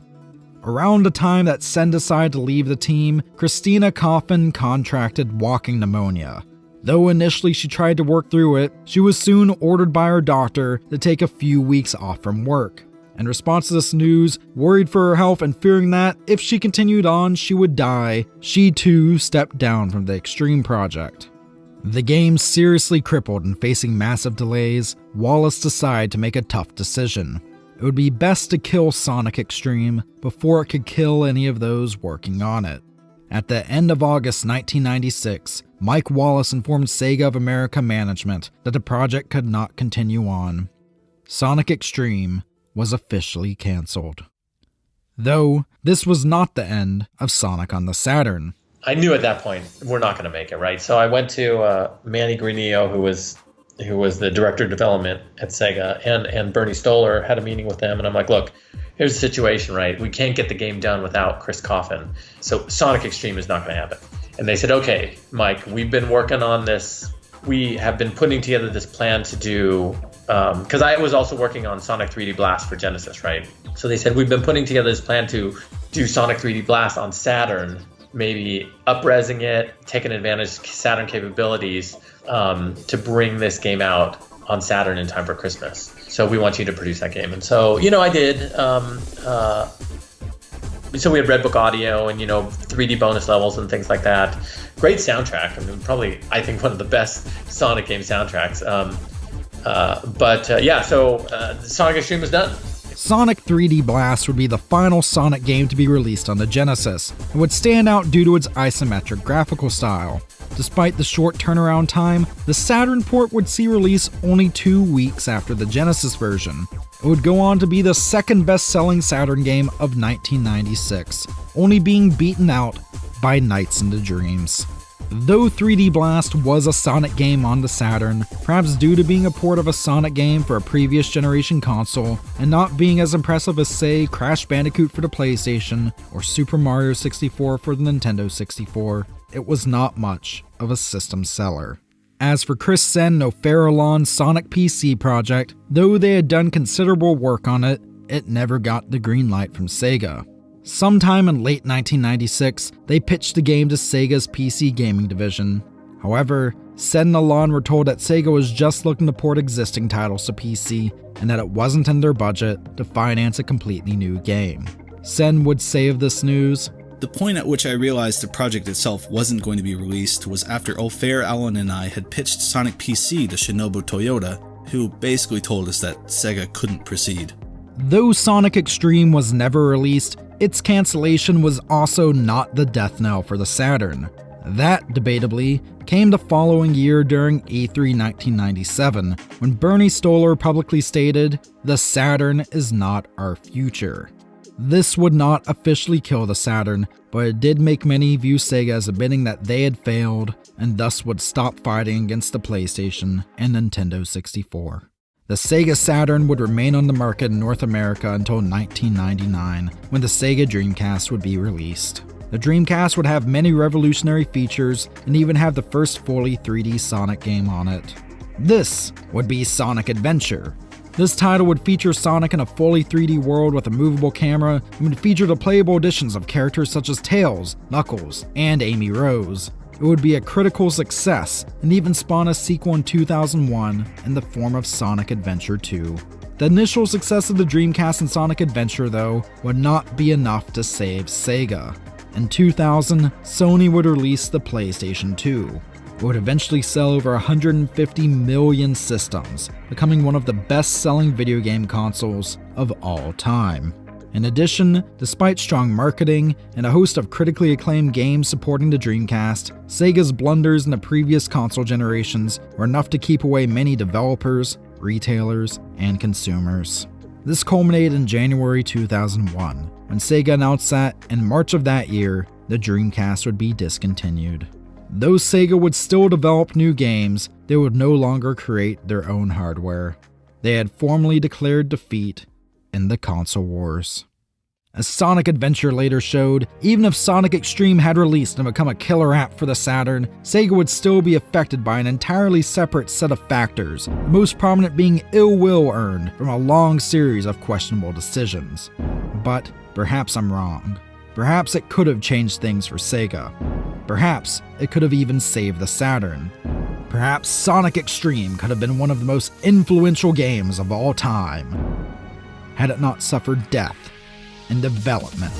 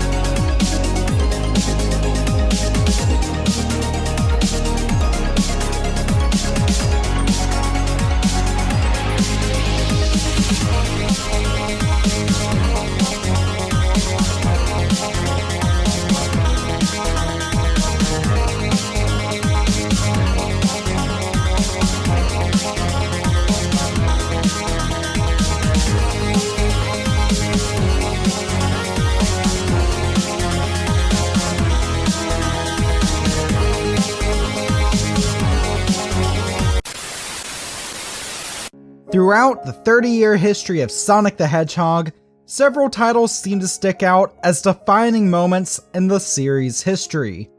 There's the start of the series proper in 1991, the smash hit sequel in 1992, releases on non-Sega platforms such as Sonic Heroes and Sonic Colors that respectively introduced entire new generations of fans to the series. Even not so well received titles such as 2006's Sonic the Hedgehog for Xbox 360 have their places in gaming history. And of course, there's the fan favorite Sonic Adventure. Released in 1999 as a launch title for the ill-fated Sega Dreamcast console, this beloved title would mark Sonic's first adventure in a 3D world. Instead of the sprite-based 2D stages of the previous titles, Sonic Adventure would bring the blue hedgehog and his friends into the third dimension, complete with voice acting and a variety of playable characters. But this was not originally intended to be Sonic's first proper 3D outing. There's a game that was never released, a sort of specter that looms over the series' history. After years of work and a development cycle so vicious that two of the people working on it got so ill that they nearly died, this would be Sonic X-treme for the Sega Saturn and PC. Cancelled in 1996, it's a game that really did seem to haunt Sega. Many attribute its cancellation to making the Sega Saturn a commercial flop outside of Japan. Its development was such a burning failure of such a high profile that you'd think that it'd make Sega forever ban the words Sonic and X-treme from ever being less than a sentence lengths away from each other.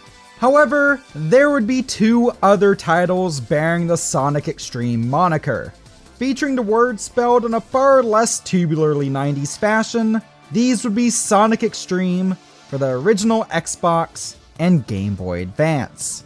These games would be worked on by two separate studios, years apart and completely independently from one another.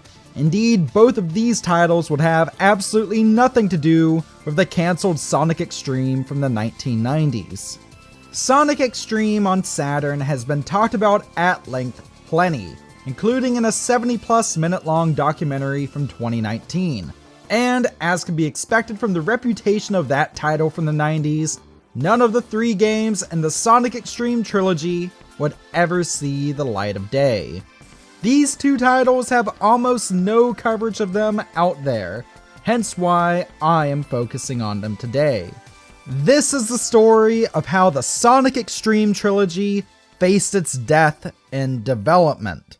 Welcome to the Art of Failure.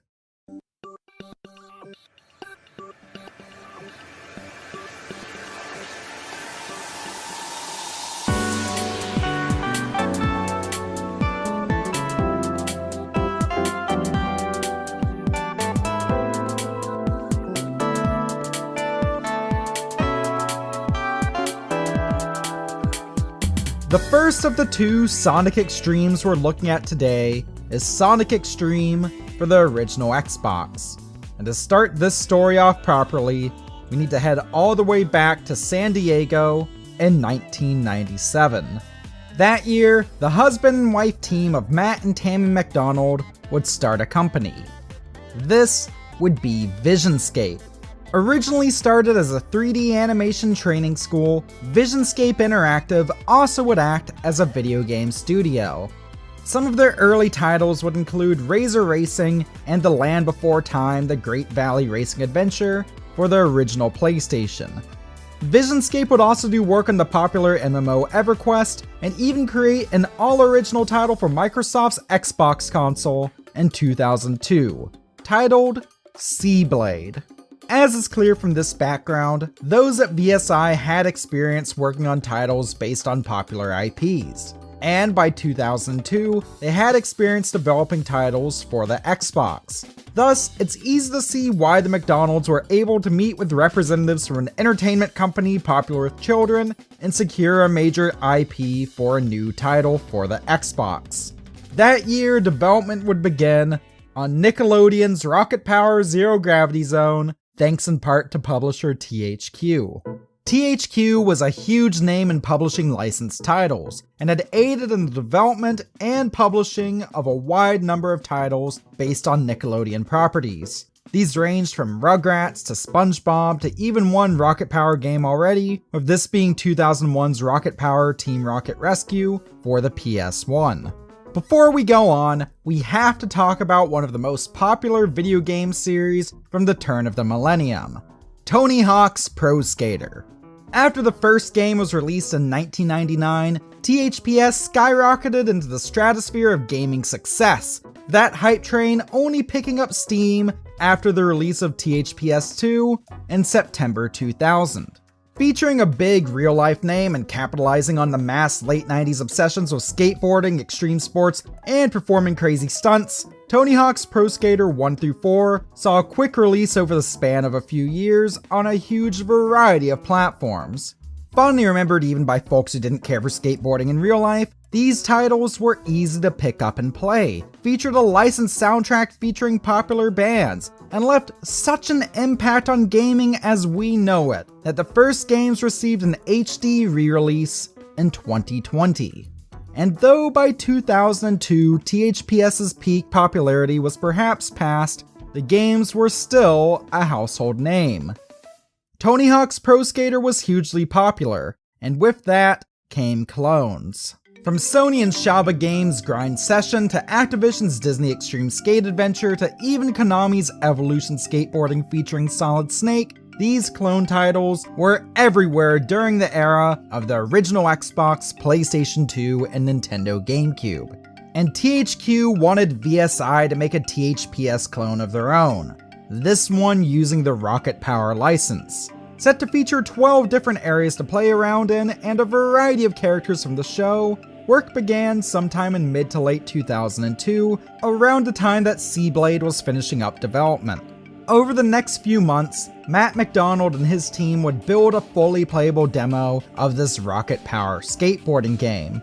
It was playable on an original Xbox development unit, and the plan was development from the ground up for the Xbox, then port it to the PS2 and GameCube. Like THPS, it was going to feature open playground-esque skate parks to play around in, along with a robust trick system. There are going to be grind rails and a variety of ramps, and even the option to play against a friend.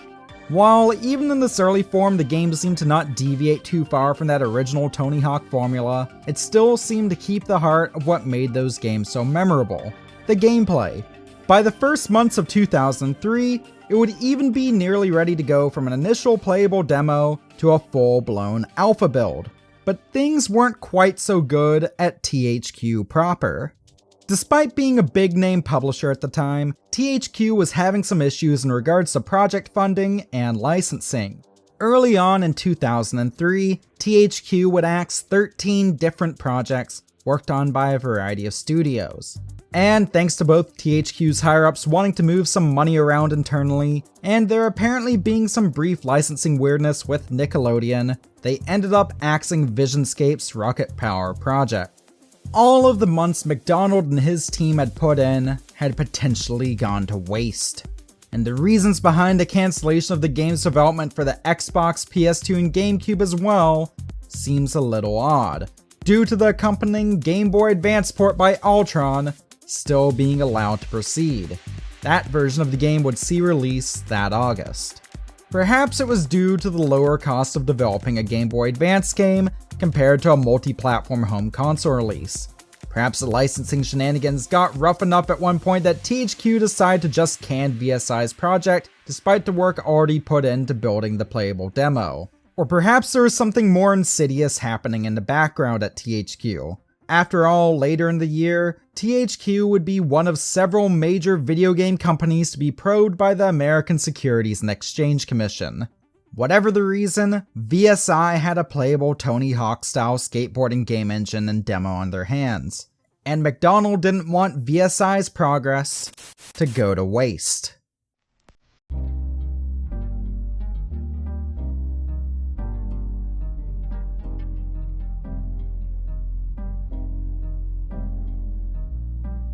Matt and Tammy McDonald's Visionscape was more than just Visionscape Interactive. They also had a CGI division as well, Visionscape Imaging. And this branch of VSI had worked on several high-profile titles too. In the preceding years, Visionscape Imaging had received credits on the 1999 PS1 game Twisted Metal 4, the 1999 Beowulf movie, and even the 2001 Butt Ugly Martians cartoon series. Perhaps it was meant to be for VSI to work with Sega at some point. Matt McDonald's earliest video game credit is on 1995's Vectorman, which was published by Sega themselves. In 2003, VSI, the imaging side of the company, not the interactive side, was working with Sega on one of their most anticipated projects yet. VSI was creating the pre-rendered cutscenes for the upcoming Sonic Heroes. Set to release later that year on the Xbox, PS2, and GameCube, this was going to be Sega's follow-up to the much-beloved Sonic Adventure 2 from 2001. And thanks to working with Sega on this project, VSI had access to assets not just from the upcoming game, but also from the two Sonic Adventure titles as well. It was now February 2003, and McDonald had an idea.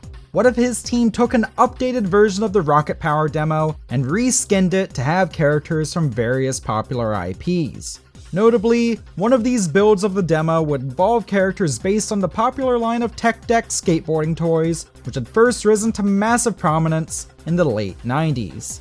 The other main version of it, though, would feature Sonic the Hedgehog. Replacing the skateboards with hoverboards, music and still graphical assets taken from Sonic Adventure 2, and a singular main area based on the Seaside Hill Zone from Sonic Heroes, the conversion from a Rocket Power demo to a Sonic demo would only take around a week. Simply titled Sonic Extreme, it would be made without Sega's knowledge. Due to the short turnaround time and the conversion process from the Rocket Power demo, both the Sonic and Tech Deck demos are very similar. Indeed, they're nearly identical, featuring the same level layouts and even the ability to easily swap models between them. The Sonic demo in particular would have a few notable features though. First off, at the start, players can choose between one of 3 game modes and 2 playable characters. The characters would be Sonic the Hedgehog and his edgy doppelganger from Sonic Adventure 2, Shadow the Hedgehog. The game modes are as follows. There's a one-player mission mode which involves players completing objectives such as collecting keys to obtain a Chaos Emerald. This is also the only strictly single-player mode in the demo.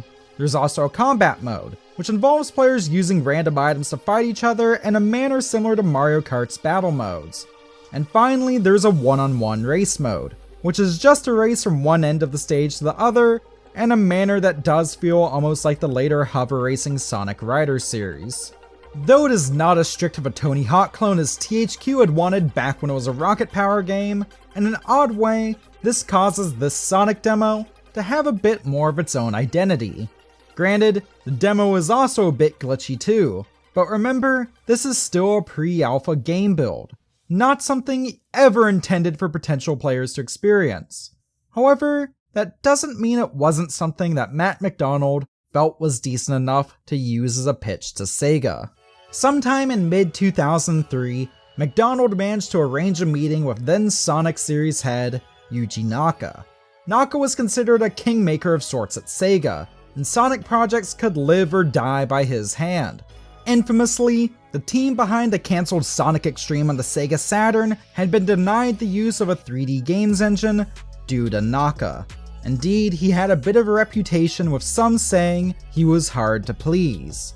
But, according to McDonald, Naka was actually impressed with VSI's Sonic X-treme demo. He felt that hoverboard racing could be a great idea for a Sonic spin-off, maybe even a Sonic spin-off series, and seemed to hint that VSI should be the ones for the job. McDonald was then informed that he would be hearing from Sega soon to finalize some paperwork, get the green light, and formally begin development. And then, nothing. Despite trying to reach out to Naka and Sega through his agent over the next several months, the only communication McDonald and VSI received in return was in regard to Sonic Heroes cutscene development. Though Naka had told McDonald at the pitch meeting that he would hear back from him soon, Naka would never contact him again. Once Sonic Heroes had finished development, Sega ceased all contact with VSI entirely. It seems that should have meant the end for VSI's skateboarding game, but not quite. It ends up that a deal was able to be reached for the Tech Deck license, and a game was able to be fully developed, albeit on PC. This original Xbox skateboarding game, titled Tech Deck Bare Knuckle Grind, would never see release, nor would any of the other originally planned home console ports. Instead, it would be exclusively released on PCs as part of a new line from Tech Deck called the Digital Playset. Basically, the game would be split up upon release. The levels were spread among multiple discs, which themselves were sold with certain Tech Deck toys. By buying more Tech Decks, you wouldn't just get more toys, but more levels for Bare Knuckle Grind on PC itself. Every game disc was basically an expansion pack that could also be played on its own, though each individual game disc was rather limited, containing content equivalent to one major level. This Sonic X-treme did not start off as Sonic X-treme, and it didn't end up as Sonic X-treme either. And in the end, it didn't even see release on the Xbox. But it is interesting to see that in an odd way, it did eventually see release. But this was not the end for Sonic's hoverboarding adventures. In 2006, Sega would release the first of a new Sonic sub-series called Sonic Riders. Though it was much more fast-paced than the Extreme demo, it should be noted that Sonic Riders was a fully fledged game that had seen a full development cycle. And it had also been done as a collaboration between Sonic Team and Studio Now Production in Japan, a situation that meant Sega had much more direct control over the project. When Matt McDonald first learned of Sonic Riders' existence, he saw the similarities between it and the Sonic demo he had helped create nearly 3 years prior. His first course of action was to contact his lawyer. Unfortunately for him, he was soon informed that, due to being a demo featuring Sega characters and assets created while under a specific contract from Sega, the demo was legally Sega's property. They could do whatever they wanted with it, even if that meant merely using it as inspiration for a Sonic game by a different team. Once again, that should have been the end of this Sonic Extreme story. After all, the general gaming public had no knowledge that it was ever being worked on. But that all changed in 2011. That year, a member on the Assembler Games forum named ProtonX would post about a Sonic demo he found on an original Xbox development kit. This would be VSI's Sonic Extreme. A few years after work stopped on Sonic Extreme and Bare Knuckle Grind on Xbox, Visionscape was set to move on to newer, more advanced systems. After all, they're still around today, though they later changed their name to Heavy Water and, as of 2021, are known as Axis Game Factory Inc. When it was time to get rid of the Xbox development hardware, Matt McDonald organized for employees to drop off their units at a recycling center. However, not all followed through with this, and over 5 years later, one of those units fell into the hands of ProtonX. ProtonX would release a sizable amount of information about the Extreme demo online, including uploading gameplay videos to YouTube, albeit videos filmed by pointing a camcorder at a TV screen. Even more information would later be released, though, by Andrew Borman, a digital games curator with the Museum of Play in Rochester, New York. Borman had tracked down the only known build of the game, and had dug into its contents before releasing his findings online. Speaking of which, Borman is also directly responsible for helping make this documentary possible today, thanks to giving permission to have his gameplay footage used throughout. Perhaps the oddest thing about the release of that initial Xbox Sonic Extreme footage, though, was its reception from gaming media. Despite being a pre-alpha build, basically a playable proof of concept demo that was never meant to be shown to the public, many outlets took to critiquing this cancelled game footage like it was footage of a fully released product. Indeed, it's even debatable if Sonic Extreme on the Xbox classifies as a cancelled game. Sega never formally greenlit the project, and the game would later make its way onto PC, albeit not as a Sonic game. Can you even cancel a project that's never formally begun? Regardless, here's an example of what the gaming press at the time had to say. If there's one franchise that knows subpar spin-offs more than any other, it's Sonic the Hedgehog. Whether it's a new hedgehog with a gun or Sonic falling in love with a human, Sega has gone above and beyond when it comes to killing any fond memories we had of the speedy rodent. A new video has surfaced of a Sonic skateboarding game for Xbox, and it looks predictably awful. In a rare act of discretion, it seems that a game in the series was actually deemed unsuitable for retail shelves. Game Informer, 2011.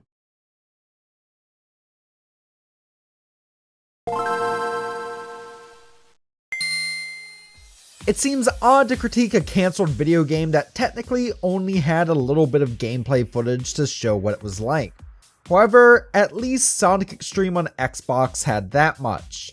Even less information and assets are available from the cancelled Sonic Extreme on Game Boy Advance. In 2019, for Sonic's 28th birthday, former Backbone Entertainment employee Arvin Bautista would release several pieces of concept art and a title screen mock-up of a cancelled Game Boy Advance game from around 2006. Meant to coexist with the Sonic Riders games, this would also be Sonic Extreme. Formed after a merger between several other game companies in 2003, Backbone Entertainment themselves were no strangers to the Sonic the Hedgehog series. In 2006, they also developed the first Sonic game for Sony's PlayStation Portable handheld, Sonic Rivals.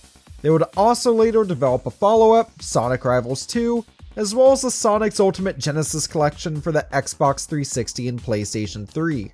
Based in Emeryville, California, Backbone was known for its work on projects for companies such as Namco, Capcom, Taito, and of course, Sega. Around the time Sonic Riders was released in 2006, the prospect of a portable entry in the Riders series was looked into. Whether this title would exist as its own title, perhaps starting a sub-series of its own on portable systems, or be a port of the Riders series proper, was never fully decided on. Now, a direct port of the fast-paced Riders would have been impossible on the 32-bit GBA. So, though their game would use similar assets, as after all Backbone's team was given access to assets from the first Riders game, a more retro Sega-inspired look and feel would be aimed for by them. One of the most iconic classic Sega arcade games is Outrun. Originally released in 1986, it made use of Sega's Super Scalar arcade technology, allowing for fast-paced scrolling and a point of view that appears pseudo-3D. And it just so happened that Backbone had an Outrun-style game engine of their own that apparently ran quite well on the GBA.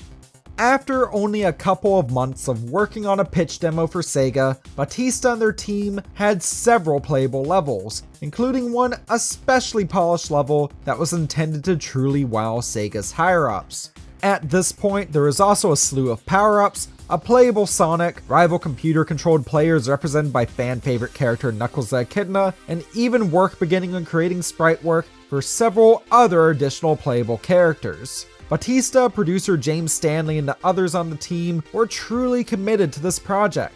They pulled a number of late nights, with Batista reporting at least one all-nighter while working on the project. But this didn't seem to be coming from a place of corporate-induced crunch. The team just seemed to be excited to be working on a potentially all-new Sonic game. So the weeks went past, and finally the time came for the pitch meeting with Sega's higher-ups and Sonic team. According to Batista, they had a project on their hands that they thought would really impress in its current state. It unfortunately did not. Project producer James Stanley got word from the pitch meeting that Sega had decided not to move forward with Backbone's project. They felt that the Outrun-style game engine, though charmingly retro in a way, also looked old and dated. Those at Sega and Sonic Team wanted a full real-time 3D game, something more similar to the console Riders games, which was also something that was just not possible on the Game Boy Advance. Indeed, for something like this to have truly have been possible, it would have likely required a leap to the much newer Nintendo DS hardware. Try as they might with their existing work, Backbone's team couldn't get a new engine running on the GBA that satisfied Sega. The project was axed, and the third and final of the trilogy of Sonic Extreme games faced its death in development. But not all in the tale of Sonic Extreme, all three of them, was terrible. As we've seen today, though the mainline Sonic Extreme on Saturn never got released, Sonic Extreme on Xbox eventually did, albeit on PC and not as a Sonic game. And as for Batista, he was just excited to have gone to work on a series that he had loved since he was a kid. I was crushed we lost the game, but as I was going home that day, I was also relieved. I was already a little loopy from the late nights, and that was just for a quick demo. I would have had some serious health issues if we had landed the project. I might not have gotten to work on a Sonic game, but I was glad to have come close. It was so fun to work on an IP that I loved as a kid, and I even learned a few tricks on making backgrounds from it.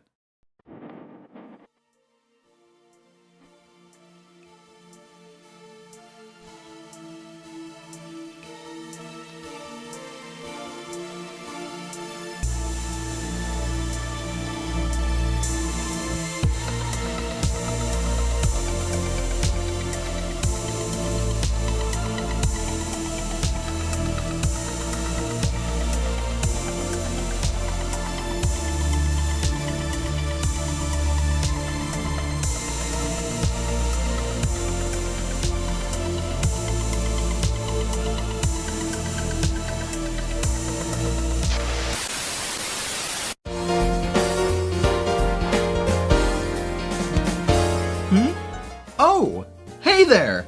I was just taking part in some Sonic coloring. But do you know what Sonic coloring reminds me of? That's right, my favorite Wii game, Sonic Colors, A game that's so unique and has such an awesome lighthearted tone and aesthetic and such tight gameplay that I could call it, in fact I will call it, the best 3D Sonic game. Now, I know that's quite a bit of a title to give a game. In fact, I know a lot of people are probably going to the comment section right now to angrily tell me that I should be saying that, say, I don't know, Sonic Generations or Sonic Adventure is the best 3D Sonic game. But no, I'm pretty certain it's Sonic Colors. See, I have a little bit of history of this game. I was 12 years old when it first came out, and I got this exact copy right here from my grandfather. Shout out to Pawpaw, by the way, for making today's review possible. And I fell in love with this title for a wide variety of reasons. So, this is Stuff We Play, home of everything weird and retro. And today we're doing a deep dive into Sonic Colors, and why I think it's the best that 3D Sonic has to offer.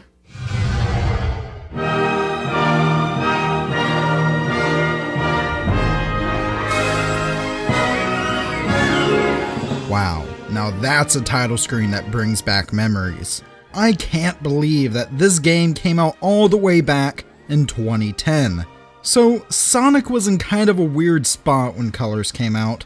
4 years prior to Colors' release, the series had seen the release of Sonic 06, a spiritual successor to the Sonic Adventure games that is widely regarded to be an absolute train wreck, featuring numerous glitches, improperly coded mechanics, and even an interspecies kissing scene. It wasn't good. It's a game that forever tainted Sonic's reputation, and it can be argued that the series never fully recovered from that title.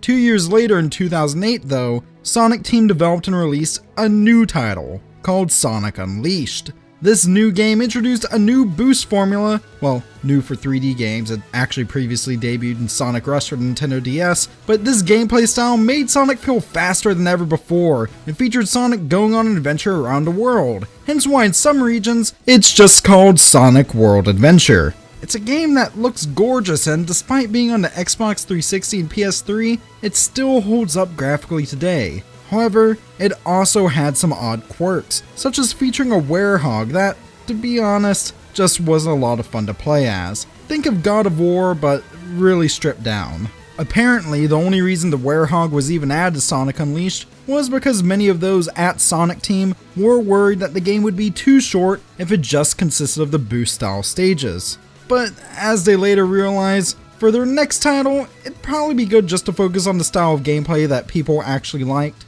Fast forward to November 2010, and we saw the release of Sonic Colors for the Nintendo Wii, a game that did just that and featured exclusively boost-style Sonic gameplay. And yes, that's Colors spelled the American way. Yes, I'm in Canada. Yes, people in Canada often use the British spellings and not the bastardized American spellings of words. But also, yes, this is an American copy of the game, and even then, the Canadian version of Sonic Colors actually used the American spelling. Like with most games that are released in Canada, we just get the exact American versions up here. Anyways, despite being on the Wii, which was more comparable in power to the older GameCube than the Xbox 360 and PS3, I think it's fair to say that graphically, Sonic Colors has aged incredibly well. The game is vibrant and looks incredible in motion. I love how absolutely colorful the world is here, which makes sense, seeing the title. My only real issue is that at a standstill and when upscaled through playing the game on the Wii U like I am, it can look pretty jagged. But trust me, for the time, this looked fantastic. Of course, I may be jumping in a little too far too soon here. Graphics are good and yes, characters are awesomely expressive, but what's the story here? Apparently, Dr. Eggman has decided that he wants to give up on being evil, and to apologize for his past misdeeds, he has decided to open up Dr. Eggman's incredible interstellar amusement park, a massive theme park set in space that comprises several actual planets, all with different themes. However, Sonic and his buddy Tails realize that something seems pretty fishy about this, and thus they go to investigate the park. Shortly after taking a space elevator and arriving in the park, they realize that their hunch was correct. You see, it seems that the park is actually just a front for Eggman to kidnap and enslave these little alien creatures called Wisps. Sonic and Tails even befriend one of them, named Yacker, and Tails makes a communication device that can actually translate what he's saying, though it's not very reliable. Honestly, for all we know, this little guy could just be calling Sonic and Tails a couple of dumb cunts throughout the entirety of the game. Anyways, after the first world, the game just consists of Sonic, Tails, and Yacker going world to world, literally, with Sonic beating up robots, running through loops, and trying to stop Eggman's plan for interplanetary conquest. Gotta be honest, after all the 3D games and Sonic Adventure up to this point featuring a huge monster that needs to be stopped by the end of the game, with these ranging from water dragons to the devil himself, it's really nice to be back to a game where it's just Sonic going up against Eggman and trying to stop him from being a comically evil villain. It's just a classic Sonic plot, except instead of Eggman putting little animals into robots, he's doing that with Wisps here. The deepest the story ever gets is, as can be seen in zones such as Planet Wisp, there's some sort of implied message about the effects of industrialization on natural environments, which is to say, it's a Sonic game with a simple story and light environmental undertones, just like it was back in the 90s. The final boss doesn't even require Super Sonic. Yeah, you know that guy, the Super Saiyan knockoff? Yeah, literally, it's just a simple Sonic vs. Eggman story, and the entire game can be beaten in under 3 hours if you aren't going for collectibles, but honestly, that's fine. In fact, it's great. The story is completely unobtrusive, and the game knows it. Seriously, when you start off the game, you're immediately thrust into Tropical Resort Act 1, and only after completing it are you presented any story cutscenes. It's just such a nice change of pace from the games that came before, and I just adore it. What the story lacks in depth though, it makes up for in writing. For all of the dialogue here, Sega brought on a writing team led by Ken Pontac, a writer best known for his work on the darkly humorous Happy Tree Friends short, but he's also experienced with children-centric writing, with other credits including TV shows such as Lazy Town. That is to say, I feel that this story was in good hands, even if some of the lines come off as rather childish at times. It seems an evil man, and you might know him, who they call Baldy Nosehair. Baldy Nosehair? That's the best thing I've heard all day! Even if not every joke or quip hits though, when a line hits, it's an absolute home run. Perhaps my favorite lines in the entire game are PA announcements done by Eggman that you hear as you run through the park. Yeah, they're intended as nothing more than background noise, but some of them are just hilarious. Perhaps my favorite line in the game actually is a PA ad done by Eggman in one of the cutscenes. Come on down to the bucket of sushi. Now with fish. Actually, can we talk about how all of the voice acting here is fantastic? Some new voice talent was brought in for this one, and all hits home. Eggman has two new assistants in the form of Orbot and Cubot, and both are evolutions of the Ergo robot in Sonic Unleashed. Sonic and Tails have good chemistry, and of course, as usual, Eggman is portrayed by Mike Pollock, and he absolutely steals the show. He's over-the-top evil and is quick to anger, but is handled in such a way that his portrayal just cements him as my overall favorite Sonic character. That's not to say there's not memorable lines from other characters though. Sonic's quip about how no copyright law in the universe will stop him made him a meme. In fact, it's a meme that I still see pop up whenever there's debates about copyright law and how it applies to the internet. On the topic of sound, can we talk about how phenomenal the soundtrack is here? Each zone consists of 5 or 6 main acts plus a boss, with the exception of Terminal Velocity Zone, the final zone, which is just 2 acts plus a boss. To keep things interesting, each zone actually has multiple different act themes. It's a cue taken straight out of the Sonic 3 playbook, and it's much appreciated.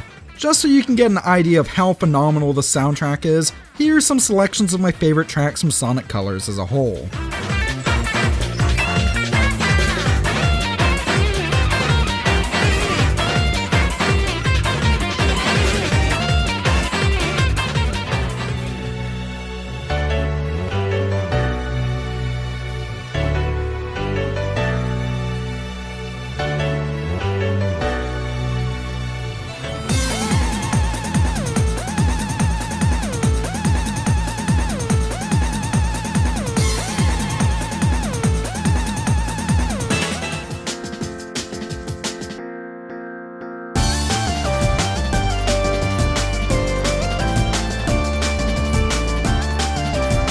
This game, of course, also has a vocal track as its main theme, with this being Reach for the Stars by the band Cash Cash. While Live and Learn from Sonic Adventure 2 will always be my favorite vocal Sonic theme, this is good stuff, and it's well worth giving a listen. But enough about presentation. As Sonic Lost World would later show, presentation means nothing if the gameplay isn't spot on.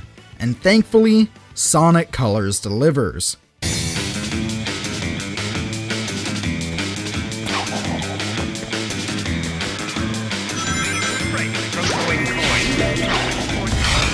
From the first moment I started up in Tropical Resort Zone, I knew I was in for a treat. Sonic here once again has a gameplay style featured around his boost, which propels him forward in a supersonic burst that destroys everything in his path. However, Sonic's control here, compared to Unleashed, has been tightened and improved, and the boost itself has become much less spammable. Unlike in Sonic Unleashed, where your boost meter is filled up by rings found throughout each stage, here it's filled up by collecting these white wisp capsules. Rings are still present here though, but they're back to just acting as a means of allowing you to take a hit without dying, and, as usual, collecting 100 of them will grant you an extra life. The result though, is a boost that, though still very useful, must be used more sparingly than Unleashed. Granting colors a strategic element that especially comes into play if you're hunting for the red rings that are scattered throughout each stage. Sonic also has a few other moves. He has his homing attack, which allows him to home onto and attack enemies, kind of in the name, which feels the most responsive that it ever has in any game up to this point. It's also thankfully mapped to its own dedicated button here, unlike in Unleashed, where it shared a button with the boost. I can't recall a single instance in either of my playthroughs of Sonic Colors I did for this video, where I ended up falling into a bottomless pit due to a homing attack failure. Like in Sonic Unleashed though, Sonic is very stiff here. Don't laugh. Sonic has a very rigid jump. He doesn't go as far as he did in the classic games, but thankfully this is made up for by him also coming standard with a double jump here. And as a result, platforming sections here, of which there are many, on the whole are actually a lot of fun and don't absolutely break the pace like they do in a lot of other Sonic games.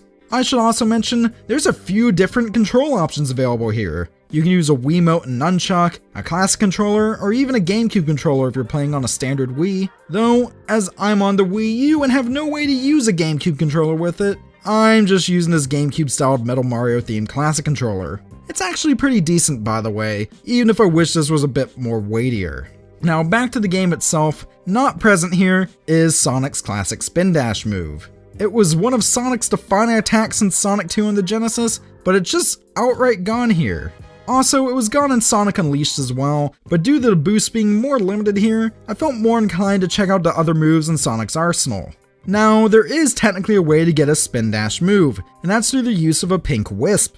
Oh yeah, I forgot to mention this game's big gimmick, wisp power-ups. Throughout the game, as you unlock worlds, you also unlock new wisp abilities that you can use in each stage by collecting these capsules. These are all temporary power-ups and, honestly, the vast majority of them are well woven into stage designs and often lead to alternate paths that can help with either speedrunning or collecting red rings. The wisps come in several unique different flavors, and collecting them will grant you a temporary color power. There's basic white wisps that just fill up your boost gauge. There's the cyan laser, which turns Sonic into a laser that can ricochet off walls and be directed through these blue crystals to find hidden paths. There's also the blue cube, which can turn these blue coins into blocks and vice versa, and again, this is very helpful with finding alternate paths and red rings. There's the green hover, which both turns Sonic into a hovercraft and grants him this light speed dash ability, which allows him to trail along a line of rings, and like the homing attack, this feels more responsive here than any other game in the series. There's also the orange rocket, which turns you into, well, a rocket that shoots you upward, and is by far my favorite in the game thanks to the voice cut that plays whenever you use it. Rocket! There's also the yellow drill, which allows you to drill through the ground and water in certain areas, and there's Spike, which just gives you a spin dash that can go along walls and ceilings.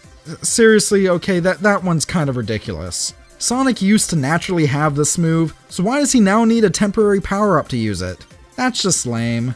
But you know what, at least it does control well, and I do like all of the other wisps. Well, okay, except for Purple Frenzy. This guy turns Sonic into a big purple berserker, and it controls like absolute ass. A couple of red rings actually require you to platform as this guy, which is a real issue as the longer you use Frenzy, the bigger the Berserker becomes, and as a result, the game forces you to have input lag. Seriously, we're talking input lag of almost a second between you pressing the jump button and him jumping while using this guy. I hate using Frenzy so much, and it's a shame too as it actually has a really neat design. On the whole though, the wisps are awesome and the stage design is fantastic. Though it's a 3D Sonic game, the majority of the stages actually consist of 2D sections. Even then, most of the 3D sections you come across either involve you just drifting around corners, quick stepping around obstacles, or just dispatching enemies, with most of the actual platforming taking place in the 2D sections. This would probably annoy me if almost all of the actual stages here weren't an absolute joy to play through. Going through zone by zone, the game starts off in Tropical Resort, a futuristic version of Florida that introduces you to the game's main controls and mechanics, not through forced tutorials, but through actual good level design. With that said, there is an option to turn on a navigator that will give you tutorial messages, but I think most players will be fine by keeping it off. Next up is Sweet Mountain, a mountainous planet made up of, well, candy! It's so cartoony and wacky and just, my god, I think this is actually the most visually pleasing zone in the entire Sonic series. Like, just look at this place. You're speeding through loop-de-loops made up of donuts. How could you not love this zone? Following that is Starlight Carnival, a zone that consists of spaceships flying through asteroid fields, anti-gravity sections, and these purple race paths that, though perhaps a bit more automated than I like, are an absolute treat to look at. Long story short, the entire zone looks like how people in the 1980s probably thought that the year 2010 would look like. Unfortunately though, the zone also contains the one level that I actually hate, and that's this one that forces you to bounce around these yellow springs. These things are just finicky and I end up accidentally falling off of them more times than I'd like to admit. This is the only spot in the game where I got a game over. Don't get me wrong though, the majority of the game is fairly easy, but it's certainly no cakewalk. Well, I mean, except for Sweet Mountain, which is quite literally a cakewalk. But this stage in Starlight Carnival, it's just annoying. I think the game would have benefited with its removal. After all, there are other stages in the game that do use these yellow springs, and they somehow aren't nearly as annoying. I will say this though, the rest of Starlight Carnival is an absolute blast to play. It's just this one stage that drags it down a bit for me. So let's talk about zone layouts. Most zones are laid out by having Act 1 being a longer act that truly sets the scene for each zone, with the following acts mostly being bite-sized platforming challenges. Most acts post-Act 2 in a zone will be under a minute long if you aren't going for red rings. While level lengths like this are something I complained about when I talked about Sonic Forces a while back, I don't mind them here, as they are interspersed between longer levels and boss fights. And oh yeah, there's boss fights here! Yeah, these are the most underwhelming part of the game. Excluding the awesome yet easy final boss, Sonic Colors only has 3 boss fights, and all 3 of them are repeated. Also, all 3 are beatable in the blink of an eye. They all have memorable designs though, my favorite being this airship chase that really reminds me of Sonic Advance 2. But yeah, as for the actual fights themselves, they're pretty underwhelming. But do you know what is not underwhelming, and is actually arguably overwhelmingly awesome? Planet Wisp. This zone follows Starlight Carnival, and it's a mix of vivid grasslands interspersed with industrial construction, and it's all presented at a consistent frame rate and with beautiful music backing it. This one came back in generations for a reason, and that version really makes me wish that Colors got an HD release at some point. It's just so nice to see a truly original grassy stage that has an identity of its own instead of just being Green Hill rehashed number 256. However, the overwhelming awesomeness doesn't stop there. Following Planet Wisp is Aquarium Park, which, get this, is a really great water zone. No joke! It has relaxing music and aesthetic that features elements of traditional Japan. Also, Sonic can actually swim underwater. Once you get used to how that controls, it's actually a ton of fun. It's kind of funny to see how far the series has come since the likes of Labyrinth Zone and Sonic 1. Aquarium Park Act 1 is easily the best water level in the entire series. Sometimes you even get these little fish that can surround around you and make a shield. I love it. From there, we get to Asteroid Coaster, which, well, features roller coasters that go through asteroids. This zone boost feels like it'd be a great place to hold a punk rock party, and it's also clearly intended to be the last of the main zones, featuring some acts that masterfully weave together elements from previous zones, along with adding in its own mechanics. It's by far the most challenging zone in the game, and that's a good thing. From there, Sonic learns of where Eggman was keeping the captured Wisps, and finds out that he not only wants to enslave them, but also drain them of their energy to power his empire. So with that, Sonic rushes off to Terminal Velocity Zone, where after going through a straight shot through some mini-bosses, he confronts the Mad Doctor once and for all. As I mentioned earlier though, the final boss is pretty easy. But damn, that orchestral remix of the main theme, combined with you finishing off Eggman with a combination of every Wisp in the game, leads it to at the very least being a memorable fight. So after kicking Dr. Eggman to the curb, Sonic then rushes away from the collapsing amusement park but nearly gets killed in the explosion. Thankfully, he's saved by the Wisps, who return him to his planet safely, where he and Tails watch as the planets Eggman captured return back to their normal orbits. Eggman then monologues in space as his escape capsule is towed by Orbot and Cubot, vowing to return again in countless future Sonic sequels. Oh, and there's also a 15-minute long credit sequence, but I mean, also it's a credit sequence. I have no problems with that being long. People deserve credits for working on stuff like this, even if they have a small role, you know? I mean, dang, it's a credit sequence. But anyways, that's it for Sonic Colors for the Nintendo Wii. Yeah, it's not a perfect game, but a mix of overall great stage designs, tight controls, a very colorful and vivid and just pleasing overall aesthetic, and a story that, despite being very simple, is also very entertaining to watch. This all just combines to make a game that, on the whole, is just fantastic. So yeah, I think that's all I need to say about it, really, yeah? Right. I need to mention Supersonic.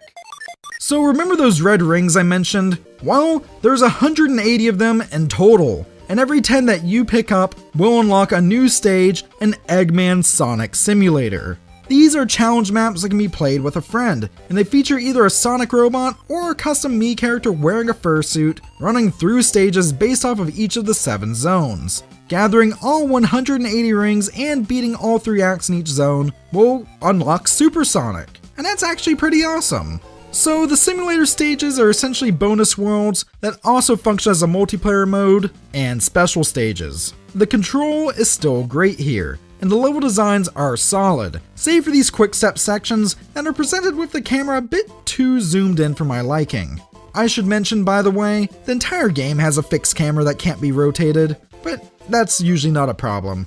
Anyways, the Sonic Simulator stages are all pretty good for the most part, and they can get a little chaotic with friends. Some simulator acts even incorporate level designs that are based off of Sonic 1 zones. Who knew? Labyrinth Zone is actually fun with the colors control scheme. And as for Supersonic himself, he's just as much of an overpowered beast as he was in Sonic 2. And overall, it's a worthy reward for getting all of the collectibles. Honestly, I wouldn't mind seeing the Sonic Simulator come back in a future game. It's good stuff. Okay, for real this time, that's it for Sonic Colors on the Wii.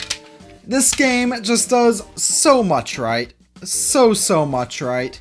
You know, I know gameplay was refined a bit in Generations, and yeah, I think that the stages could have used a few more 3D sections, like actual 3D platforming sections, but what's here is fantastic, and I can easily recommend this game to pretty much anyone who owns a Wii or anyone who has even a passing interest in Sonic the Hedgehog.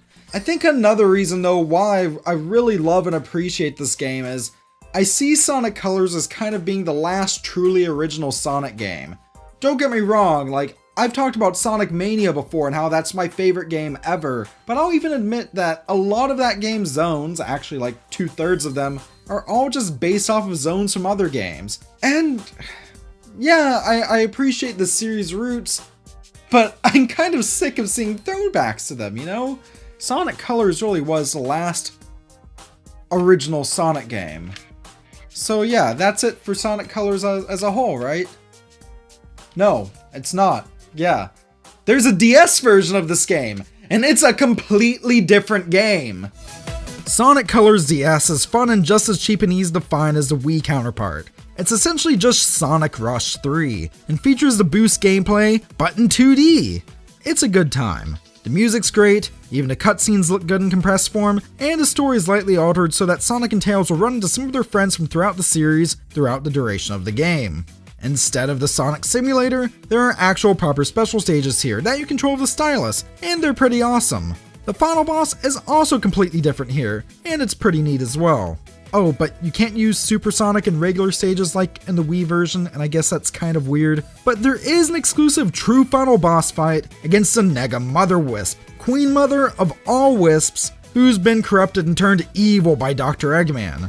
I mean, I guess the fight's pretty cool, you know, it's doing this whole 3D thing, though it kind of comes out of nowhere, you know?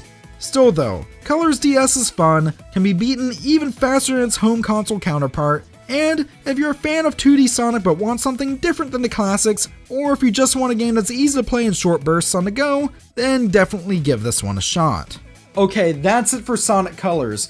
I really want this video to kind of be a farewell to not just Sonic reviews, but kind of review style content in general on this channel, as I fully embrace the documentary style. So yeah, I hope this video will placate people and get them to stop asking me to review every Sonic game ever. Yeah, I know it won't do that. Okay, well, I think I have an idea. There have been a ton of Sonic games since the series' inception in 1991, but let's just be realistic here, I can't do an in-depth look at all of them. So, right here, right now, I'm going to just give an overview of all of them in brief. All the ones I know of and have played at least a tiny bit of anyways. And all the ones that actually count as video games. You know, no Sega Sonic popcorn shops or weird Tiger LCD games here. And when I say in brief, I mean 10 seconds average per game brief. So with that, let's jump right in and head back to the distant year of 1991. In the beginning, there was nothing.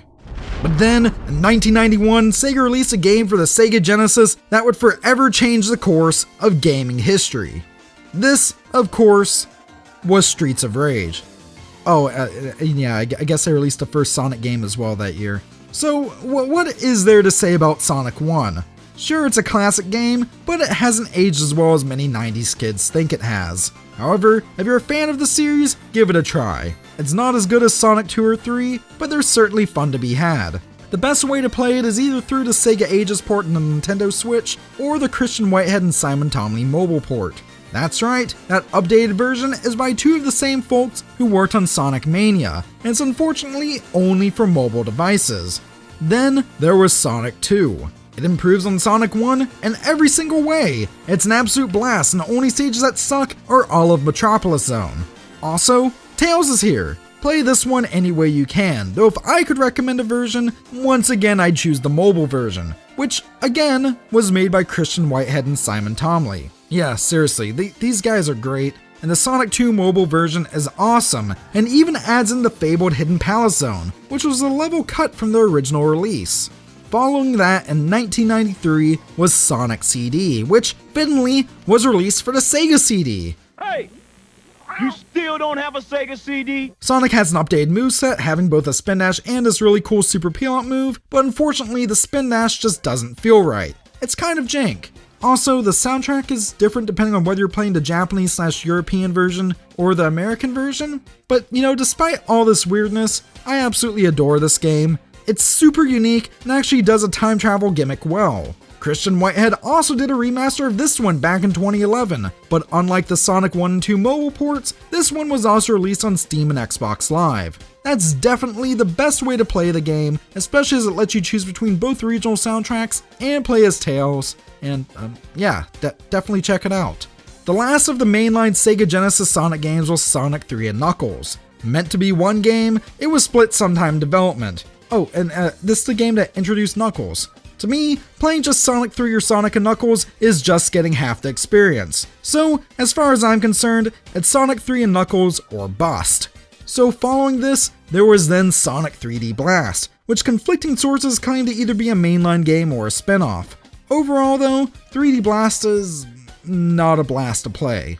But it is pretty unique. It's an isometric platformer where Sonic's tasked with saving these flicky birds. It also got a Saturn release shortly after the Genesis release. Both versions have fantastic soundtracks, but the Saturn version has better graphics and fully 3D special stages. I wouldn't recommend playing the stock Genesis version, however, I can recommend playing either the Saturn version of the Saturn analog pad, or John Burton's Sonic 3D Director's Cut, which is an updated hack of the Genesis version made by the guy who actually headed development on the game originally.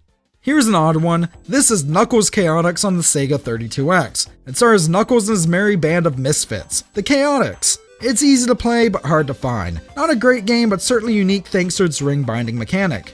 But okay, with that, let's move on to some handheld Sonic games. First of these was Sonic 1 for the Sega Game Gear and Master System, which was released around the same time as the Genesis version. Though, despite sharing a name, it's actually completely different from the Genesis game. I love this one though. If I had to recommend a version, I'd recommend the Sonic 1 FM hack for the Master System, which takes advantage of the Japanese exclusive FM sound chip for the soundtrack.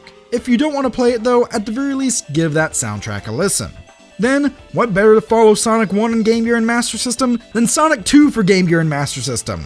Sonic 2 on Master System actually is fairly fun, even if it's really difficult. It also has some weird mechanics like these awful hang gliders, but it's pretty good, though the Game Gear version suffers fatally from screen crunch. Yeah, I know a lot of people have memories with that version, but if you're going to play this one, then you either play it on Master System, or you don't play it at all.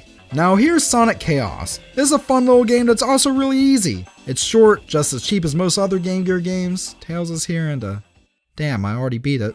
Okay, here's a great one. This is Sonic Triple Trouble. Let me tell you, this game is amazing. It's by far my favorite Game Gear game, and it's exclusive to the platform. However, it did get a fan-made Master System port, and that's great. Really unique, this one. It has wonderful lively zones and a fantastic soundtrack. While Sonic 1 8-bit is also really good, Triple Trouble is fantastic enough that to me, it's nearly on par with the Genesis' best. But that, unfortunately, was followed by Sonic Blast. And it looks cool, but like 3D Blast, it's not a blast to play. Actually, I'll be honest, like 3D Blast was flawed, but like Sonic Blast and Game Gears, it's just boring.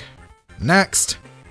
Sonic Pocket Adventure. This one is just plain awesome. It's on the Neo Geo Pocket Color and it's kind of a best of Sonic 2 and 3. Also, thanks to that system having this really awesome clicky thumb nub, Sonic's control here almost feels better than the Genesis games. Check it out if you get a chance. And from there, part of the team who made that would form a company called Dimps and create Sonic Advance, or as I called it until Sonic 4 came out, Sonic 4. Seriously, this game plays like a true successor to the Genesis games, and I'd highly recommend it to anyone. It even has a new playable character in the form of Amy Rose, who's a perfect character for those of you who wish you could play a 2D Sonic game that feels nothing like a 2D Sonic game. And as for Sonic Advance 2 and 3, well, both of those are fine, 2 more so than 3, but I feel like as far as the trilogy as a whole goes, the stage design just began to slip in quality after 1. Don't get me wrong, 2 is still a blast, even though it has some questionable choices, especially in regards to its Chaos Emerald system, but parts of 3 just have some real gotcha moments and just head-scratchingly weird design. I'd say Sonic Advance 1 and 2 are well worth playing, but can only recommend 3 to diehard fans who are willing to put up with iffy level design.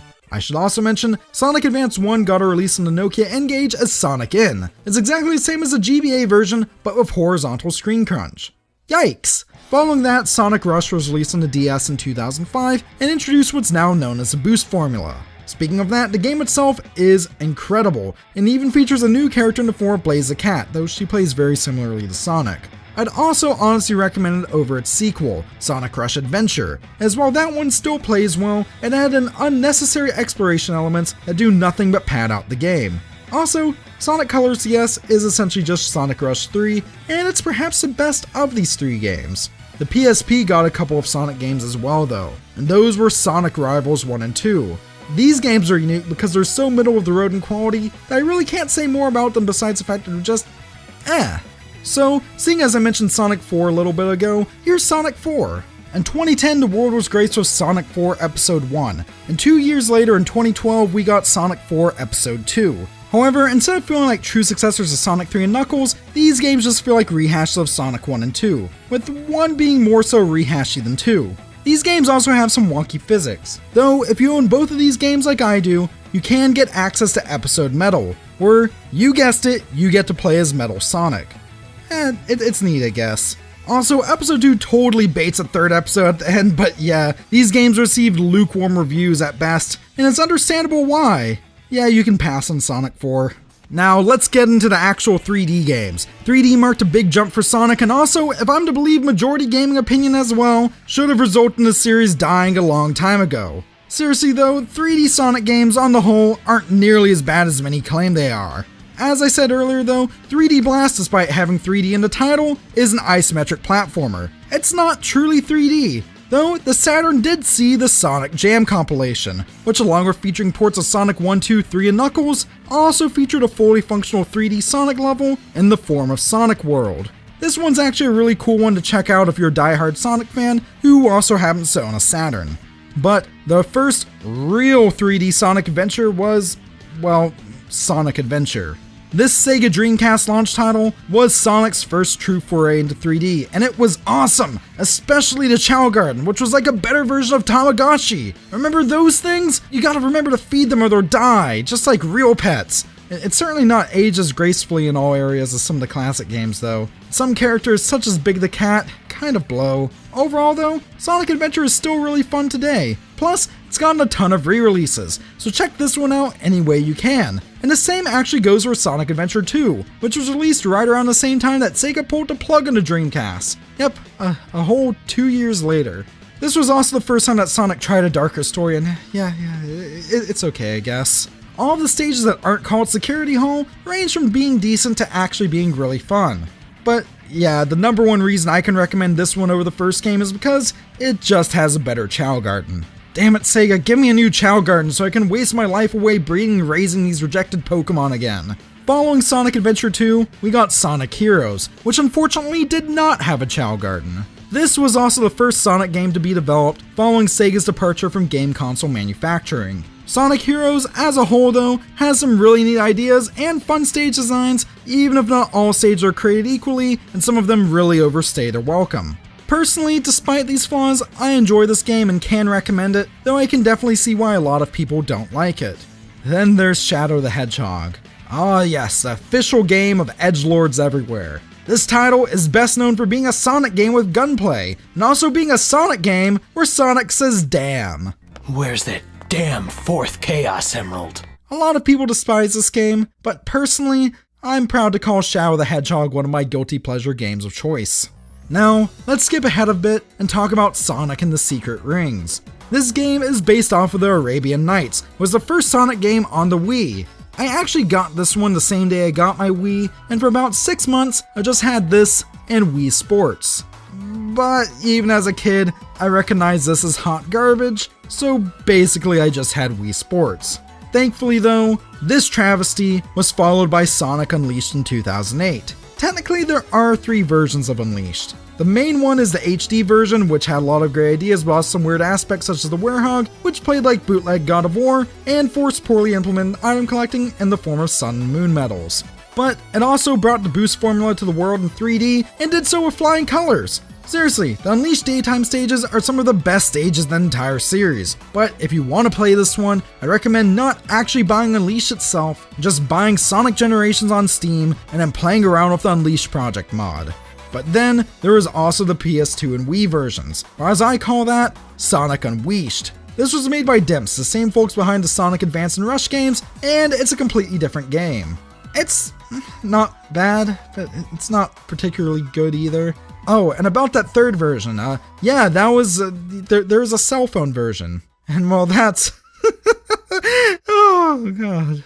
Following Sonic Unleashed came Sonic and the Black Knight, a direct sequel to Sonic and the Secret Rings that most of the gaming world just took a big fat dump on. The game's not actually half bad though. Seriously, I enjoy this one. It's flawed, yeah, but fun. It's cheap, pick it up, give it a try. Now, skipping around again, around this time, there was an RPG called Sonic Chronicles, The Dark Brotherhood for the Nintendo DS. And it sucked. Big time. Thankfully though, the later Sonic Generations was awesome. Well, by that I mean the 360, PS3, and PC versions were awesome. The 3DS game was pretty different and actually pretty decent, but it doesn't hold a candle to the HD versions. Honestly, as far as control goes, Generations is up there with Sonic Colors as one of the best in the series. The only reason I actually recommend Colors over this one is just due to Colors featuring completely unique stage themes and designs, and all of the stages here being based off of zones from previous Sonic games. It's still an incredible game though. Seriously, play it, especially on PC where you can just mod it to hell and back. But then, following this was Sonic Lost World, a game originally developed exclusively on the Wii U, but later got a PC release. Okay. This is a game that proves that good ideas and charming presentation mean nothing if the execution is botched. This is a game I especially hate because it just has so many good things that make me want to adore it, but it has such finicky mechanics and BS stage designs that just ends up flying off the rails. And that's just the Wii U version. Seriously, for the 3DS version, which again is a completely different game, take everything I just said and multiply it by 10. Playing either version of Sonic Lost World just makes me feel sad. Oh, and finally for the main 3D games, we have the most recent mainline 3D title, Sonic Forces. Wow, this one was polarizing, but let me be the first to say, it's not bad. You can make and play as your own Sonic OC, which is neat, and Sonic himself controls pretty well, but the stages are also all really short, and the game can't decide if it wants to be serious or cartoony in tone and aesthetic.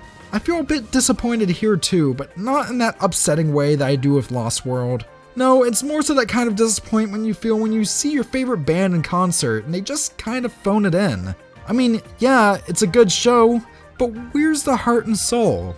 Well, actually I can tell you exactly where the heart and soul was. That was all in Sonic Mania, which came out earlier in the same year that Forces did. Born from the minds of Christian Whitehead and Simon Tomley, this game, especially in the later Sonic Mania Plus version, that adds additional characters and game modes, well, it's just a big love letter to what people love about classic Sonic that also brings some new ideas to the table. I can endlessly replay it and, like in all wonderful platformers, I so often find new paths to take while running through the game. My version of choice here is the Nintendo Switch version, because though the PC version can be modded to hell and back just like with Generations, I can take the Switch on the bus with me and play it, and it'll still run buttery smooth. But now, let's dive into some spin-offs. And first off, I'd like to mention Sonic's first ever game appearance. Seriously, this was before even Sonic 1. This odd piece of gaming history, of course, is Rad Mobile by Sega AM2. Before he was racing through green hills for the umpteenth time and beating up robots, yeah, Sonic was just a humble air freshener. But things get so much weirder from there. One weird Sonic game that I did play a ton of is the much underloved Sonic Spinball. As the name implies, this is pinball, and also garbage if you play it on Game Gear. The Genesis version's fun though, especially if you're in that video pinball mood. Following that there's, goodness, what was there? Let's see. There is Dr. Robotnik's Mean Bean Machine, which is Puyo Puyo but Sonic. There are a few spin-offs starring Sonic's trusty sidekick Tails. See Tails Sky Patrol on Game Gear, Tails the Music Maker for the Sega Pico Edutainment console, and Tails Adventure, which is the only one I'd actually recommend because it's, I don't know, just a fun little adventure starring Tails and the Game Gear. Oh, speaking of the Game Gear, Sonic Labyrinth anyone? Yeah, this one's actually not only awful but has nothing to do with David Bowie. Moving on to the Game Boy Advance, here's Sonic Pinball Party. It's pretty fun but certainly nothing groundbreaking. I mean, it's better than Sonic Battle, which I can never manage to sink more than 20 minutes into whenever I pick it up. But, do you know what spin-off genre seems like a natural fit for a speedy blue hero here? That's right, racing games! There's a ton of Sonic kart racing games. For your sake though, I'll keep this short. If you only have a modern system on hand, get Team Sonic Racing. But if you have access to a 360 PS3 or PS Vita, get Sonic and All-Stars Racing Transformed. That's the best one. It's better than Team Sonic Racing, and that one honestly feels like it has less character than this earlier title. Hell, it's even better than most Mario Kart games. But if you don't have access to a last generation console, Team Sonic Racing is still a perfectly fun time. Now, let's talk about a fighting game.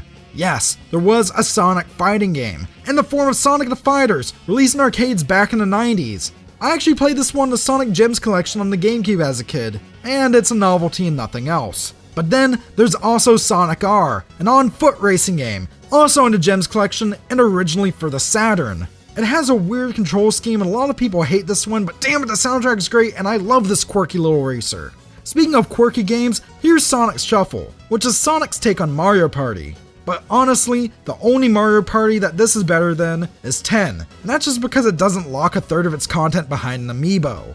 Speaking of Mario though, let's take a look at the Mario and Sonic at the Olympic Games games. The newest of these is Tokyo 2020, which is also the newest Sonic game in general at the time of making this video. I've played a tiny bit of that at a friend's place, and a bit of my own copy of Mario and Sonic 2008, which is the only one I own. I really didn't care for 08, but this new one is really charming and awesome, and I really do hope to pick it up sometime soon for myself. This one was also the final game developed by a Steam studio, Alpha Dream, best known for the Mario and Luigi RPG series. May they rest in peace. Okay, but now, let's dive into some really obscure stuff. There is Sonic Dash for smartphones, which was Subway Surfers but Sonic. There's Sonic Jam for the entire Gamecom, which was so terrible that I had to go look in the mirror and really take a long, hard think about why I'm a YouTuber and if I've wasted my life or not. There's also countless Sonic compilations and re-releases and all of the Sega compilations that just happen to feature Sonic games. The newest of these is the new Mega Drive mini console. It's honestly really well done, and an absolute must-have for anyone who wishes we could go back to a time that was pre-2001. I also need to mention Sonic Boom Rise of Lyric for the Wii U, a spin-off game that's infamous for being one of the worst Sonic games ever made. I actually did a documentary on the development of this one, and now I just can't look at my copy without feeling sad. The Sonic Boom sub-series saw 2 further releases following the Wii U game. There's Sonic Boom Shattered Crystal for 3DS, which is a very mediocre 2D platformer, and there's Sonic Boom Fire and Ice, also for 3DS, which is actually a very fun and underrated 2D platformer. For some reason, I also get asked a bunch to look at weird arcade games such as Waku Waku Sonic Patrol Car and Sega Sonic the Hedgehog, which are a unique piece of gaming history for sure, but are also titles I don't feel comfortable looking at unless I can play them in a similar way to how they were originally intended. That especially goes for Sega Sonic the Hedgehog, as that game required a trackball to control it. I'd also like to mention some cancelled Sonic games. There is Sonic Extreme for the Saturn, another game with a tragic development story that I did a documentary on, along with Sonic Extreme with an E at the front for the original Xbox, which was essentially just going to be Tony Hawk's Pro Skater, but Sonic. But even if we didn't get those, at least we got the Kinect-powered abomination known as Sonic Freeriders. And yes, Sega also did allow the release of Sonic Schoolhouse for Windows back in the 90s. This is a game that I constantly get requested to review. I actually probably get a few messages a week telling me to do this. But also, I know really poorly done Sonic games are funny, but really and truly, this is just a really mediocre edutainment title from the 90s that just happens to feature Sonic. This game has been memed on so hard that there's nothing of importance I really feel like I can add to the conversation on this title. Now, I know there is one big game I missed in that rundown, and that of course is Sonic 06. And I'll be honest, Sonic 06, especially the PS3 version, is the worst game I've ever played in my entire life. But the reason I'm not talking about that game today is because I think that Sonic 06, yeah, it's awful, but everything that could be said about that game has been said. I have nothing to add to that conversation.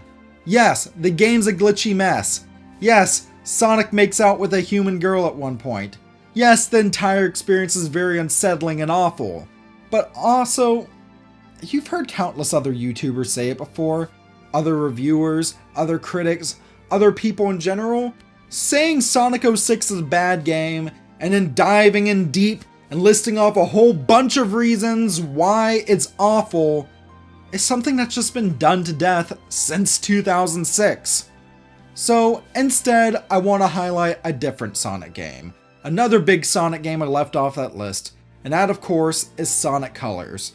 Because when I talk about 3D Sonic games, I don't want people to think of Sonic the Hedgehog and immediately go to the terrible games that have ruined the series' reputation.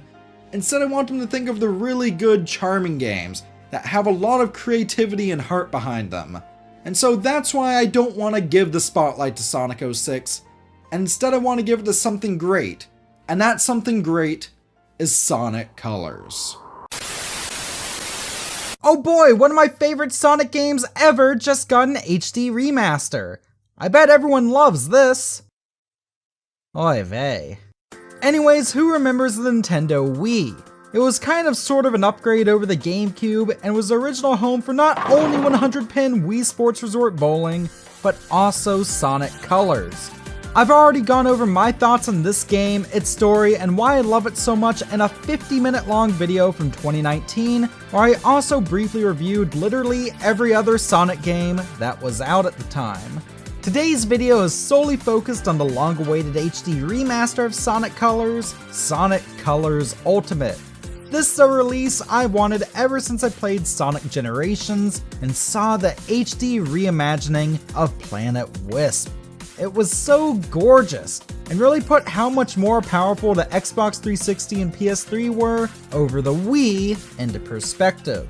HD Sonic Colors is something I felt needed to happen, especially since, until recently, most folks seem to consider this one of the best games in the entire Sonic series. I don't know what's changed. People seem so much more harsher about it nowadays.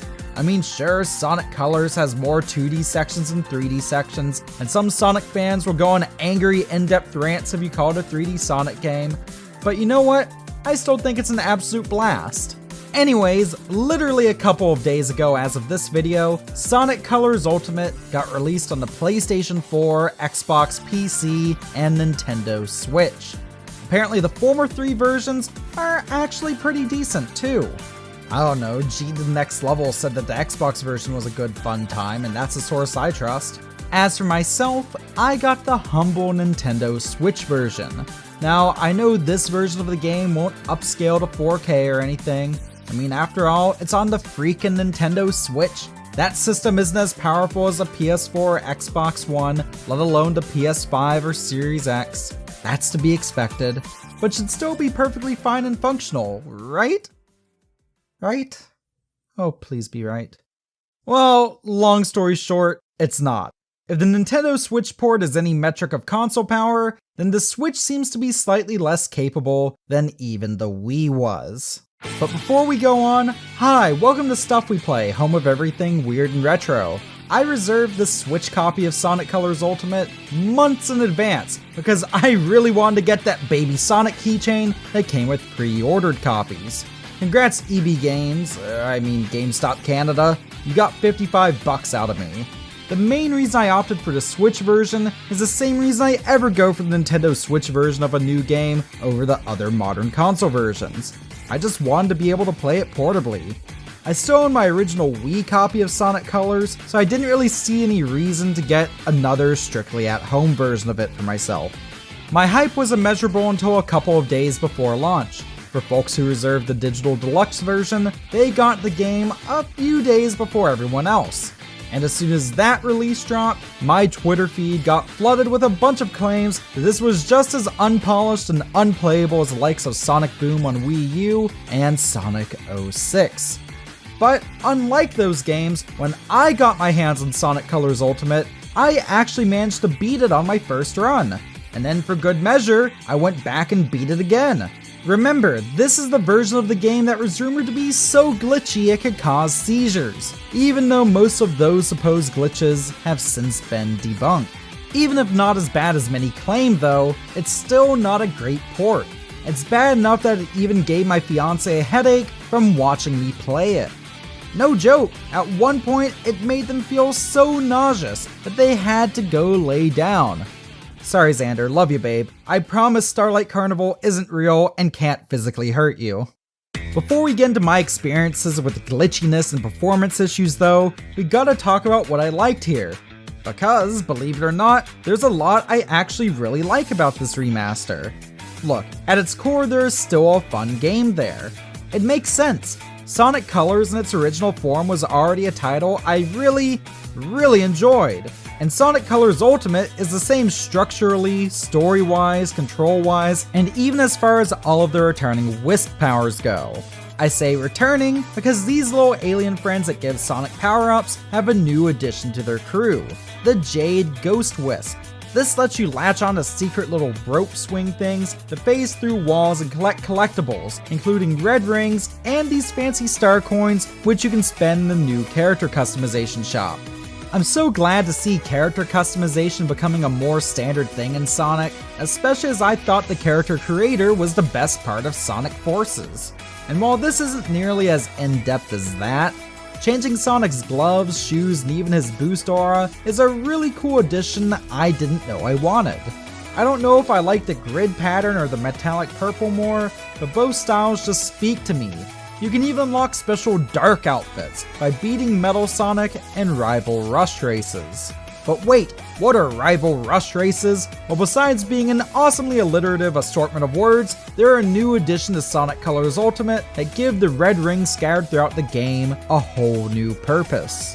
Don't worry, you still also use red rings to unlock extra stages in the Sonic Simulator area and to unlock Super Sonic, but Super Sonic requires you to get every red ring in the game. The Metal Sonic races are unlocked by collecting 15 rings in every zone. And that's any 15 red rings from any of the 6 main acts in each zone. And once you unlock the Metal Sonic race, you have to, well, race against Eggman's mechanical Supersonic Marvel through a single act. And my god, these races are tough! But when the game works as intended, they're a fantastic way to test your reflexes and knowledge of the level layouts. They give Sonic Colors just that much more replay value. With that said, why the hell did they change how dying in a bottomless pit works? Yeah, no, the devs actually did that. And if you die in a bottomless pit, instead of instantly starting back at the last checkpoint, you have to watch Tails hover around holding your revived corpse for a few seconds, then spurt out a line about how he saved your life, and then you can continue through the level. Sonic Colors was never a super difficult game, and I never saw anything particularly wrong with how lives worked before, so I gotta ask, was this really a necessary change? Also, you know what addition I feel really mixed on as well? The remix soundtrack. For some reason, Sega decided to remix part of the OST for this remaster. Yeah, weirdly, not every tune in Sonic Colors Ultimate is a remix, though when it comes to those remixes, some of the tracks, such as the remix of Eggman's Big Boy and the various Aquarium Park remixes, are awesome. Oh, for those curious, Sega says this boss here is officially called the Rotatatron in one of the videos they recently released online. However, Eggman still refers to it in-game as his Big Boy. So yes, in Sonic Colors Ultimate, you still get to beat Eggman's Big Boy. It's a hard battle of stiff competition, and you have to really ride out this fight well to end up on top. And once the battle is built up to its climax, it bursts into a beautiful explosion of golden rings. Okay, back to the music. The OST is on the whole pretty great, but some tracks still underwhelm, such as the new version of the main theme, Reach for the Stars. I know that's controversial because a lot of people love this mix, but for some reason it's just not doing it for me. The worst of the new remixes though is definitely the new theme of Sweet Mountain Act 1. The original version of the song had horns! Horns, I tell you! And this new version of these more chiptune-esque bits just sounds so empty in comparison. What's completely inexcusable here is how poorly optimized the game is for the Nintendo Switch. I don't know much about Blind Squirrel Entertainment, but what I do know is that the load times in Sonic Colors Ultimate on Switch are often way longer than the original Wii version. One of my favorite things about the original is how, as soon as you press start at the title screen, you just get thrown into the first level. And actually, you don't get any story at all till you even beat the second level, Tropical Resort Act 2. And other 3D Sonic games have done this since then, but Sonic Colors was really the first of the 3D games to do it, that I remember anyways. And that initial act intro / load screen is so snappy in the Wii version. Yeah, that's present in front of every level in the game, it's very clearly a cleverly designed load screen, but in the original title, it just feels like it added a bit of flair to hype you up. In the Switch version though, this thing takes a hot minute. Literally. It's really jarring and breaks the pace, and some of you may think that this might just happen on Act 1 of every zone since those are the longest levels, but no, some Act 1s loaded nearly instantly. Some shorter later acts took forever though. I don't know what causes the long loading, but when it does happen, it's a royal annoyance. Especially as annoying is the frame rate and its associated issues. Sonic is a series all about speed, momentum, and flow. So why the hell can't this port of a 10-year-old Wii game run at a stable 60 FPS on the Switch? It usually runs around 30, but drops most but not every time a lot happens at once on screen. The frame drops are even god-awful on early levels such as Tropical Resort Act 1. I know, the first stage of the game and the first impressions are really not great. These frame drops are also way inconsistent. Sometimes the game seems to run flawlessly, or as flawlessly as it can while at what feels like a throttled frame rate. Other times though, it's a hot mess of frame drops and glitches. And holy fuck, the glitches are bad. Well, like, not as bad as Twitter rumors made them out to be from my experiences, but they can still be absolutely gnarly when they happen. To start, despite toying around as much as possible and following a bunch of different combinations of actions, it seems like the seizure-inducing glitches from Twitter really were just a hoax. I have not been able to replicate them at all, and this was while playing an unpatched launch version of the game. But make no mistake, there are many glitches here. Sometimes I'd grab a wisp and the background music would just cut out. Sometimes the music would also just randomly cut out midway through the @clear screen. More seriously, sometimes enemies and objects just popped in and out of existence. At one point during the final boss where Sonic is supposed to bounce into him to kick him away to save a wisp, the game just wouldn't let me. And then, despite having footage of all of this that you are seeing right now, when I came back to Sonic Colors Ultimate on Switch that very same evening I recorded this playthrough so I could stream it on Twitch, none of these glitches occurred. The frame rate was more stable most of the time, and Tropical Resort Act 1 even loaded nearly instantly. I had to check to see if the game had been patched or not, but nope, apparently we're still a little bit away from a much needed yet promised patch for the Nintendo Switch version. And I should mention, though the other home console versions look and run better, they apparently aren't totally glitch-free. According to G, in his run of the Xbox version, he had the music cut out at multiple points on the results screen as well. And longtime friend of the channel Mykonos fan, who was playing on a PS5, randomly had his save data get corrupted. There's one glitch I had though, I think will always color my memory of this port. Pun intended. I mentioned earlier that something happened in the Starlight Carnival Zone earlier that was so jarring and uncomfortable to look at that it gave my partner a splitting headache. And that happened during this zone's boss fight. Much as Sonic Colors Ultimate sometimes randomly behaves really well, on this particular run against this boss, it just completely shit itself. Look at this! You can see Sonic's hitbox! Why are there glowing red siren light squares? Why are there squares everywhere? And to top it all off, the frame rate is so atrocious. Who approved this? Of racing against Metal Sonic through a mountain of cake as Sonic Colors Ultimate at its best, and going against the boss of Square JPEG Zone is this game at its absolute worst. And my god, what a low it is. But in spite of all of this, it's a game I think I'll definitely come back to at some point, perhaps once it's been patched. I love the idea of playing Sonic Colors on the go still, and the game plays about the same both docked and in handheld mode. And for all its issues, I'd be lying if I said I didn't have any fun at all. But how much of that fun was just because, even with all the garbage coating it, at the heart of this rather rushed feeling remaster, there's still a good game. Like shit y'all, this is $55 here in Canada. A Wii copy will only run you around $20 to $25 currently. I don't care how much you love Sonic Colors or desire a new portable Sonic experience, this is just not worth it right now. My verdict, wait for the promised update patch to drop.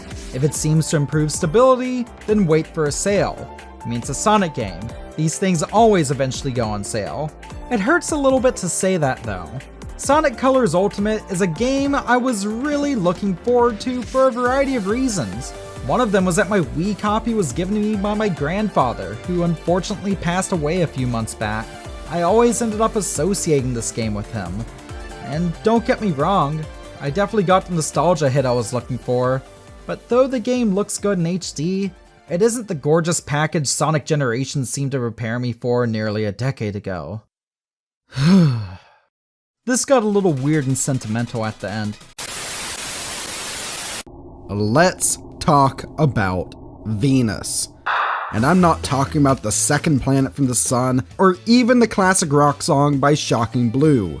No, I'm talking about Sega Project Venus, better known as the Sega Nomad. Now, the Nomad itself was, at its core, just a portable version of Sega's massively popular 16-bit console, the Genesis, or, the Mega Drive for those of you who don't live in Freedom Land. It plays games off of standard cartridges. It has a TV out and can accept wall power, meaning that, in a sense, you can dock the system and can shift between playing your games portably to playing them on your TV. And also, the most common complaint I hear about this system is in regards to its battery life. Now, for those unfamiliar with this obscure Sega console from 1995, I'm sure that these same descriptors could be used to describe the modern console offering from Sega's former biggest competitor.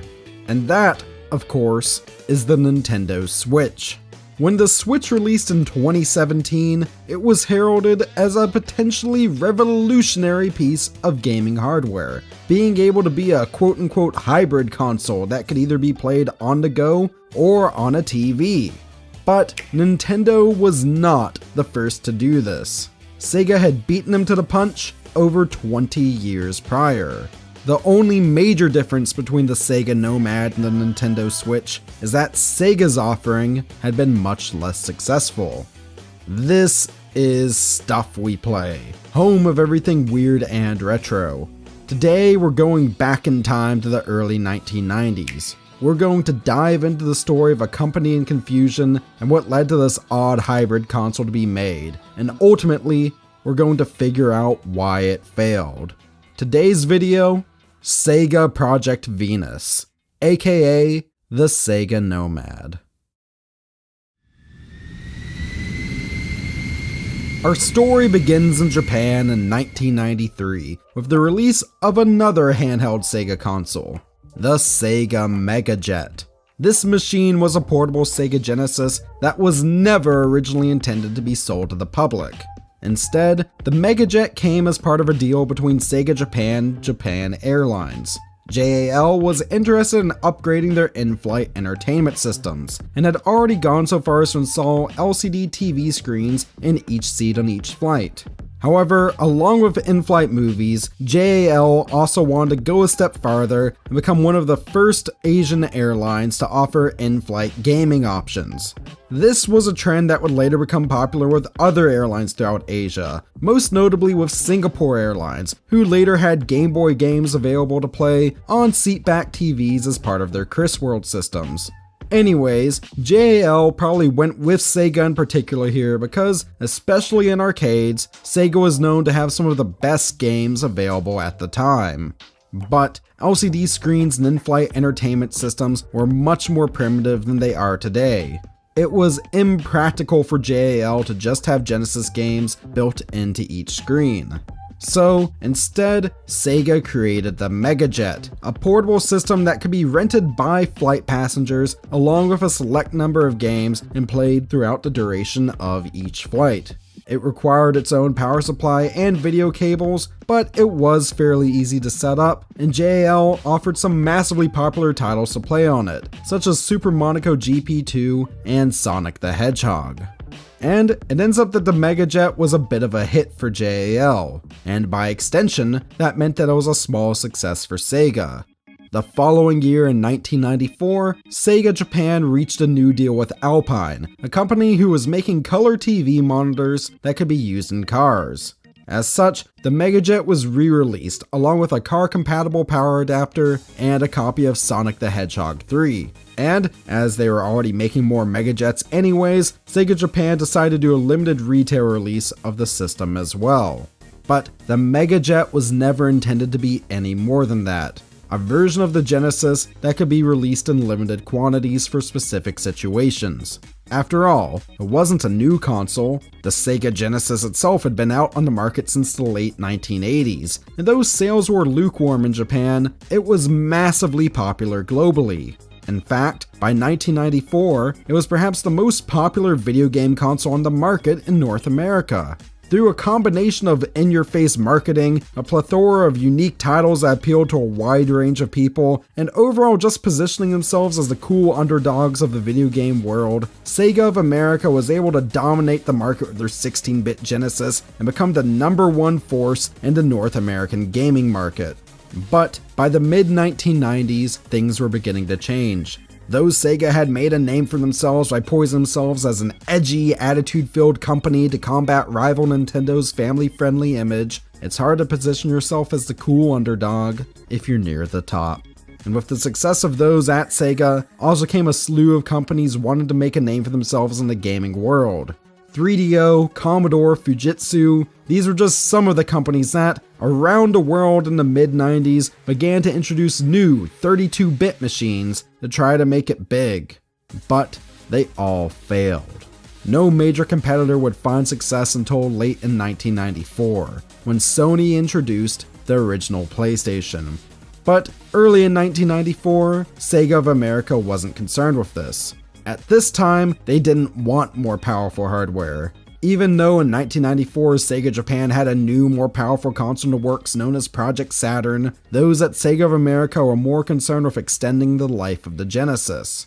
After all, it was selling like hotcakes. This led to the development of new systems and add-ons for the Genesis by Sega of America. One of those would be Project Mars, a 32-bit add-on for the Genesis that would allow it to play more impressive looking titles. This would later be released as a Sega 32X. It would be a massive commercial failure for Sega, but the 32X would be just one of many Genesis-related projects. By 1994, there had been 2 different models of the regular Genesis released, 2 models of a CD-based add-on known as the Sega CD, and even a combination of the 2 units known as the Sega CDX. That's also not to mention the countless cancelled projects, including a combination Genesis 32X unit known as the Sega Neptune. Sega of America at this time was also supporting a handheld system in the form of the 8-bit Sega Game Gear, and also in 1994 released the education-focused Sega Pico console. That's many different pieces of hardware, and to many in the gaming world, it seemed like Sega of America was just throwing everything they could at the wall to see what would stick. To be fair, some of those products had come from Sega Japan. Though Sega of America often acted independently of their head branch, Sega Japan were still the rulers of the Kingdom of Sega, and at this time, Sega of America was increasingly trying to push off releasing Project Saturn in North America.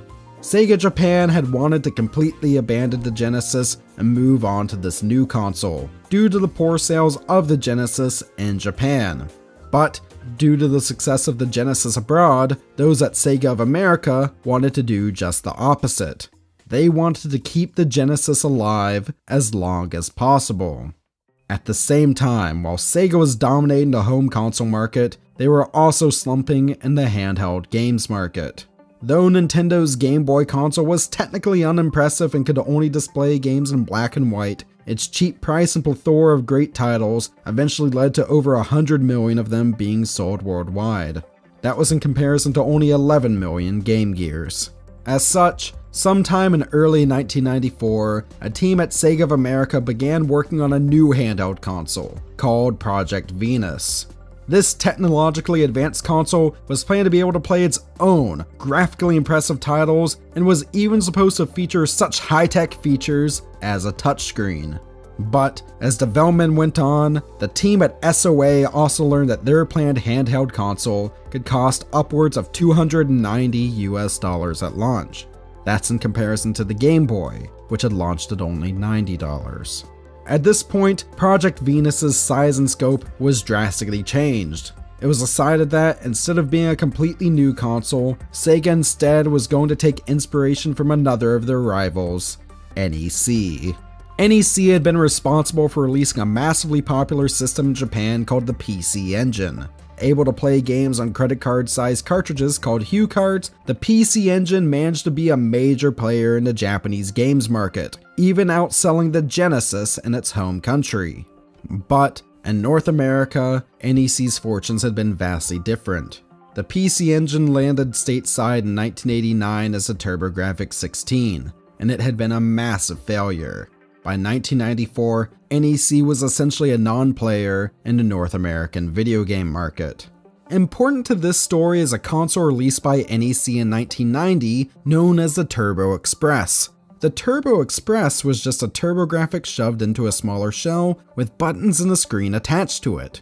It played all of the same HuCard games as the home console counterpart, and it also ran off of 6 AA batteries, which it could drain in only about 2 hours. So, Project Venus at this point in mid-1994 shifted to be a Genesis equivalent to the Turbo Express. And, conveniently for those working at Sega of America, their Japanese counterparts already had a mostly portable version of the Genesis out on the market. That, of course, was the Megajet. Sega of America's team didn't have to make many alterations to turn the Megajet into a true portable Genesis. They squashed the form factor a bit, placed an LCD screen in the middle of it, and kept features in such as the AV out port. From there, all they needed to do was to add in a way for the unit to run off of AA batteries. For this, instead of building in battery slots, SOA's team just added a clip-on battery holder that took 6 AAs. This meant that the system could still run off of wall power without this pack, but in order to use the system portably, this would be the only way to give it power. To Sega of America's quality assurance anyways, it seemed golden.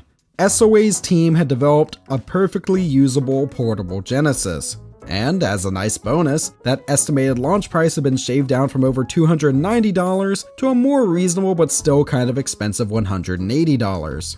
To test the waters with the new system, Sega of America, after a few delays, would release Project Venus, now known as the Sega Genesis Nomad, in select American cities in October 1995.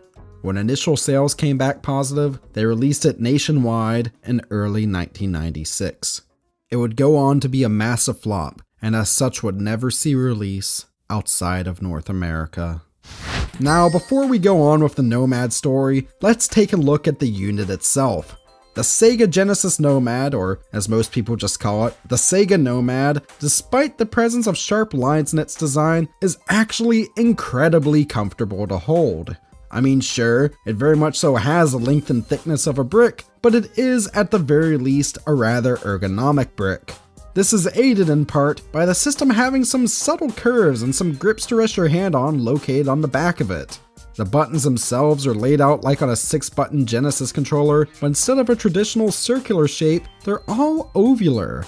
Combine this with some very reassuring audible feedback that's provided with every press, and you have easily one of the most satisfying ways to control Genesis games. And I can give similar praise to the D-pad as well. It's a concave design that can easily be pushed in 8 directions, and like with the buttons, you get some very reassuring audible feedback whenever you press it in a direction. And as for the screen here, okay, it's completely unimpressive by today's standards, but by the standards of gaming in 1995, it's awesome. Like the Game Gear, the screen here is not only full color, but it's also backlit. And of course, it has some major issues with ghosting, which is especially apparent in fast-paced titles such as Sonic the Hedgehog. But again, by the standards of the time, it's quite good. I mean, just compare this to the Game Boy, which had no front or backlight and was completely in black and white. The visual experience here is completely night and day. But though it can excuse some of the shortcomings of the screen, the Nomad has some other very noticeable flaws.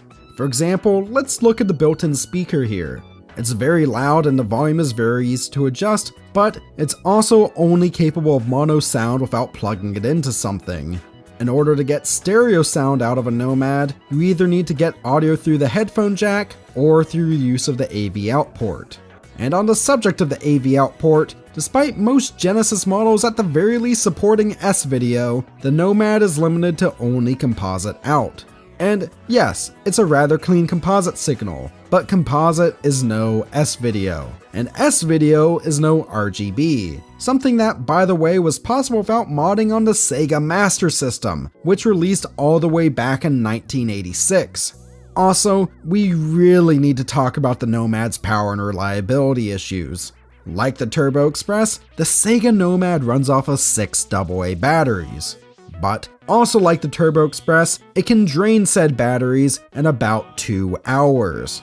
And of course, that's assuming you even have the battery pack for your Nomad. When I received my unit, I was lucky enough to have the battery pack with it, but I think that most nowadays will not be so lucky. And you need the battery pack to play it portably. But then again, as the system is so comfortable and can support 2-player via the controller port and has AV out, perhaps it's better suited as just a fancy alternative to a regular Genesis. Also, like the Game Gear, many Nomad units have capacitors in them that can leak over time. And I am thankful enough to have a unit that has been recapped. If you find a unit, please check to see if it has any capacitor leakage, because many Nomad units nowadays are effectively dead. So I think the final thing I need to touch on here is game compatibility. Most Genesis games will work on a Nomad no problem, even the majority of games released outside of North America. But there are some games that work with regular Genesis consoles that just don't work with it. And on that note, there's also no way to use a Nomad with the Sega 32X or Sega CD without modding.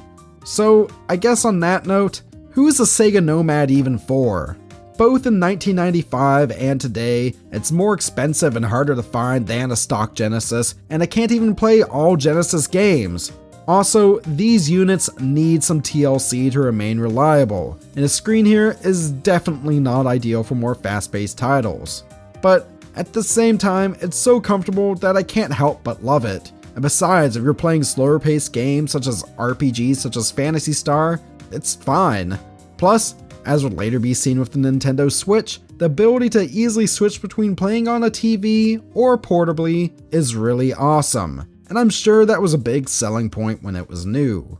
But with that said, I think I can see why this thing failed. The Sega Nomad originally released to much acclaim, but despite the portability factor, the Nomad was not destined to be a success. Though it was a technically impressive handheld, many of the issues I mentioned earlier, particularly the battery life, caused many consumers to be skeptical of the system. There was also the issue of the price. At $190, the Nomad, though more powerful than the Game Boy, was also $100 more expensive than it, and it didn't even have a pack-in title. The Game Boy could often be found with games such as Tetris included with it, making it a very obvious, more budget-friendly choice compared to the Nomad. So, the Nomad sold poorly pretty much immediately following its nationwide rollout in 1996. Those sales and test markets had been good, the greater gaming public just did not seem to be interested in it. Sega of America even tried to address some of the bigger issues with the unit, slashing the price to only $100 a few months after launch, and even releasing a rechargeable battery pack.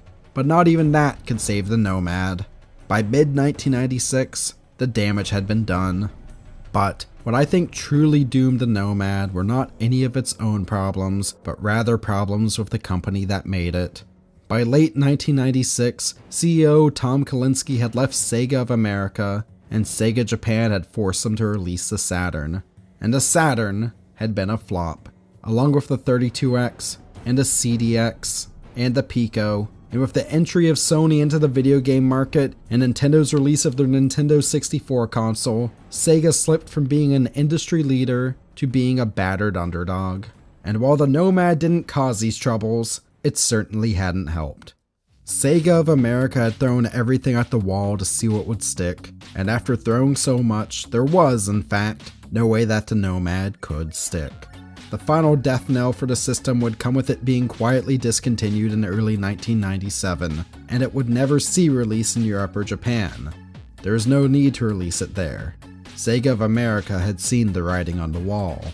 By 1998, Pokemon Red version, Blue version, and later Pokemon Yellow version had been released for the Game Boy, and they had become the most popular titles for the then over 9-year-old system, and Pokemon itself had become a phenomenon, and at that point, Sega of America saw no reason to keep competing in the handheld console market. As such, they soon discontinued the Game Gear as well. The Sega Nomad had been an impressive piece of technology for its time, but being technically impressive was not enough to sell units. Nintendo's offering won the 90s handheld console war not because it was impressive, because it wasn't. The Game Boy was outdated technology as soon as it was released, but that didn't matter. The Game Boy was cheap, and Nintendo relied not on specs to sell their system, but games. And it just so happened that, to the 90s gaming public, the Game Boy just had better games. You know what?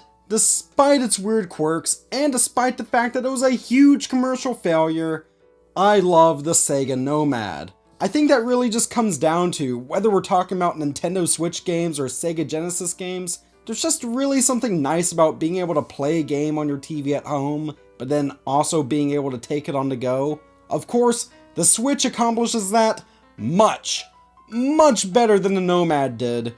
But at the same time, the Switch came out 22 years after the Nomad. I'd be surprised if it didn't do everything better. Priced under $50 containing around 5 games each, produced in several eye-catching colors, and able to fit into the palm of your hand. To many Sega fans hearing these phrases, this may sound a lot like the new Game Gear Micros, playable keychain-sized mini-systems that will be releasing in Japan later in 2020.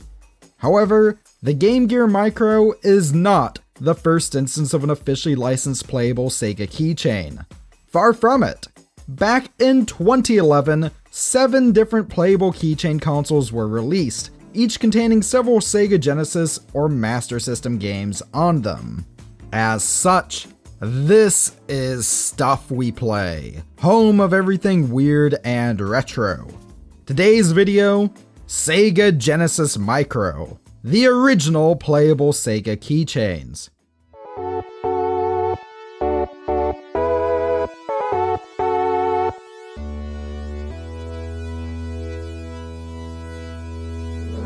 Get ready? Isn't technology incredible? I mean, just look at how truly tiny these things are. You can fit 2 of these inside a standard Genesis controller, and yet these things aren't mere controllers. They're fully fledged systems able to run off of a single AAA battery, and they certainly look nice too. Compact, colorful, complete with proper branding, well except for this green one here anyways. The only oddity on this case is this mini USB port, which is just used for AV output. Oh, and I should mention, these things can only do a fuzzy composite out with mono sound, and that's definitely disappointing. But then again, what would you expect from products made by AtGames?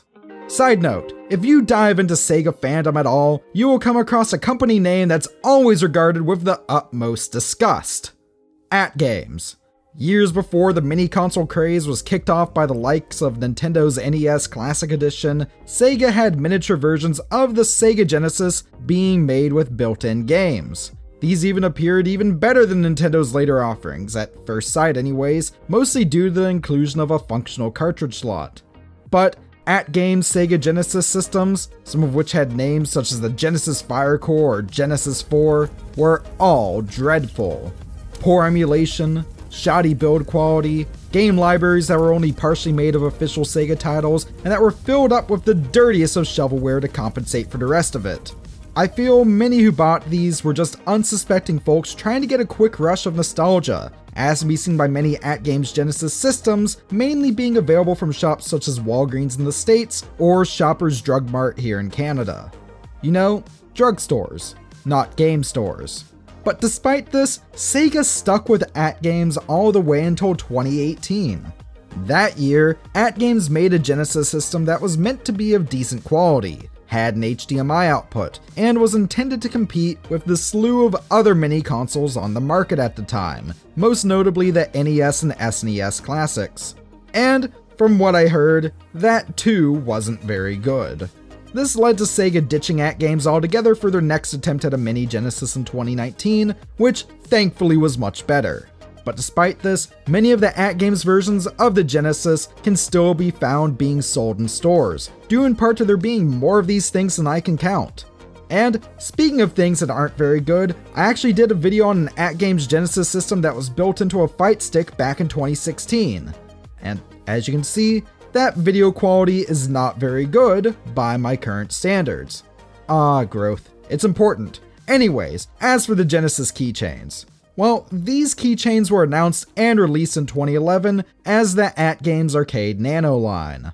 This was a joint venture between both AtGames and their UK distributor, Blaze. It seems that though there are actually 7 different varieties of these, at least a couple of them were exclusive to PAL territories. These units are as follows. There's the Arcade Nano Sonic, which was blue with red buttons and featured Sonic 1, Sonic 2, Sonic Spinball, Sonic 3D Blast, and for some reason Alex Kidd in Enchanted Castle. That's to say, this is your obligatory Sonic thing. There is the oddly named Arcade Nano Marshmallow, which was an eye-searing pink with light blue buttons and included Echo the Dolphin, Echo Jr., Puyo Puyo, Flicky, and Columns. There's also the Arcade Nano Casino Games, which was yellow with red buttons, and though no games lists available, I'm pretty sure it was just filled with boring-ass casino games. Now we get to what is by far the rarest and coolest looking of these. The sleek black Arcade Nano Altered Beast. I mean, I know for sure that this one contains the Genesis version of Altered Beast on it, but that's really it! I can't find any definitive info or even a games list. I can't even find one for sale online. Anyways, the 3 I have on hand today are the Arcade Nano Virtua Fighter 2, Arcade Nano Columns, and also the Arcade Nano Sonic Blast. I should note, the Sonic Blast one in particular is unique because, as far as I can tell, it was only released in PAL territories. That makes sense, as Sonic Blast was a Game Gear and Master System release, and those platforms sold way better in Europe and Brazil than in North America. That's also why, when it comes time for any off-screen footage, the footage of Sonic Blast will be from my Amiga monitor instead of my testing TV. Initially, the game selections on the 2 Genesis units seem pretty good. The Virtua Fighter 2 system contains Shinobi 3, Alien Storm, Golden Axe 3, and of course Virtua Fighter 2. The Columns unit features Dr. Robotnik's Mean Bean Machine, Aeroflash, Flicky, and Columns 1 and Columns 3. But as for the Sonic Blast unit, it quite literally just contains Sonic Blast. At least it's a half-decent Game Gear version, not the god-awful Master System port. And of course, those game lists I just gave aren't fully complete. All of these Arcade Nano systems also include 5 bonus games, bringing the total number of games in the initial 2 units to 10 games each. However, these bonus games really shouldn't count towards that total number, as they're all bootleg-esque garbage. I mean, trust me, I bought this thing to play Golden Axe and Sonic, not Snake? What is this, a Nokia phone? That's not the only way AtGames tried to make the game library appear larger than it was either.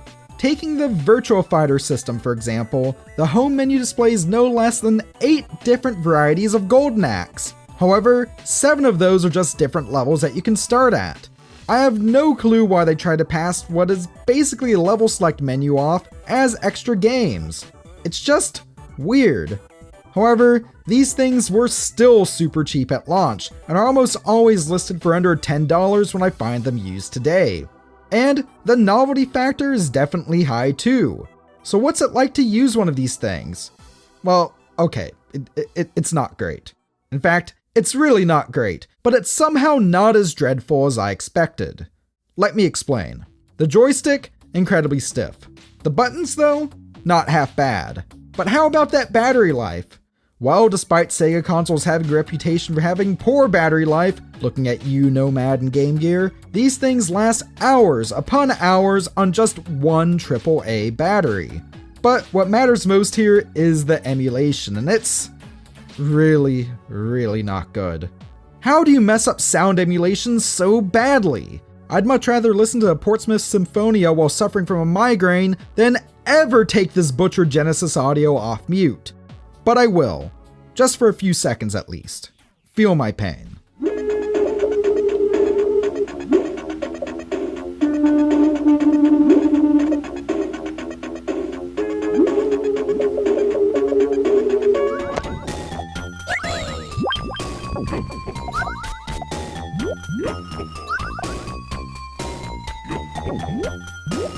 But what's oddest of all is that this just applies to the Genesis audio.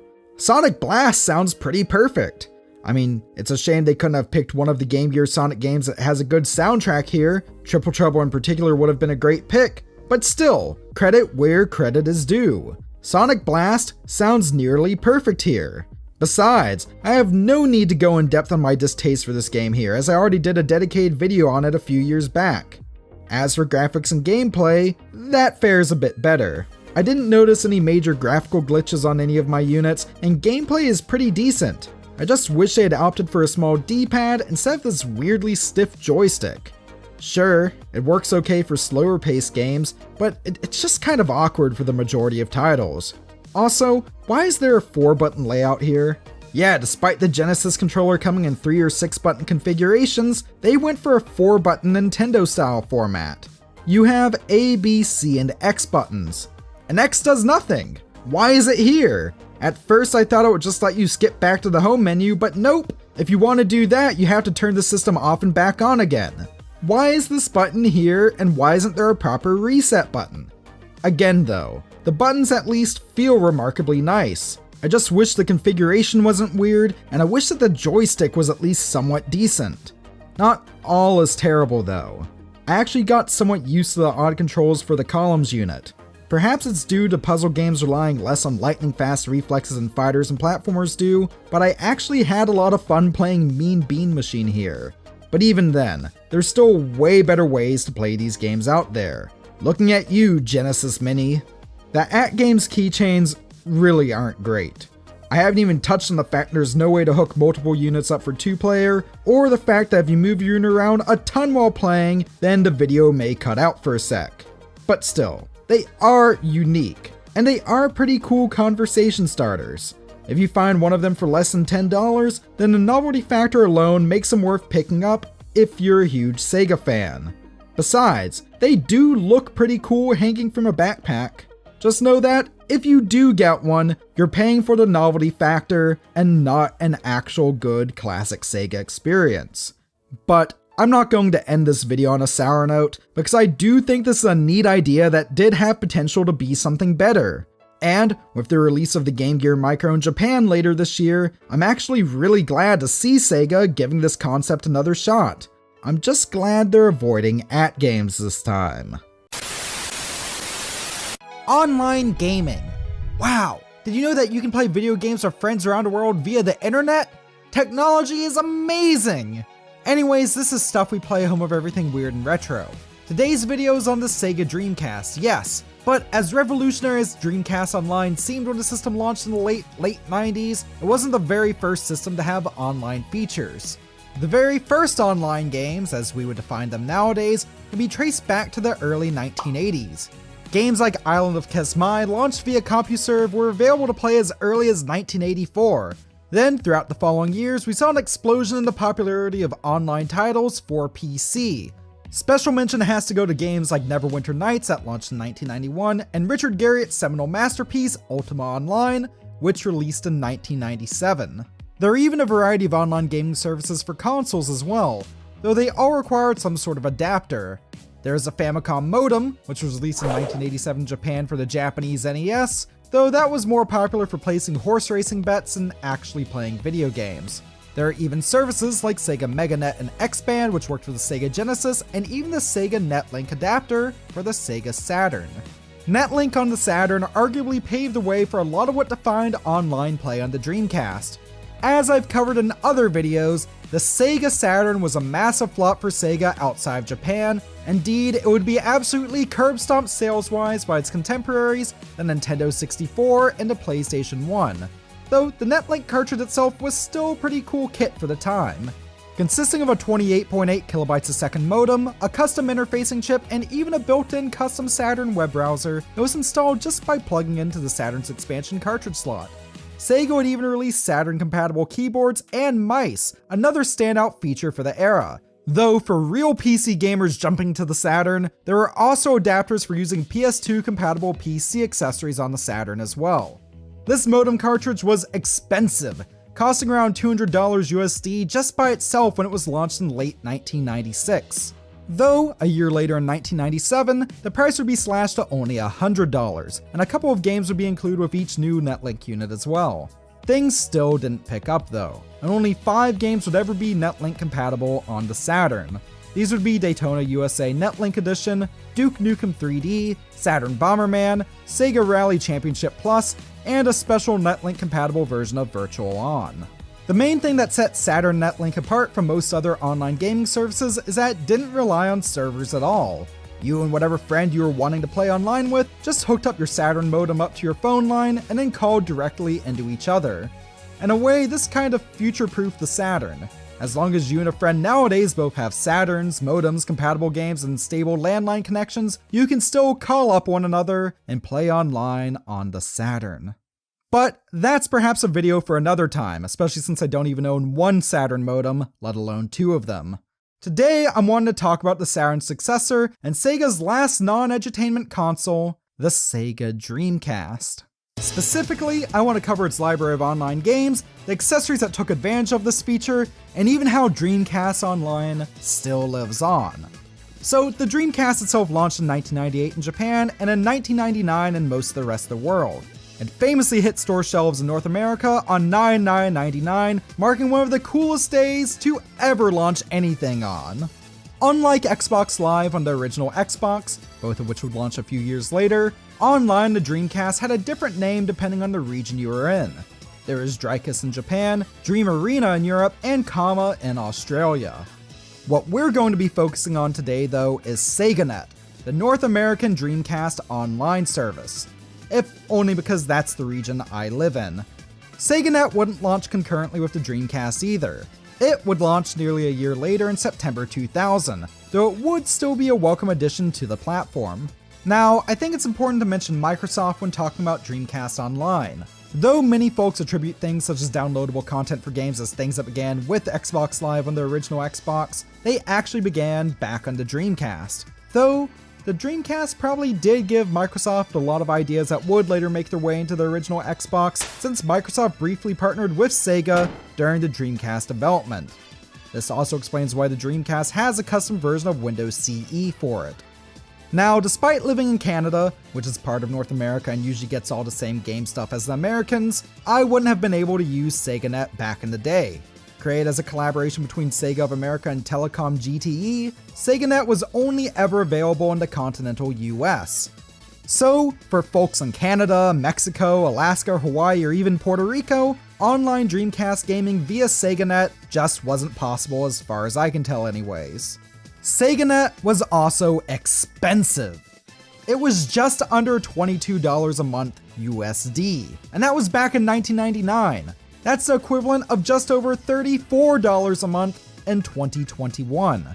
But it was still relatively popular initially, with over 1.5 million Dreamcasts being brought online via SegaNet within the first month after launch.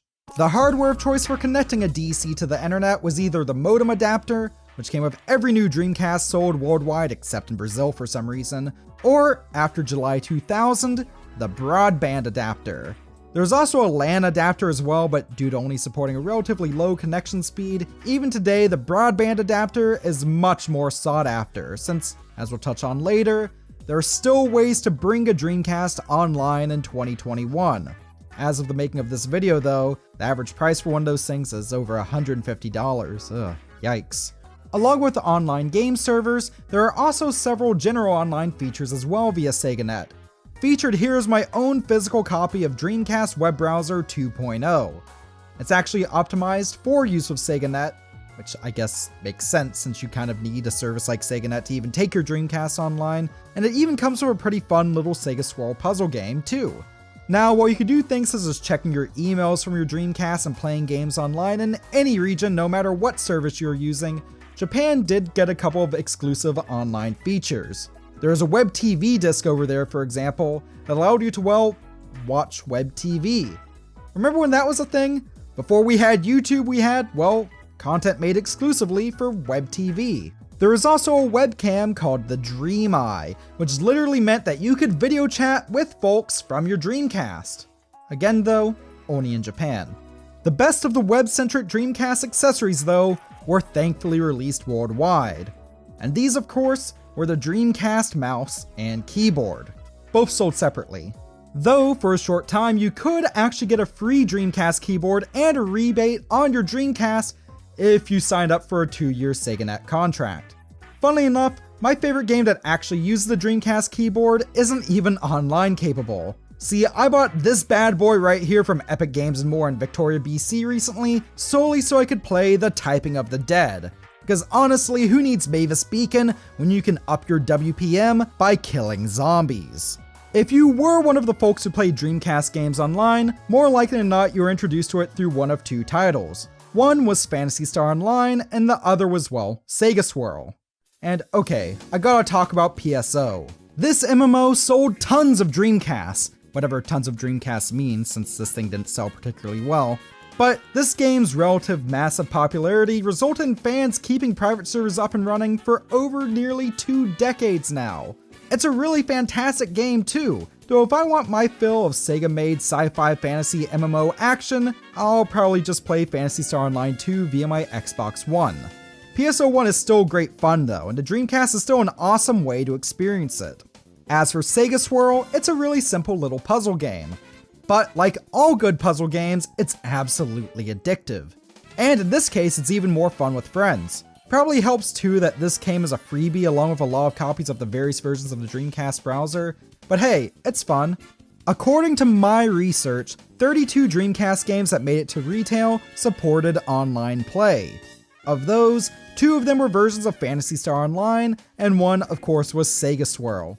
Oh, and of course, 8 of them were just yearly sports ball stuff that I'm not going to bother covering because, I mean, dang, do I look like a sports ball type of person? With that out of the way, let's go through the rest of them. 18 Wheeler was a rather odd big rig focused racing game that I actually really enjoyed playing in the arcade back in the day. And unlike that one other really popular big rigs racing game from around the turn of the millennium, this one was actually good. If off-road racing is more your style, then there is also 4x4 Evo. For fans of track-based racing, there's a solid online capable addition to Sega's Daytona USA series here, in the form of Daytona USA 2001. It's also pretty cool to see this one here too, since there is also an online capable Daytona USA release on the Saturn. If you prefer your racing games to be a bit more futuristic in theming though, there's both Ubisoft's Pod Speed Zone and Midway's San Francisco Rush 2049. And I've never played either of these, though they both look fun. Ubisoft had another racer available on the Dreamcast as well, with that being Speed Devils Online Racing. Between all of these, I think it's pretty obvious that racing is the most represented genre with online functionality here. Behind sports ball, of course. Of all the online capable releases though, the one I'm most curious to see in action online is Capcom's Capcom vs. SNK 2. This is a fantastic fighter, bringing together a massive roster of characters from 2 legendary companies, but also, it technically isn't a SegaNet game per se, as the Dreamcast version only saw a Japanese release.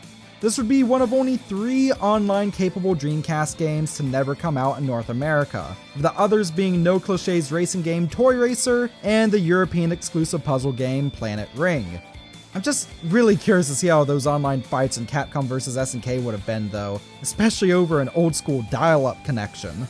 SNK 2 would be the only fighter with online support, meaning that fighting games have just as much representation in the world of online capable Dreamcast games as Pool.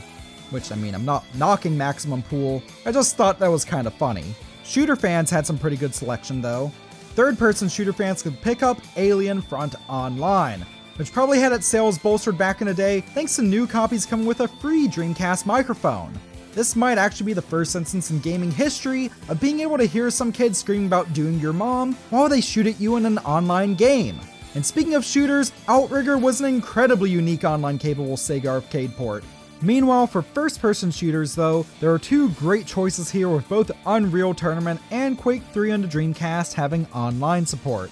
2 great games there that you really can't go wrong with. And speaking of games that you really can't go wrong with, I guess the same can be said for Bomberman Online. Hudson Soft's explosive little action puzzle series rarely ever disappoints, though if I were to play any version on a Sega console, I'd still definitely go with the 12-player capable Saturn Bomberman. Speaking of puzzle games, another great original puzzle title by Sega for the Dreamcast was Choo Choo Rocket. I really love this little game, even if I for some reason own both the Japanese and European version of it, but not an actual American copy. Seriously, the Dreamcast is region locked, I can't play either of these. But I bought them anyways because I have the self-control of a toddler. Also, for puzzle game fans, there was, of course, an online version of Tetris. Tetris is, well, Tetris. It's really hard to go wrong there. For those looking for strategy games that were online capable back in the day, there was a version of Worms available here. While for simulation fans, Starlancer is a pretty neat looking sci-fi flight sim. Probably one of the weirdest looking online capable Dreamcast games was this one here called Ooga Booga. It's a Hawaiian themed action title filled with shrunken heads and magic, and it just looks really odd, though that name seriously gives me some weird vibes. Finally, let's talk about Jet Grind Radio. Or Jet Set Radio if you prefer. This one is stylish, involves roller skating, there's graffiti everywhere, and it's considered by many to be one of the best Dreamcast games out there. And even for those who aren't fans of this one, you can't argue that's at the very least one of the platform's most original titles. And that's really saying something, as despite the Dreamcast dying in most regions after only around 2 years, it had a ton of great original titles. Jet Grind Radio really sticks out, and I mean that in the best possible way. And these are just the games that supported online play. That's not to mention all the titles that had DLC released for them as well on the Dreamcast, such as Sonic Adventure 1 and 2. But even without that, online on the Dreamcast was still pretty widely supported. I mean, yeah, 32 games of online play might not sound like a ton, and yeah, that's technically only 28 in North America if we aren't counting PSO re-releases, but that's 28 of only around 250 games that saw a release stateside. That's not really that bad. However, due to poor business decisions made throughout the 90s by Sega, and Sony's PlayStation 2 basically crushing the Dreamcast under its foot after it launched in late 2000, Sega would decide to discontinue the Dreamcast in 2001. They would subsequently leave the console market, with their resources from then on out being put mostly towards creating games for their former competitors' systems as a third-party developer. 2001 isn't really an accurate death date for the Dreamcast though. The last official game for the system, Karus, would see release in Japan all the way in 2007. And even then, a widespread homebrew community would keep a steady stream of releases coming out for the Dreamcast to this day. And as for SegaNet, well, okay, it's complicated. The general online services were taken offline only 11 months after SegaNet launched in the US, with SegaNet Online accounts transferred to American ISP Earthlink at the end of July 2001. Online service for games, though, would last a bit longer than this. Sega would cut the price of playing online to only $10 a month after the SegaNet brand was retired, and then they would remove the cost of playing online altogether after August 2002. The final official Dreamcast servers would be taken offline in September 2003, with those being the servers for Phantasy Star Online. From there, the existence of all online play on the Dreamcast was in the hands of private servers run by fans. And honestly, I think a lot of those fans have done a pretty dang good job. Indeed, as of 2021, it's not too terribly difficult to take a Dreamcast online. You can do so by using a Raspberry Pi and an application called DreamPi, which takes a modern high-speed internet connection, converts into something accessible by a Dreamcast. Most former SegaNet supported games are supported by DreamPi as well, along with some games that never even were released back in the day, and a Planet Web browser too. I guess you could say that fan support like this is something that most retro consoles could only dream of, am I right? No? Not at all? Alright, I'm gonna head out. Thank you so much for playing my game!